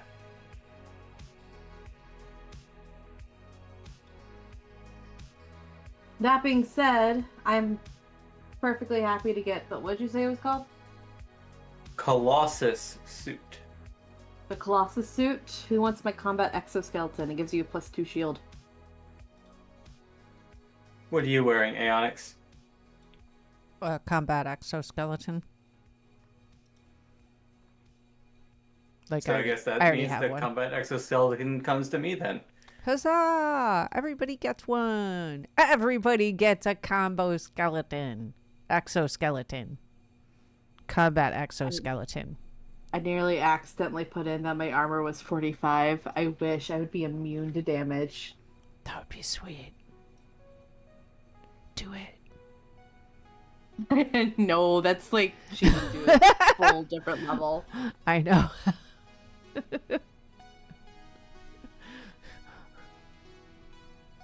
My inner otter came out. Your chaotic little inner otter. Oh my god, online, or what was it, like yesterday, I think? I saw somebody I saw somebody like out the violence of otters to somebody who was like just a casual fan and thinks they're super cute.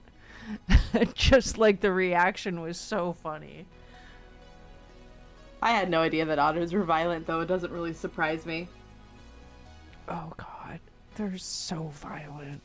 It's so bad. Are they as bad or worse than dolphins? You mean dolphins trying to hump everything? Oh, they're worse. And along the same lines. No, I mean, dolphins are also, like, just major bullies and really mean. Oh yeah, they're worse. Because they'll, like, scare pufferfish to play with them. Like, knock them back and forth like a ball. It's more than just that. They get high on the pufferfish toxin. So they'll purposely spook the pufferfish, slam their nose into the needles, and get high off their fucking asses. Are you trying to make me tell you the most horrific otter thing? Please do it. I want to know. Really? Okay, they're really rapey. Sea otters are super, super rapey.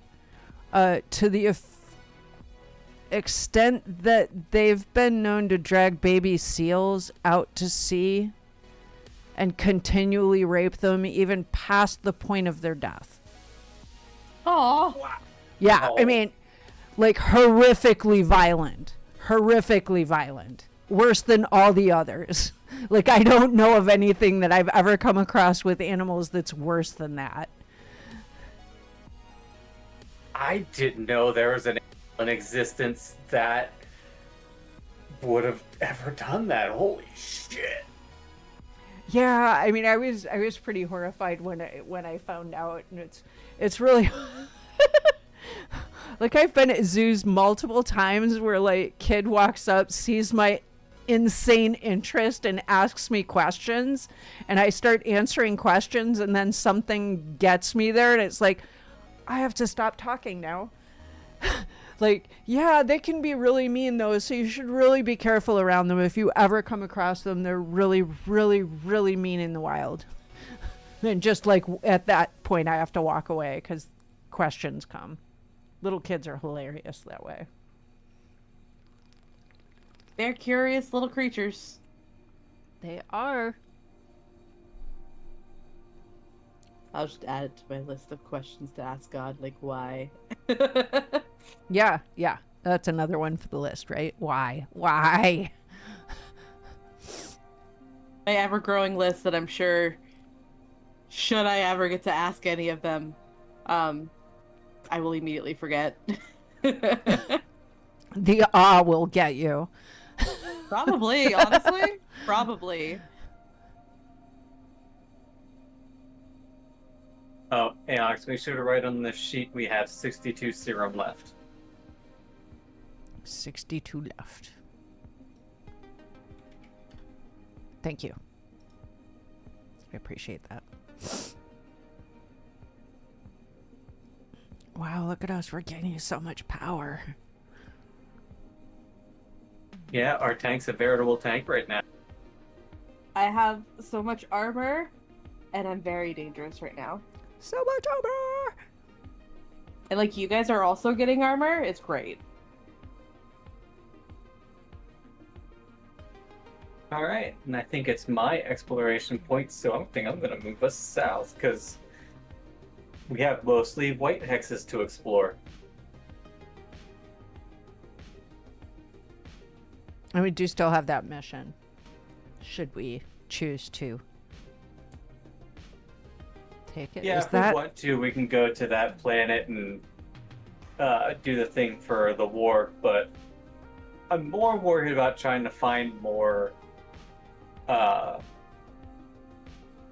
synth arc missions, because they seem to be our end game right now.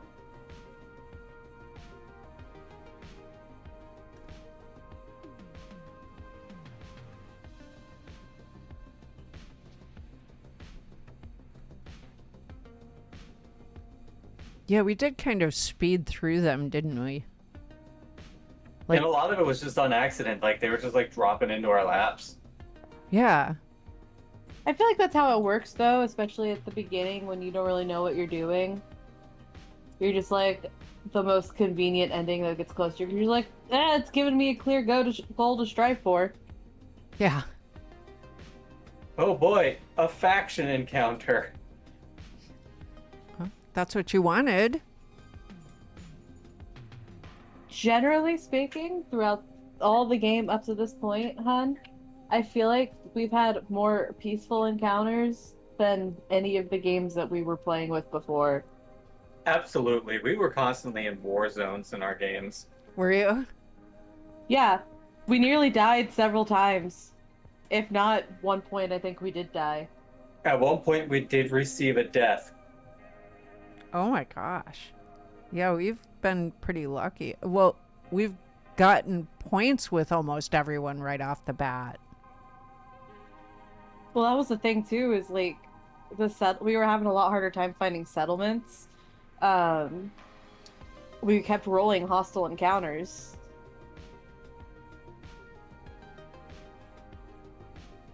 Well, it looks like we get to encounter Medusa with this one. Oh crap, I've been misassigning points, I think. I have it accurate on my sheet, so I can roll through from left to right if you want. If you're looking at faction points. Oh, do we have any points with the Corsair Syndicate? Nope. Oh, okay, then I'm fine.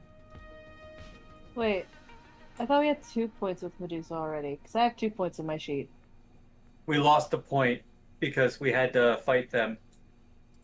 Oh, yeah, okay, I don't think I marked that. So we have 1 Medusa point? Or wait, no. Oh, I must not have marked them because we had 2, lost 1 because we had to fight them, and then we dropped off their hacker. I forgot to mark down that. I'm assuming everyone else had 2 on their sheets. I have 2 on my sheet. Yeah, okay, so that was my mistake. I forgot to mark that down. Okay. I was just like looking over at your computer, I'm like, I have that almost exactly verbatim except for Medusa. It was wee late at night when we finished off the last session. That's fair.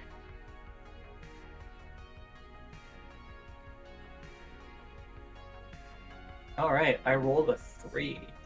Oh, a ninja sub, nice.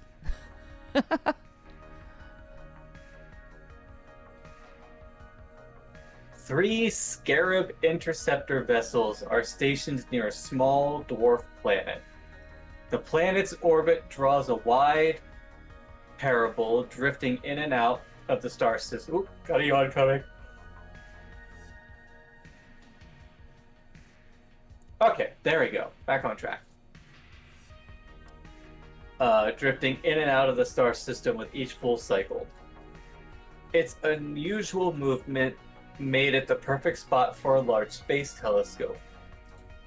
Able to cover a huge range of angles as it moves through space, Medusa-aligned operatives are extracting data from the facility. To learn more about the system, we may help them by showing our star map. And if we have 12 or more hexes explored, we get a random hack and +1 with Medusa. What do you think, guys? Care if we show them our map? Random hack at the very least is worth some cash. Yeah? Yeah, sure, why not? All right.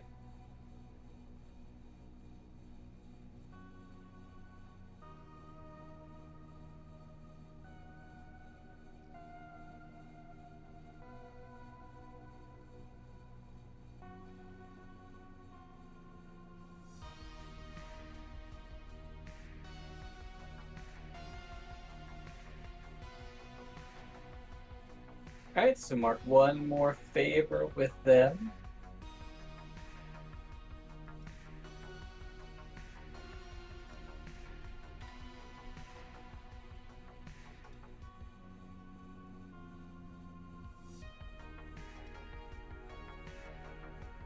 And we got a Kraken. What does that do? Stun all enemies for 1 turn. It's one that I currently have equipped.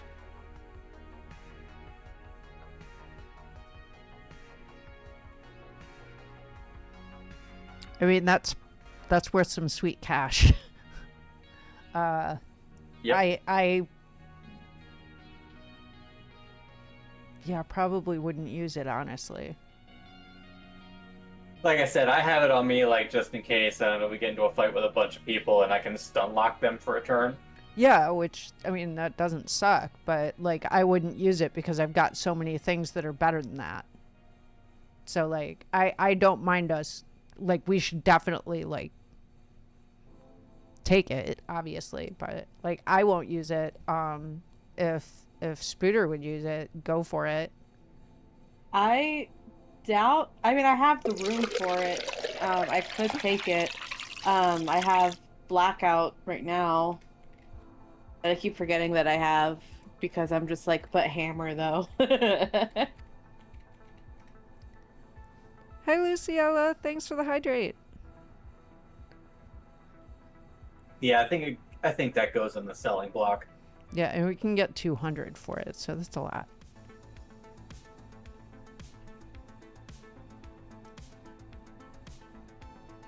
But Kraken's one of the basic hacks, so they buy for 150, so sell for half that.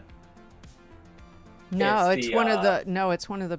Oh no, it is one of the. Never mind. You're right. I'm sorry. I thought it was one of the big hacks. I don't know what I thought I was looking at the other list. I'm a goofball. Sorry. It's all good.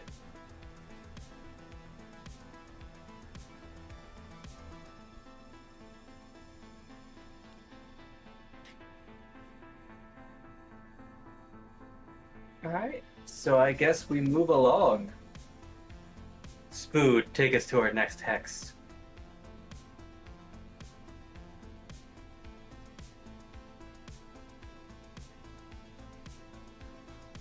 Let's go say hi to the Wargy Wargs, because that's where we needed to go for one of their things, wasn't it? If we want to, it's their faction mission, but we don't have to do it.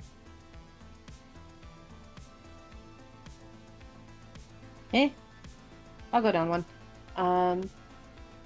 Yeah, because that's for pushing along their story, and it's not really a necessity.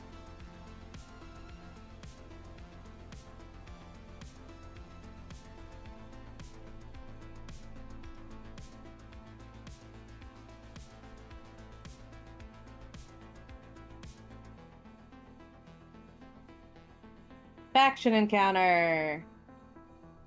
All right, we had like 2 of those in a row. Does anyone vote to re-roll that? Sure, I'll reroll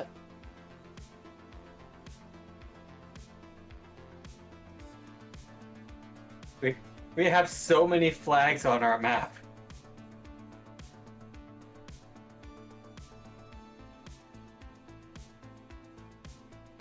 Neutral encounter.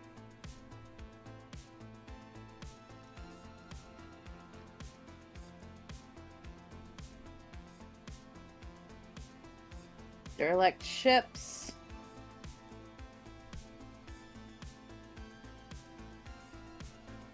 Three, an old asteroid drilling ship. It's white and brown, paint discolored after years of exposure to the harsh conditions of space. Inside, a complicated set of controls and an operator manual written in a dialect you don't understand. You find 50 serum inside a locker.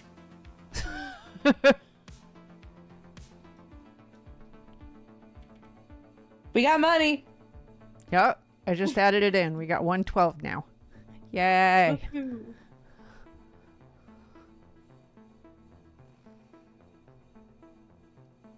Wait, that's it. There we isn't go. it? Yep, that was it. It was a neutral encounter, and then I rolled, got a ship, and then I rolled for what happens at the ship, and we found a drilling ship that's abandoned and money. Surprisingly innocuous.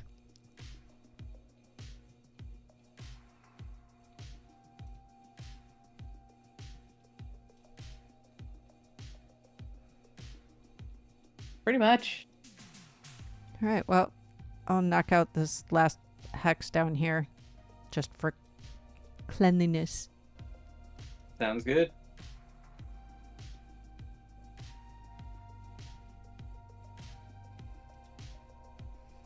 Okay. And this is also outer ring.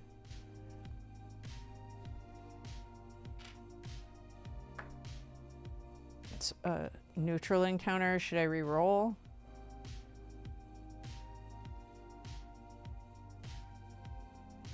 No, because there's a large category of stuff that can happen in neutral encounter. Okay. Just if you roll a 2, then I say we re-roll. Okay. I rolled a 2. And then I rolled a 1. Can I re-roll that? Yeah. I want this to be an encounter. A 5. We have an encounter. Okay. So, radio signals. 2. Your radar system display glitches and shows static. All radio signals disappear, replaced by a loud white noise. Your ship has entered the quiet. An area of space run by outlaws where comms are disabled by EMP relays. Roll for a hostile encounter on the next unexplored hex. So, does that mean we move to the next unexplored hex and then roll for a hostile encounter? No, what that means is next time we enter an unexplored hex, we then immediately just go right to rolling for a hostile encounter. Okay, so that's the end of it? Yep, it's basically giving us a forewarning that we're going to get attacked next time we go to a empty hex.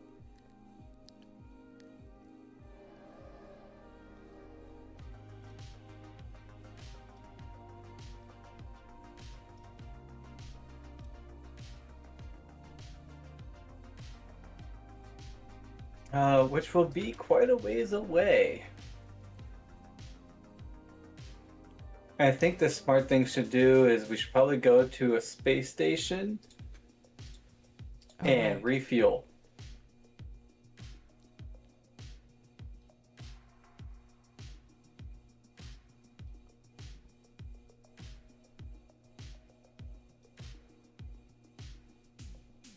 What are we at in fuel right now?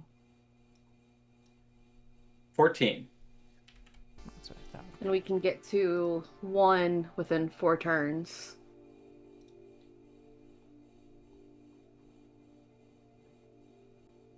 Just means we won't really get an encounter for a hot minute, but...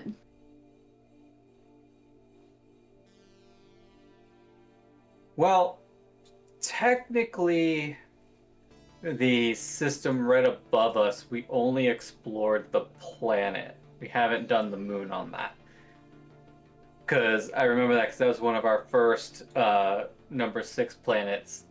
That was the pink planet, pink-purple.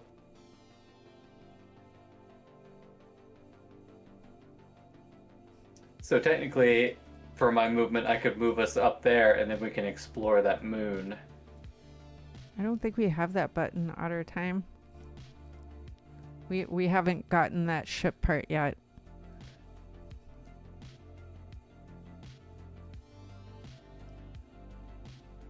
Actually, I feel like our ship's been the most neglected when it comes to parts.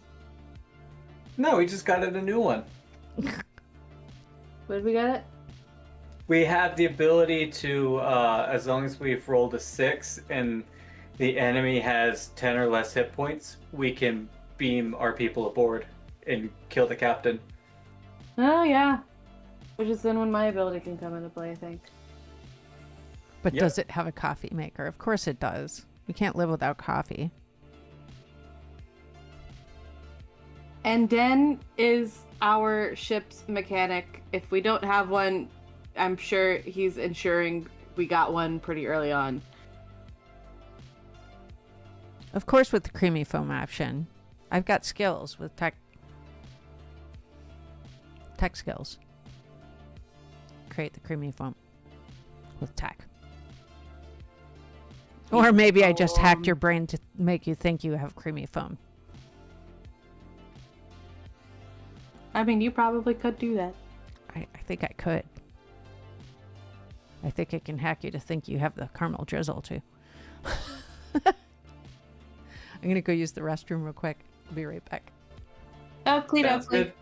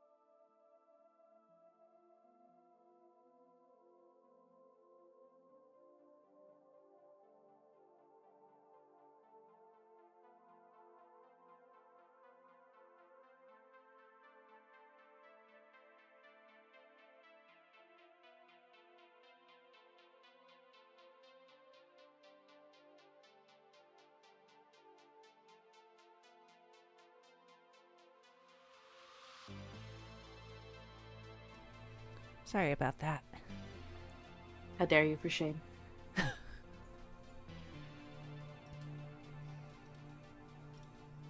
That's okay. I'm just yelling at horse girls in between time. For squirrels? Girls. Girls. Anime horse girls. I was just gonna ask. Are they by any chance anime horse girls? Yep.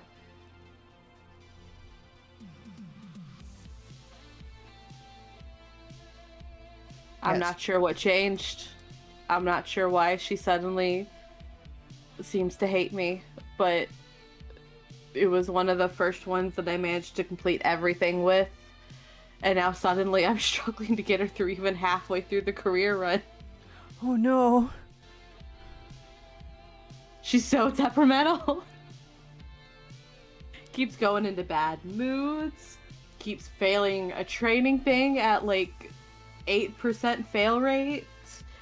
And then getting afflicted with conditions that makes me need to throw her into the infirmary. So we ended up losing another day to be able to train things. And then races come up and she's barely done anything. Because I've just been trying to keep her at a good spot. Because everything is useless if she's in a bad spot. Oh no. Ugh.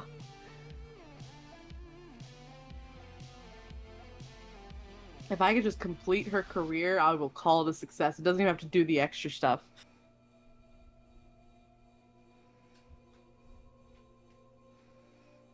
No, I finally broke down and got a mobile game. I haven't had one on my phone in so long. I've had several mobile games, but most of them I don't end up playing for very long. This is probably the longest mobile game that I've actually like actively played with in forever. Oh, there's a whole world of bunny games that I played for like well over a couple of years that were really good. Let me figure out what those are because I think they're still on my phone. I just haven't looked at them in a long time. They were really cute. Did I finally get rid of them?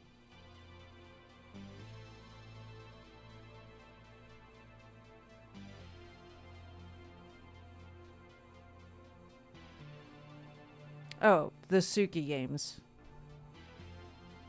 TSUKI. And they're about a little bunny called Suki. I don't think I know that one.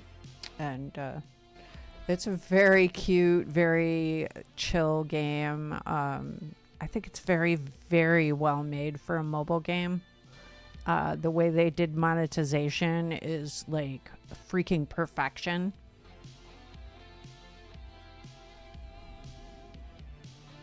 How do they do it?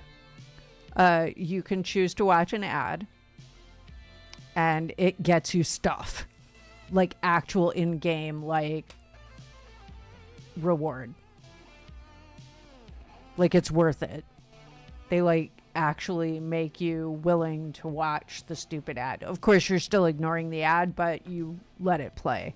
Because it's actually worth the in-game reward to do it. Yeah, I often end up in those mobile games if I'm like watching an ad for whatever reason. I will often play it and then I'll go off and do something while it's playing. Right. Right. I don't know how many people actually sit down and like watch all the ads because a lot of time they're the same ones. There for a while I was getting nothing but like AI bot ads and I was like very tired of seeing all the really ugly art. Yeah, I haven't, like I said, I haven't had a mobile game on my phone for a while, and the one I've got right now hasn't gotten to ads yet. I just started playing it, so Nice. I'm sure I'll get to ads eventually. I will say that's one thing about gacha games that, while controversial, I do enjoy is because ads aren't littered all over the place because they know you're going to spend money on them eventually, or at least the majority of their fan base, their player base will. True. That's true. So you can actually play a mobile game without any ads at all. I won't, but I'll thank all the people who do. Who make it possible for me to play a game ad-free. Right? This specific game, I'll like spend money on here and there, but it's pretty well built where you don't necessarily have to. There's a lot of stuff that come up that give you a lot of opportunities to earn carrots. You just don't get them nearly as fast. But the like roll rate on any of their banners is absolute garbage. So even if like they have a higher % chance for anything, you still have a really low chance to get anything. Like I'll pull up the current banner that's going on. Go to the details. And minimize the page because for when it opens up in a web browser, it's like stupidly zoomed in. Yeah, to get any of the current SSR rated, like, oh wait, I'm looking at the cards. I mean, still, even then, the SSR cards are 0.053% to get any of those SSR cards. Even to get any of the R cards, like the rare cards, which are not really rare. I always find that funny, because they're the most common type that you're gonna get. It's still only 1.213%.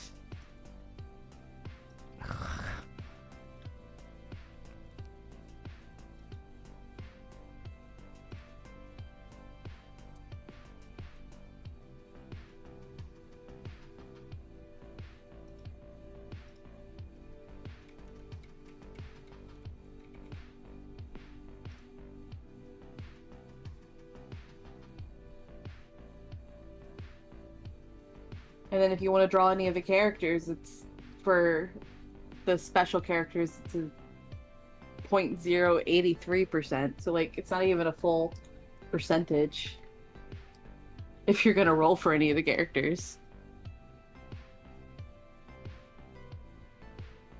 Jeez. But honestly though, the one difference for that makes it kind of okay for me is it both lowers the rating for it, but also makes it not have that big of a rush. Is every banner carries on to the next one, so they just get added into the next banner. whatever's on that banner has the highest chance to get like spun, but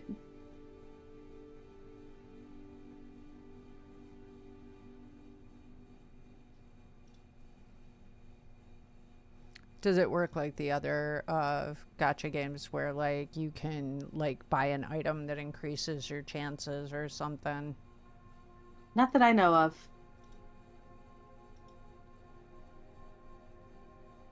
Or I forget if that was.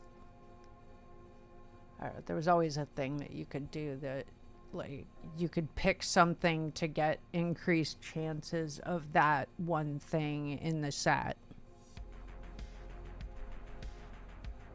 No, there's nothing to get increased chances. The only thing that really does that is if you spin 200 times on the banner, you get, well, for every one spin you do, you get one exchange point, and if you collect up to 200, so if you spend like 200 times, you can just straight up buy the card or the character that it is that you're wanting that's on the banner. Oh, But that's usually awesome. But usually you have to like have enough to then buy it. Right. So you're usually still going to spend money to get to that point. Oh, okay, gotcha.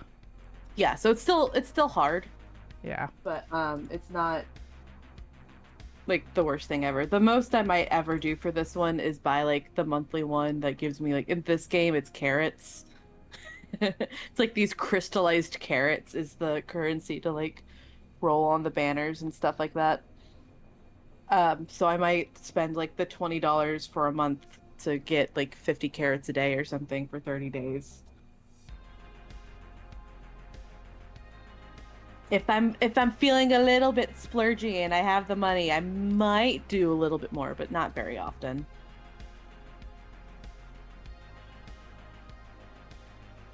Very rarely do I ever do anything more than simply the gaining 50 every day for a month. Fair.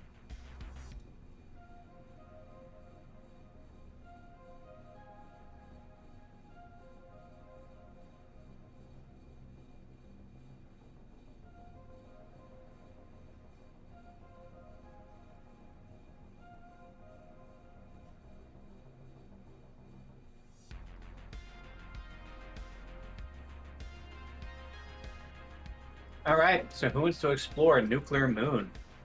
Oh boy. Nuclear moon. Sounds like fun. Are we gonna bring back some shrimp? Hopefully. It was good exploration. Who's seen the shrimp, the nuclear shrimp? No, I have not, but I'm still gonna play along. Oh, it's apparently Walmart's got an issue. Oh? Yeah, radiated shrimp. Oh dear.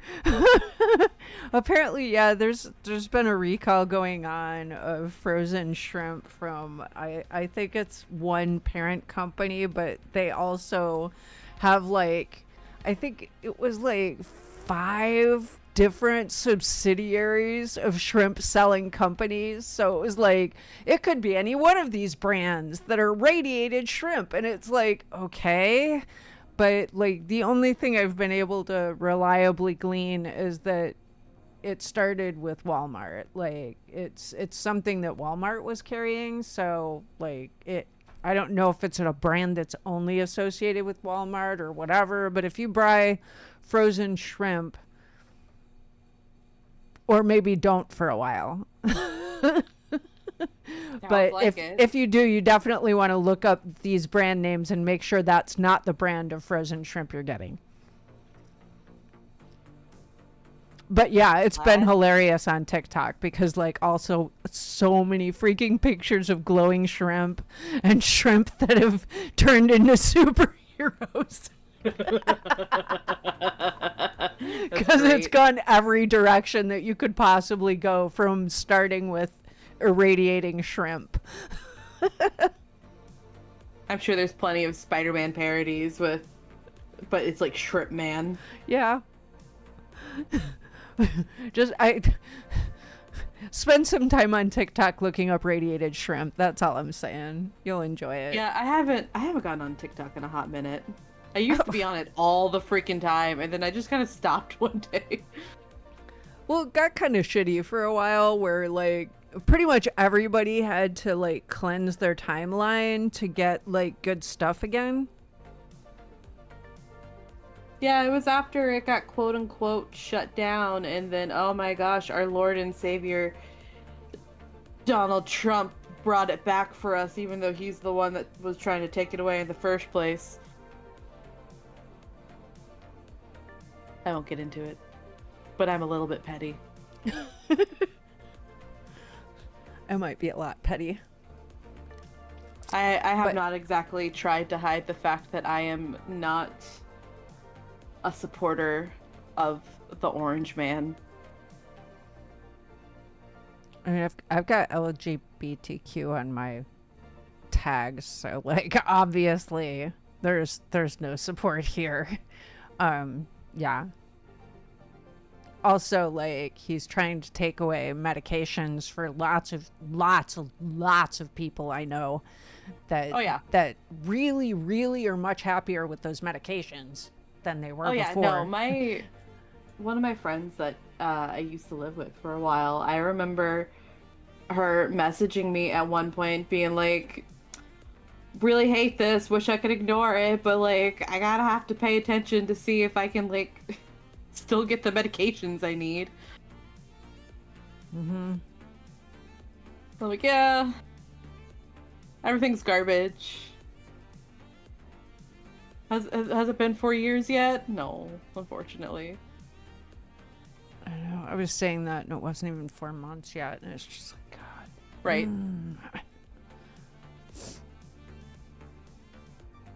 Feels like he's been in office way longer than he has that, and that's not a good thing. No. It's that, man, it feels like it's taking forever because you desperately want it to end. It's like when you're sitting in class and you're bored to death and you keep staring at the clock. Except it's to escape the tyrant teacher. Yeah. Did you see the hoopla about everybody thinking he might have passed? No. He disappeared for like 3 solid days. Nobody heard anything from him. And the fervor, the absolute fervor online on political stuff around, is he gone? Is he not gone? Where is he? The White House isn't answering. Nobody's saying anything. What's going on? And, like, people were on the verge of partying. Like, there were lots of pictures of unopened champagne bottles. Let me put it that way.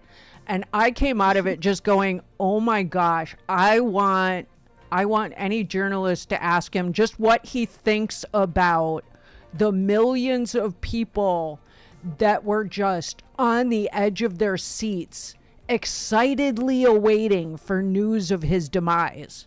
I want to know what he thinks about that. Oh, he knows. Right, but what does he think about it? After, like, I mean, he's been trying to get attention and have a positive following from, like, literally everyone since the 80s.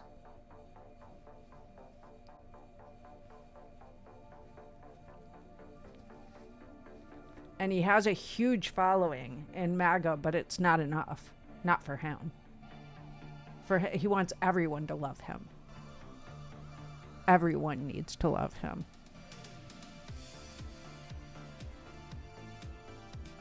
Yeah. That ain't happening. You could be Jesus Christ himself and not everyone's gonna love you. As example for the fact that the man was still executed, so...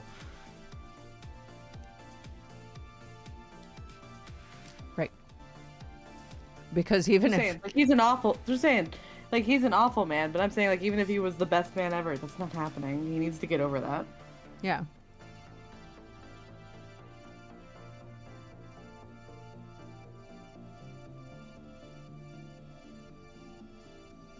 Freaking Spotify! Why do you keep pausing? Oh my gosh. Is there a hotkey? No, it's not a hotkey, because the only thing that I'm pressing that would possibly have an effect is my push to talk on, and like I pushed it multiple times and it'll still go. It's just I'll be sitting quietly for a little bit and then suddenly there's no music. Oh wow, that's annoying.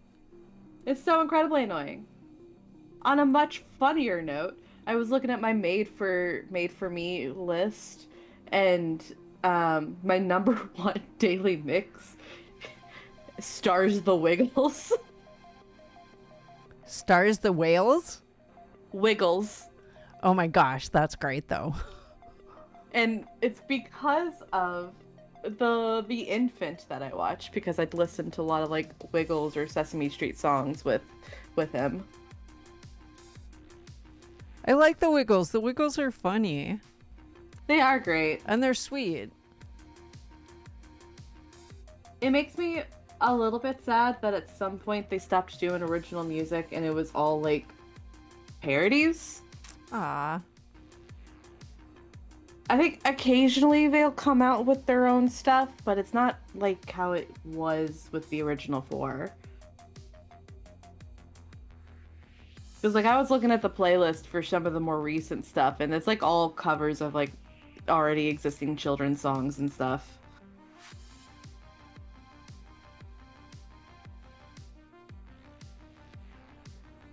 I mean, heck, the only original Wiggle that's still going is the blue one, Anthony.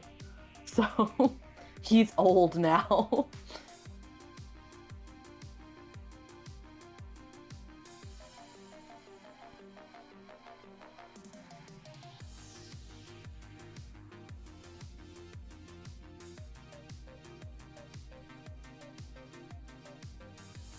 I think my favorite one from my kids was PB&J Otter. Oh my gosh, an otter themed one was your favorite? It was so What a cute. guess. Like, well, I wasn't obsessed with otters back then. It No, was but just usually there's a pattern. this was yeah, I can't say there was a connection. Like, otters were not even on my radar back then. This was just an adorable cartoon for children. Still patterns. Yeah, I mean, it could have I been didn't the always like beginning. spiders, but I started off liking Spider-Man. Just saying, there's patterns that we can look back at and be like, man, the sign. Maybe. It was beginning to show.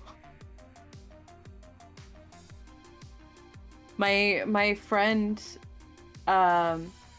she, I was teasing her a little bit because her favorite show as a kid was Dragon Tales, and she like loves dragons. She's got a persona that's a dragon, and I'm just like, huh, the dragon loving person really liked Dragon Tales, and then she like sat there for me like, you know what? That didn't even occur to me. It went far back into the childhood, man. Oh gosh, my first one when I was a little kid, like cartoon wise, was actually, and this is wild because I'm not a huge anime fan, but it was Simba, the White Lion. Mm-hmm. And I don't know, I watched a lot of Bugs Bunny. I didn't have a lot of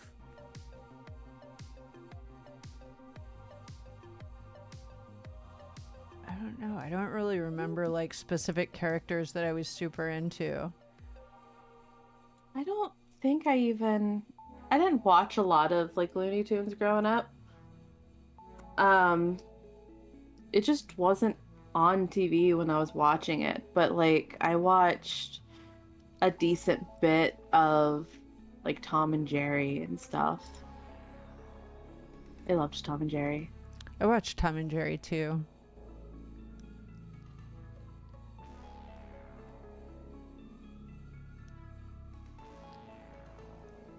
Oh, I remember as a kid, I watched the movie Fern Gully, and I remember looking at my dad at some point and being like, "No, duh," to a comment he made about it, even as like, yet a small child, because he didn't like it because he felt it was like too tree huggery and hippie, and I'm just like,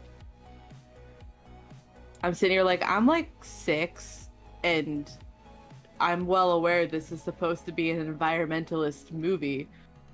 No duh, it's a little tree huggery. Obviously, it wasn't the exact words, but like, that was the vibe of the thoughts that I was having.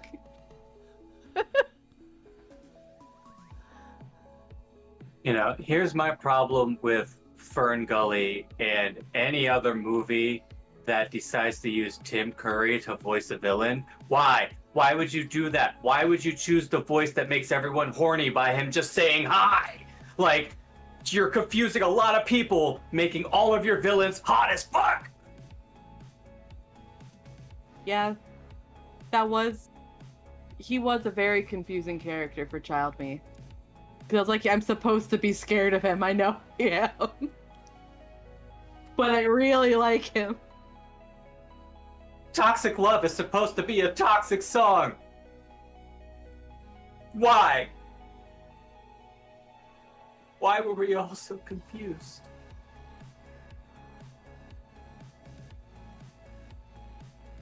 It's okay, he was scary by the end of the movie like he's supposed to be when he turned into a big goopy skeleton man.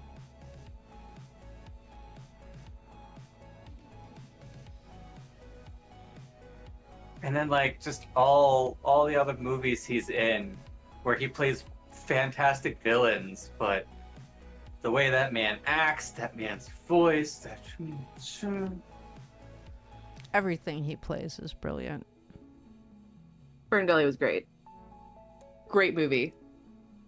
I was quoting Batty for like a good majority of my childhood with one of my friends. Mm. I have but one claw, but beware.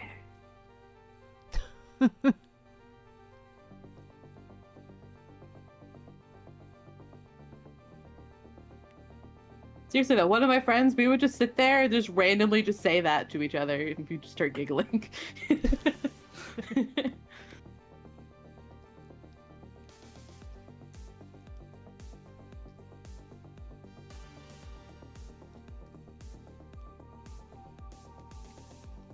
Alright. Once again, for like the umpteenth time in the last 4.5 hours, do we want to continue or do we want to call it here for the night? We didn't do a lot because it was mostly yapping, but It was a lot of yapping, but it was good yapping. Yeah, because I could just slide the ship back to the spot we were at, and then we can move to the nuclear moon next time we play.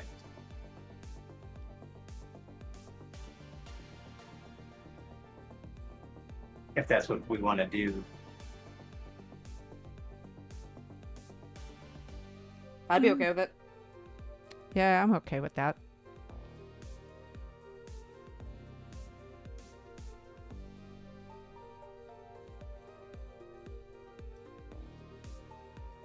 Welcome back here, Lupa.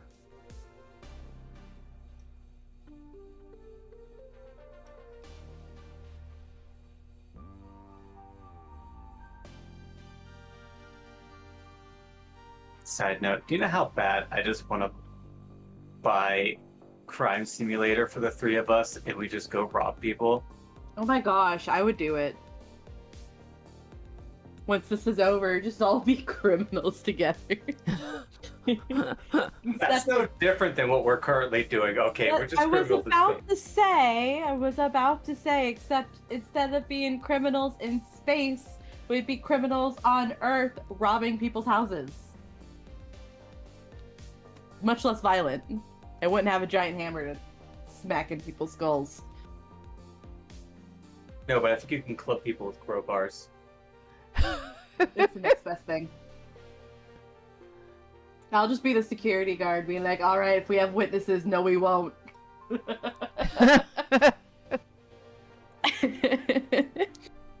I mean, actually, that's what the crowbar is for. So I watched like Marky play like 30 minutes of it, with his typical friends, Bob and Wade. Mhm. And first off, they're horrible at it. Like they are horrible at every other game they play. So also, when you put the three of them together, they don't take anything seriously. They went on their first job, immediately got the cops called on them. I can't remember which one was standing in line of sight of the one witness, but it wasn't Marky. It was one of the other two. And they're standing there and they're like, "Hey, what are you doing over there?" And then all of a sudden the star pops up on the top of the screen and says, "Cops have been alerted." Wait, when did that happen? You were standing right in front of them. Did you not see the red lights on you? From what I know, it really is a toss-up between the two of them. But for some reason, I want to say it was probably Bob. No, sorry, I got mixed up. It was Wade. Probably. I think he's the one usually getting in trouble. Yeah. I got the names mixed up, but no, I think it was Wade.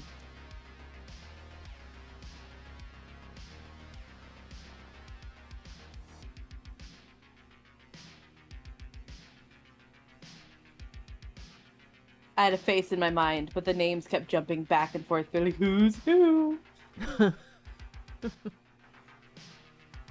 Because I'm really bad with names. I'm also bad with faces, but I've seen theirs enough to where if I like saw a picture of them, I'd be like, oh yeah, no, I've seen them before. But if you give me one person that I met once and then put like a week space between them and I haven't had a reason to think about them or like see pictures of them and then you show them to me again, I'll be like, have I met them before? That might be a little bit dramatic, but still.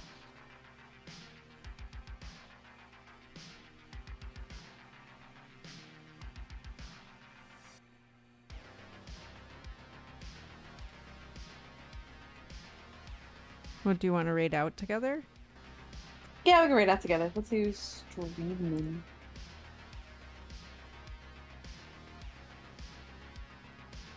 Oh, hey, look, Aonyx is streaming.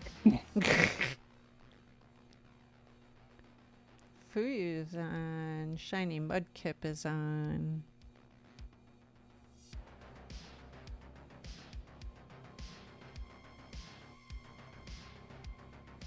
Avon Plays is on. You know what? Let's read Fuyu. She's playing No Man's Sky. Okay, I haven't rated Fuyu in a hot minute. that sounds Apparently great. that just got a big update too, where you can actually make custom ships. Ooh, fancy.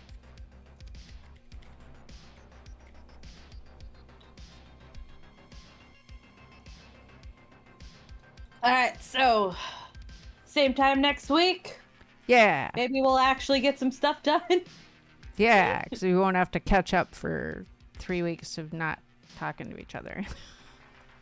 Yeah, we can get the yapping done at the beginning rather than periodically throughout every like 30 minutes. Yeah. And then do like maybe another 30 minutes of gameplay.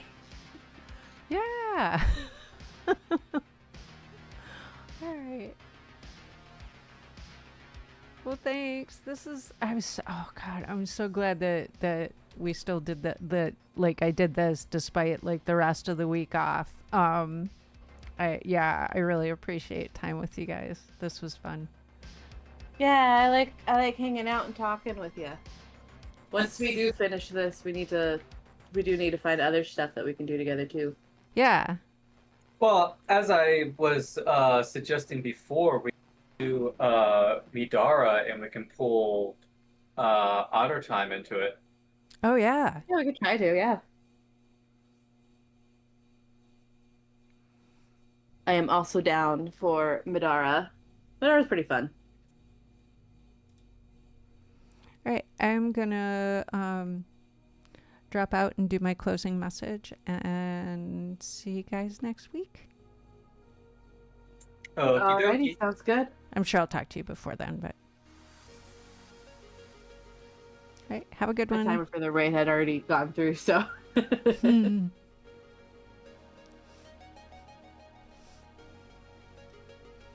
All right. Thanks for joining me tonight, Outer Friends. I really appreciate your time. You could be doing anything else, and you chose to come hang out with me, and I really appreciate that.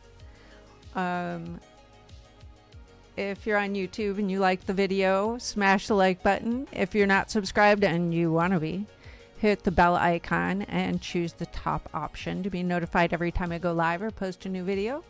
If you're on Twitch and you're not following me and you want to be, hit the heart icon to drop a follow. Again, thanks so much for joining me tonight. I hope you have a great rest of your weekend. A happy Labor Day weekend. I love y'all. Oh, I didn't do the raid yet. Ah! We're going to hang out for a little bit longer.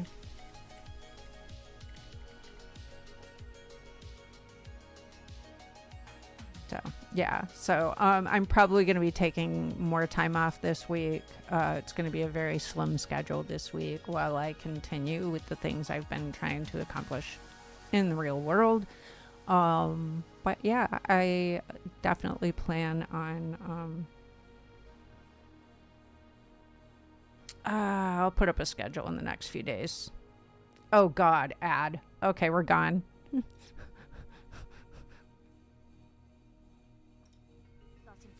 of them. Oh, now are you satisfied?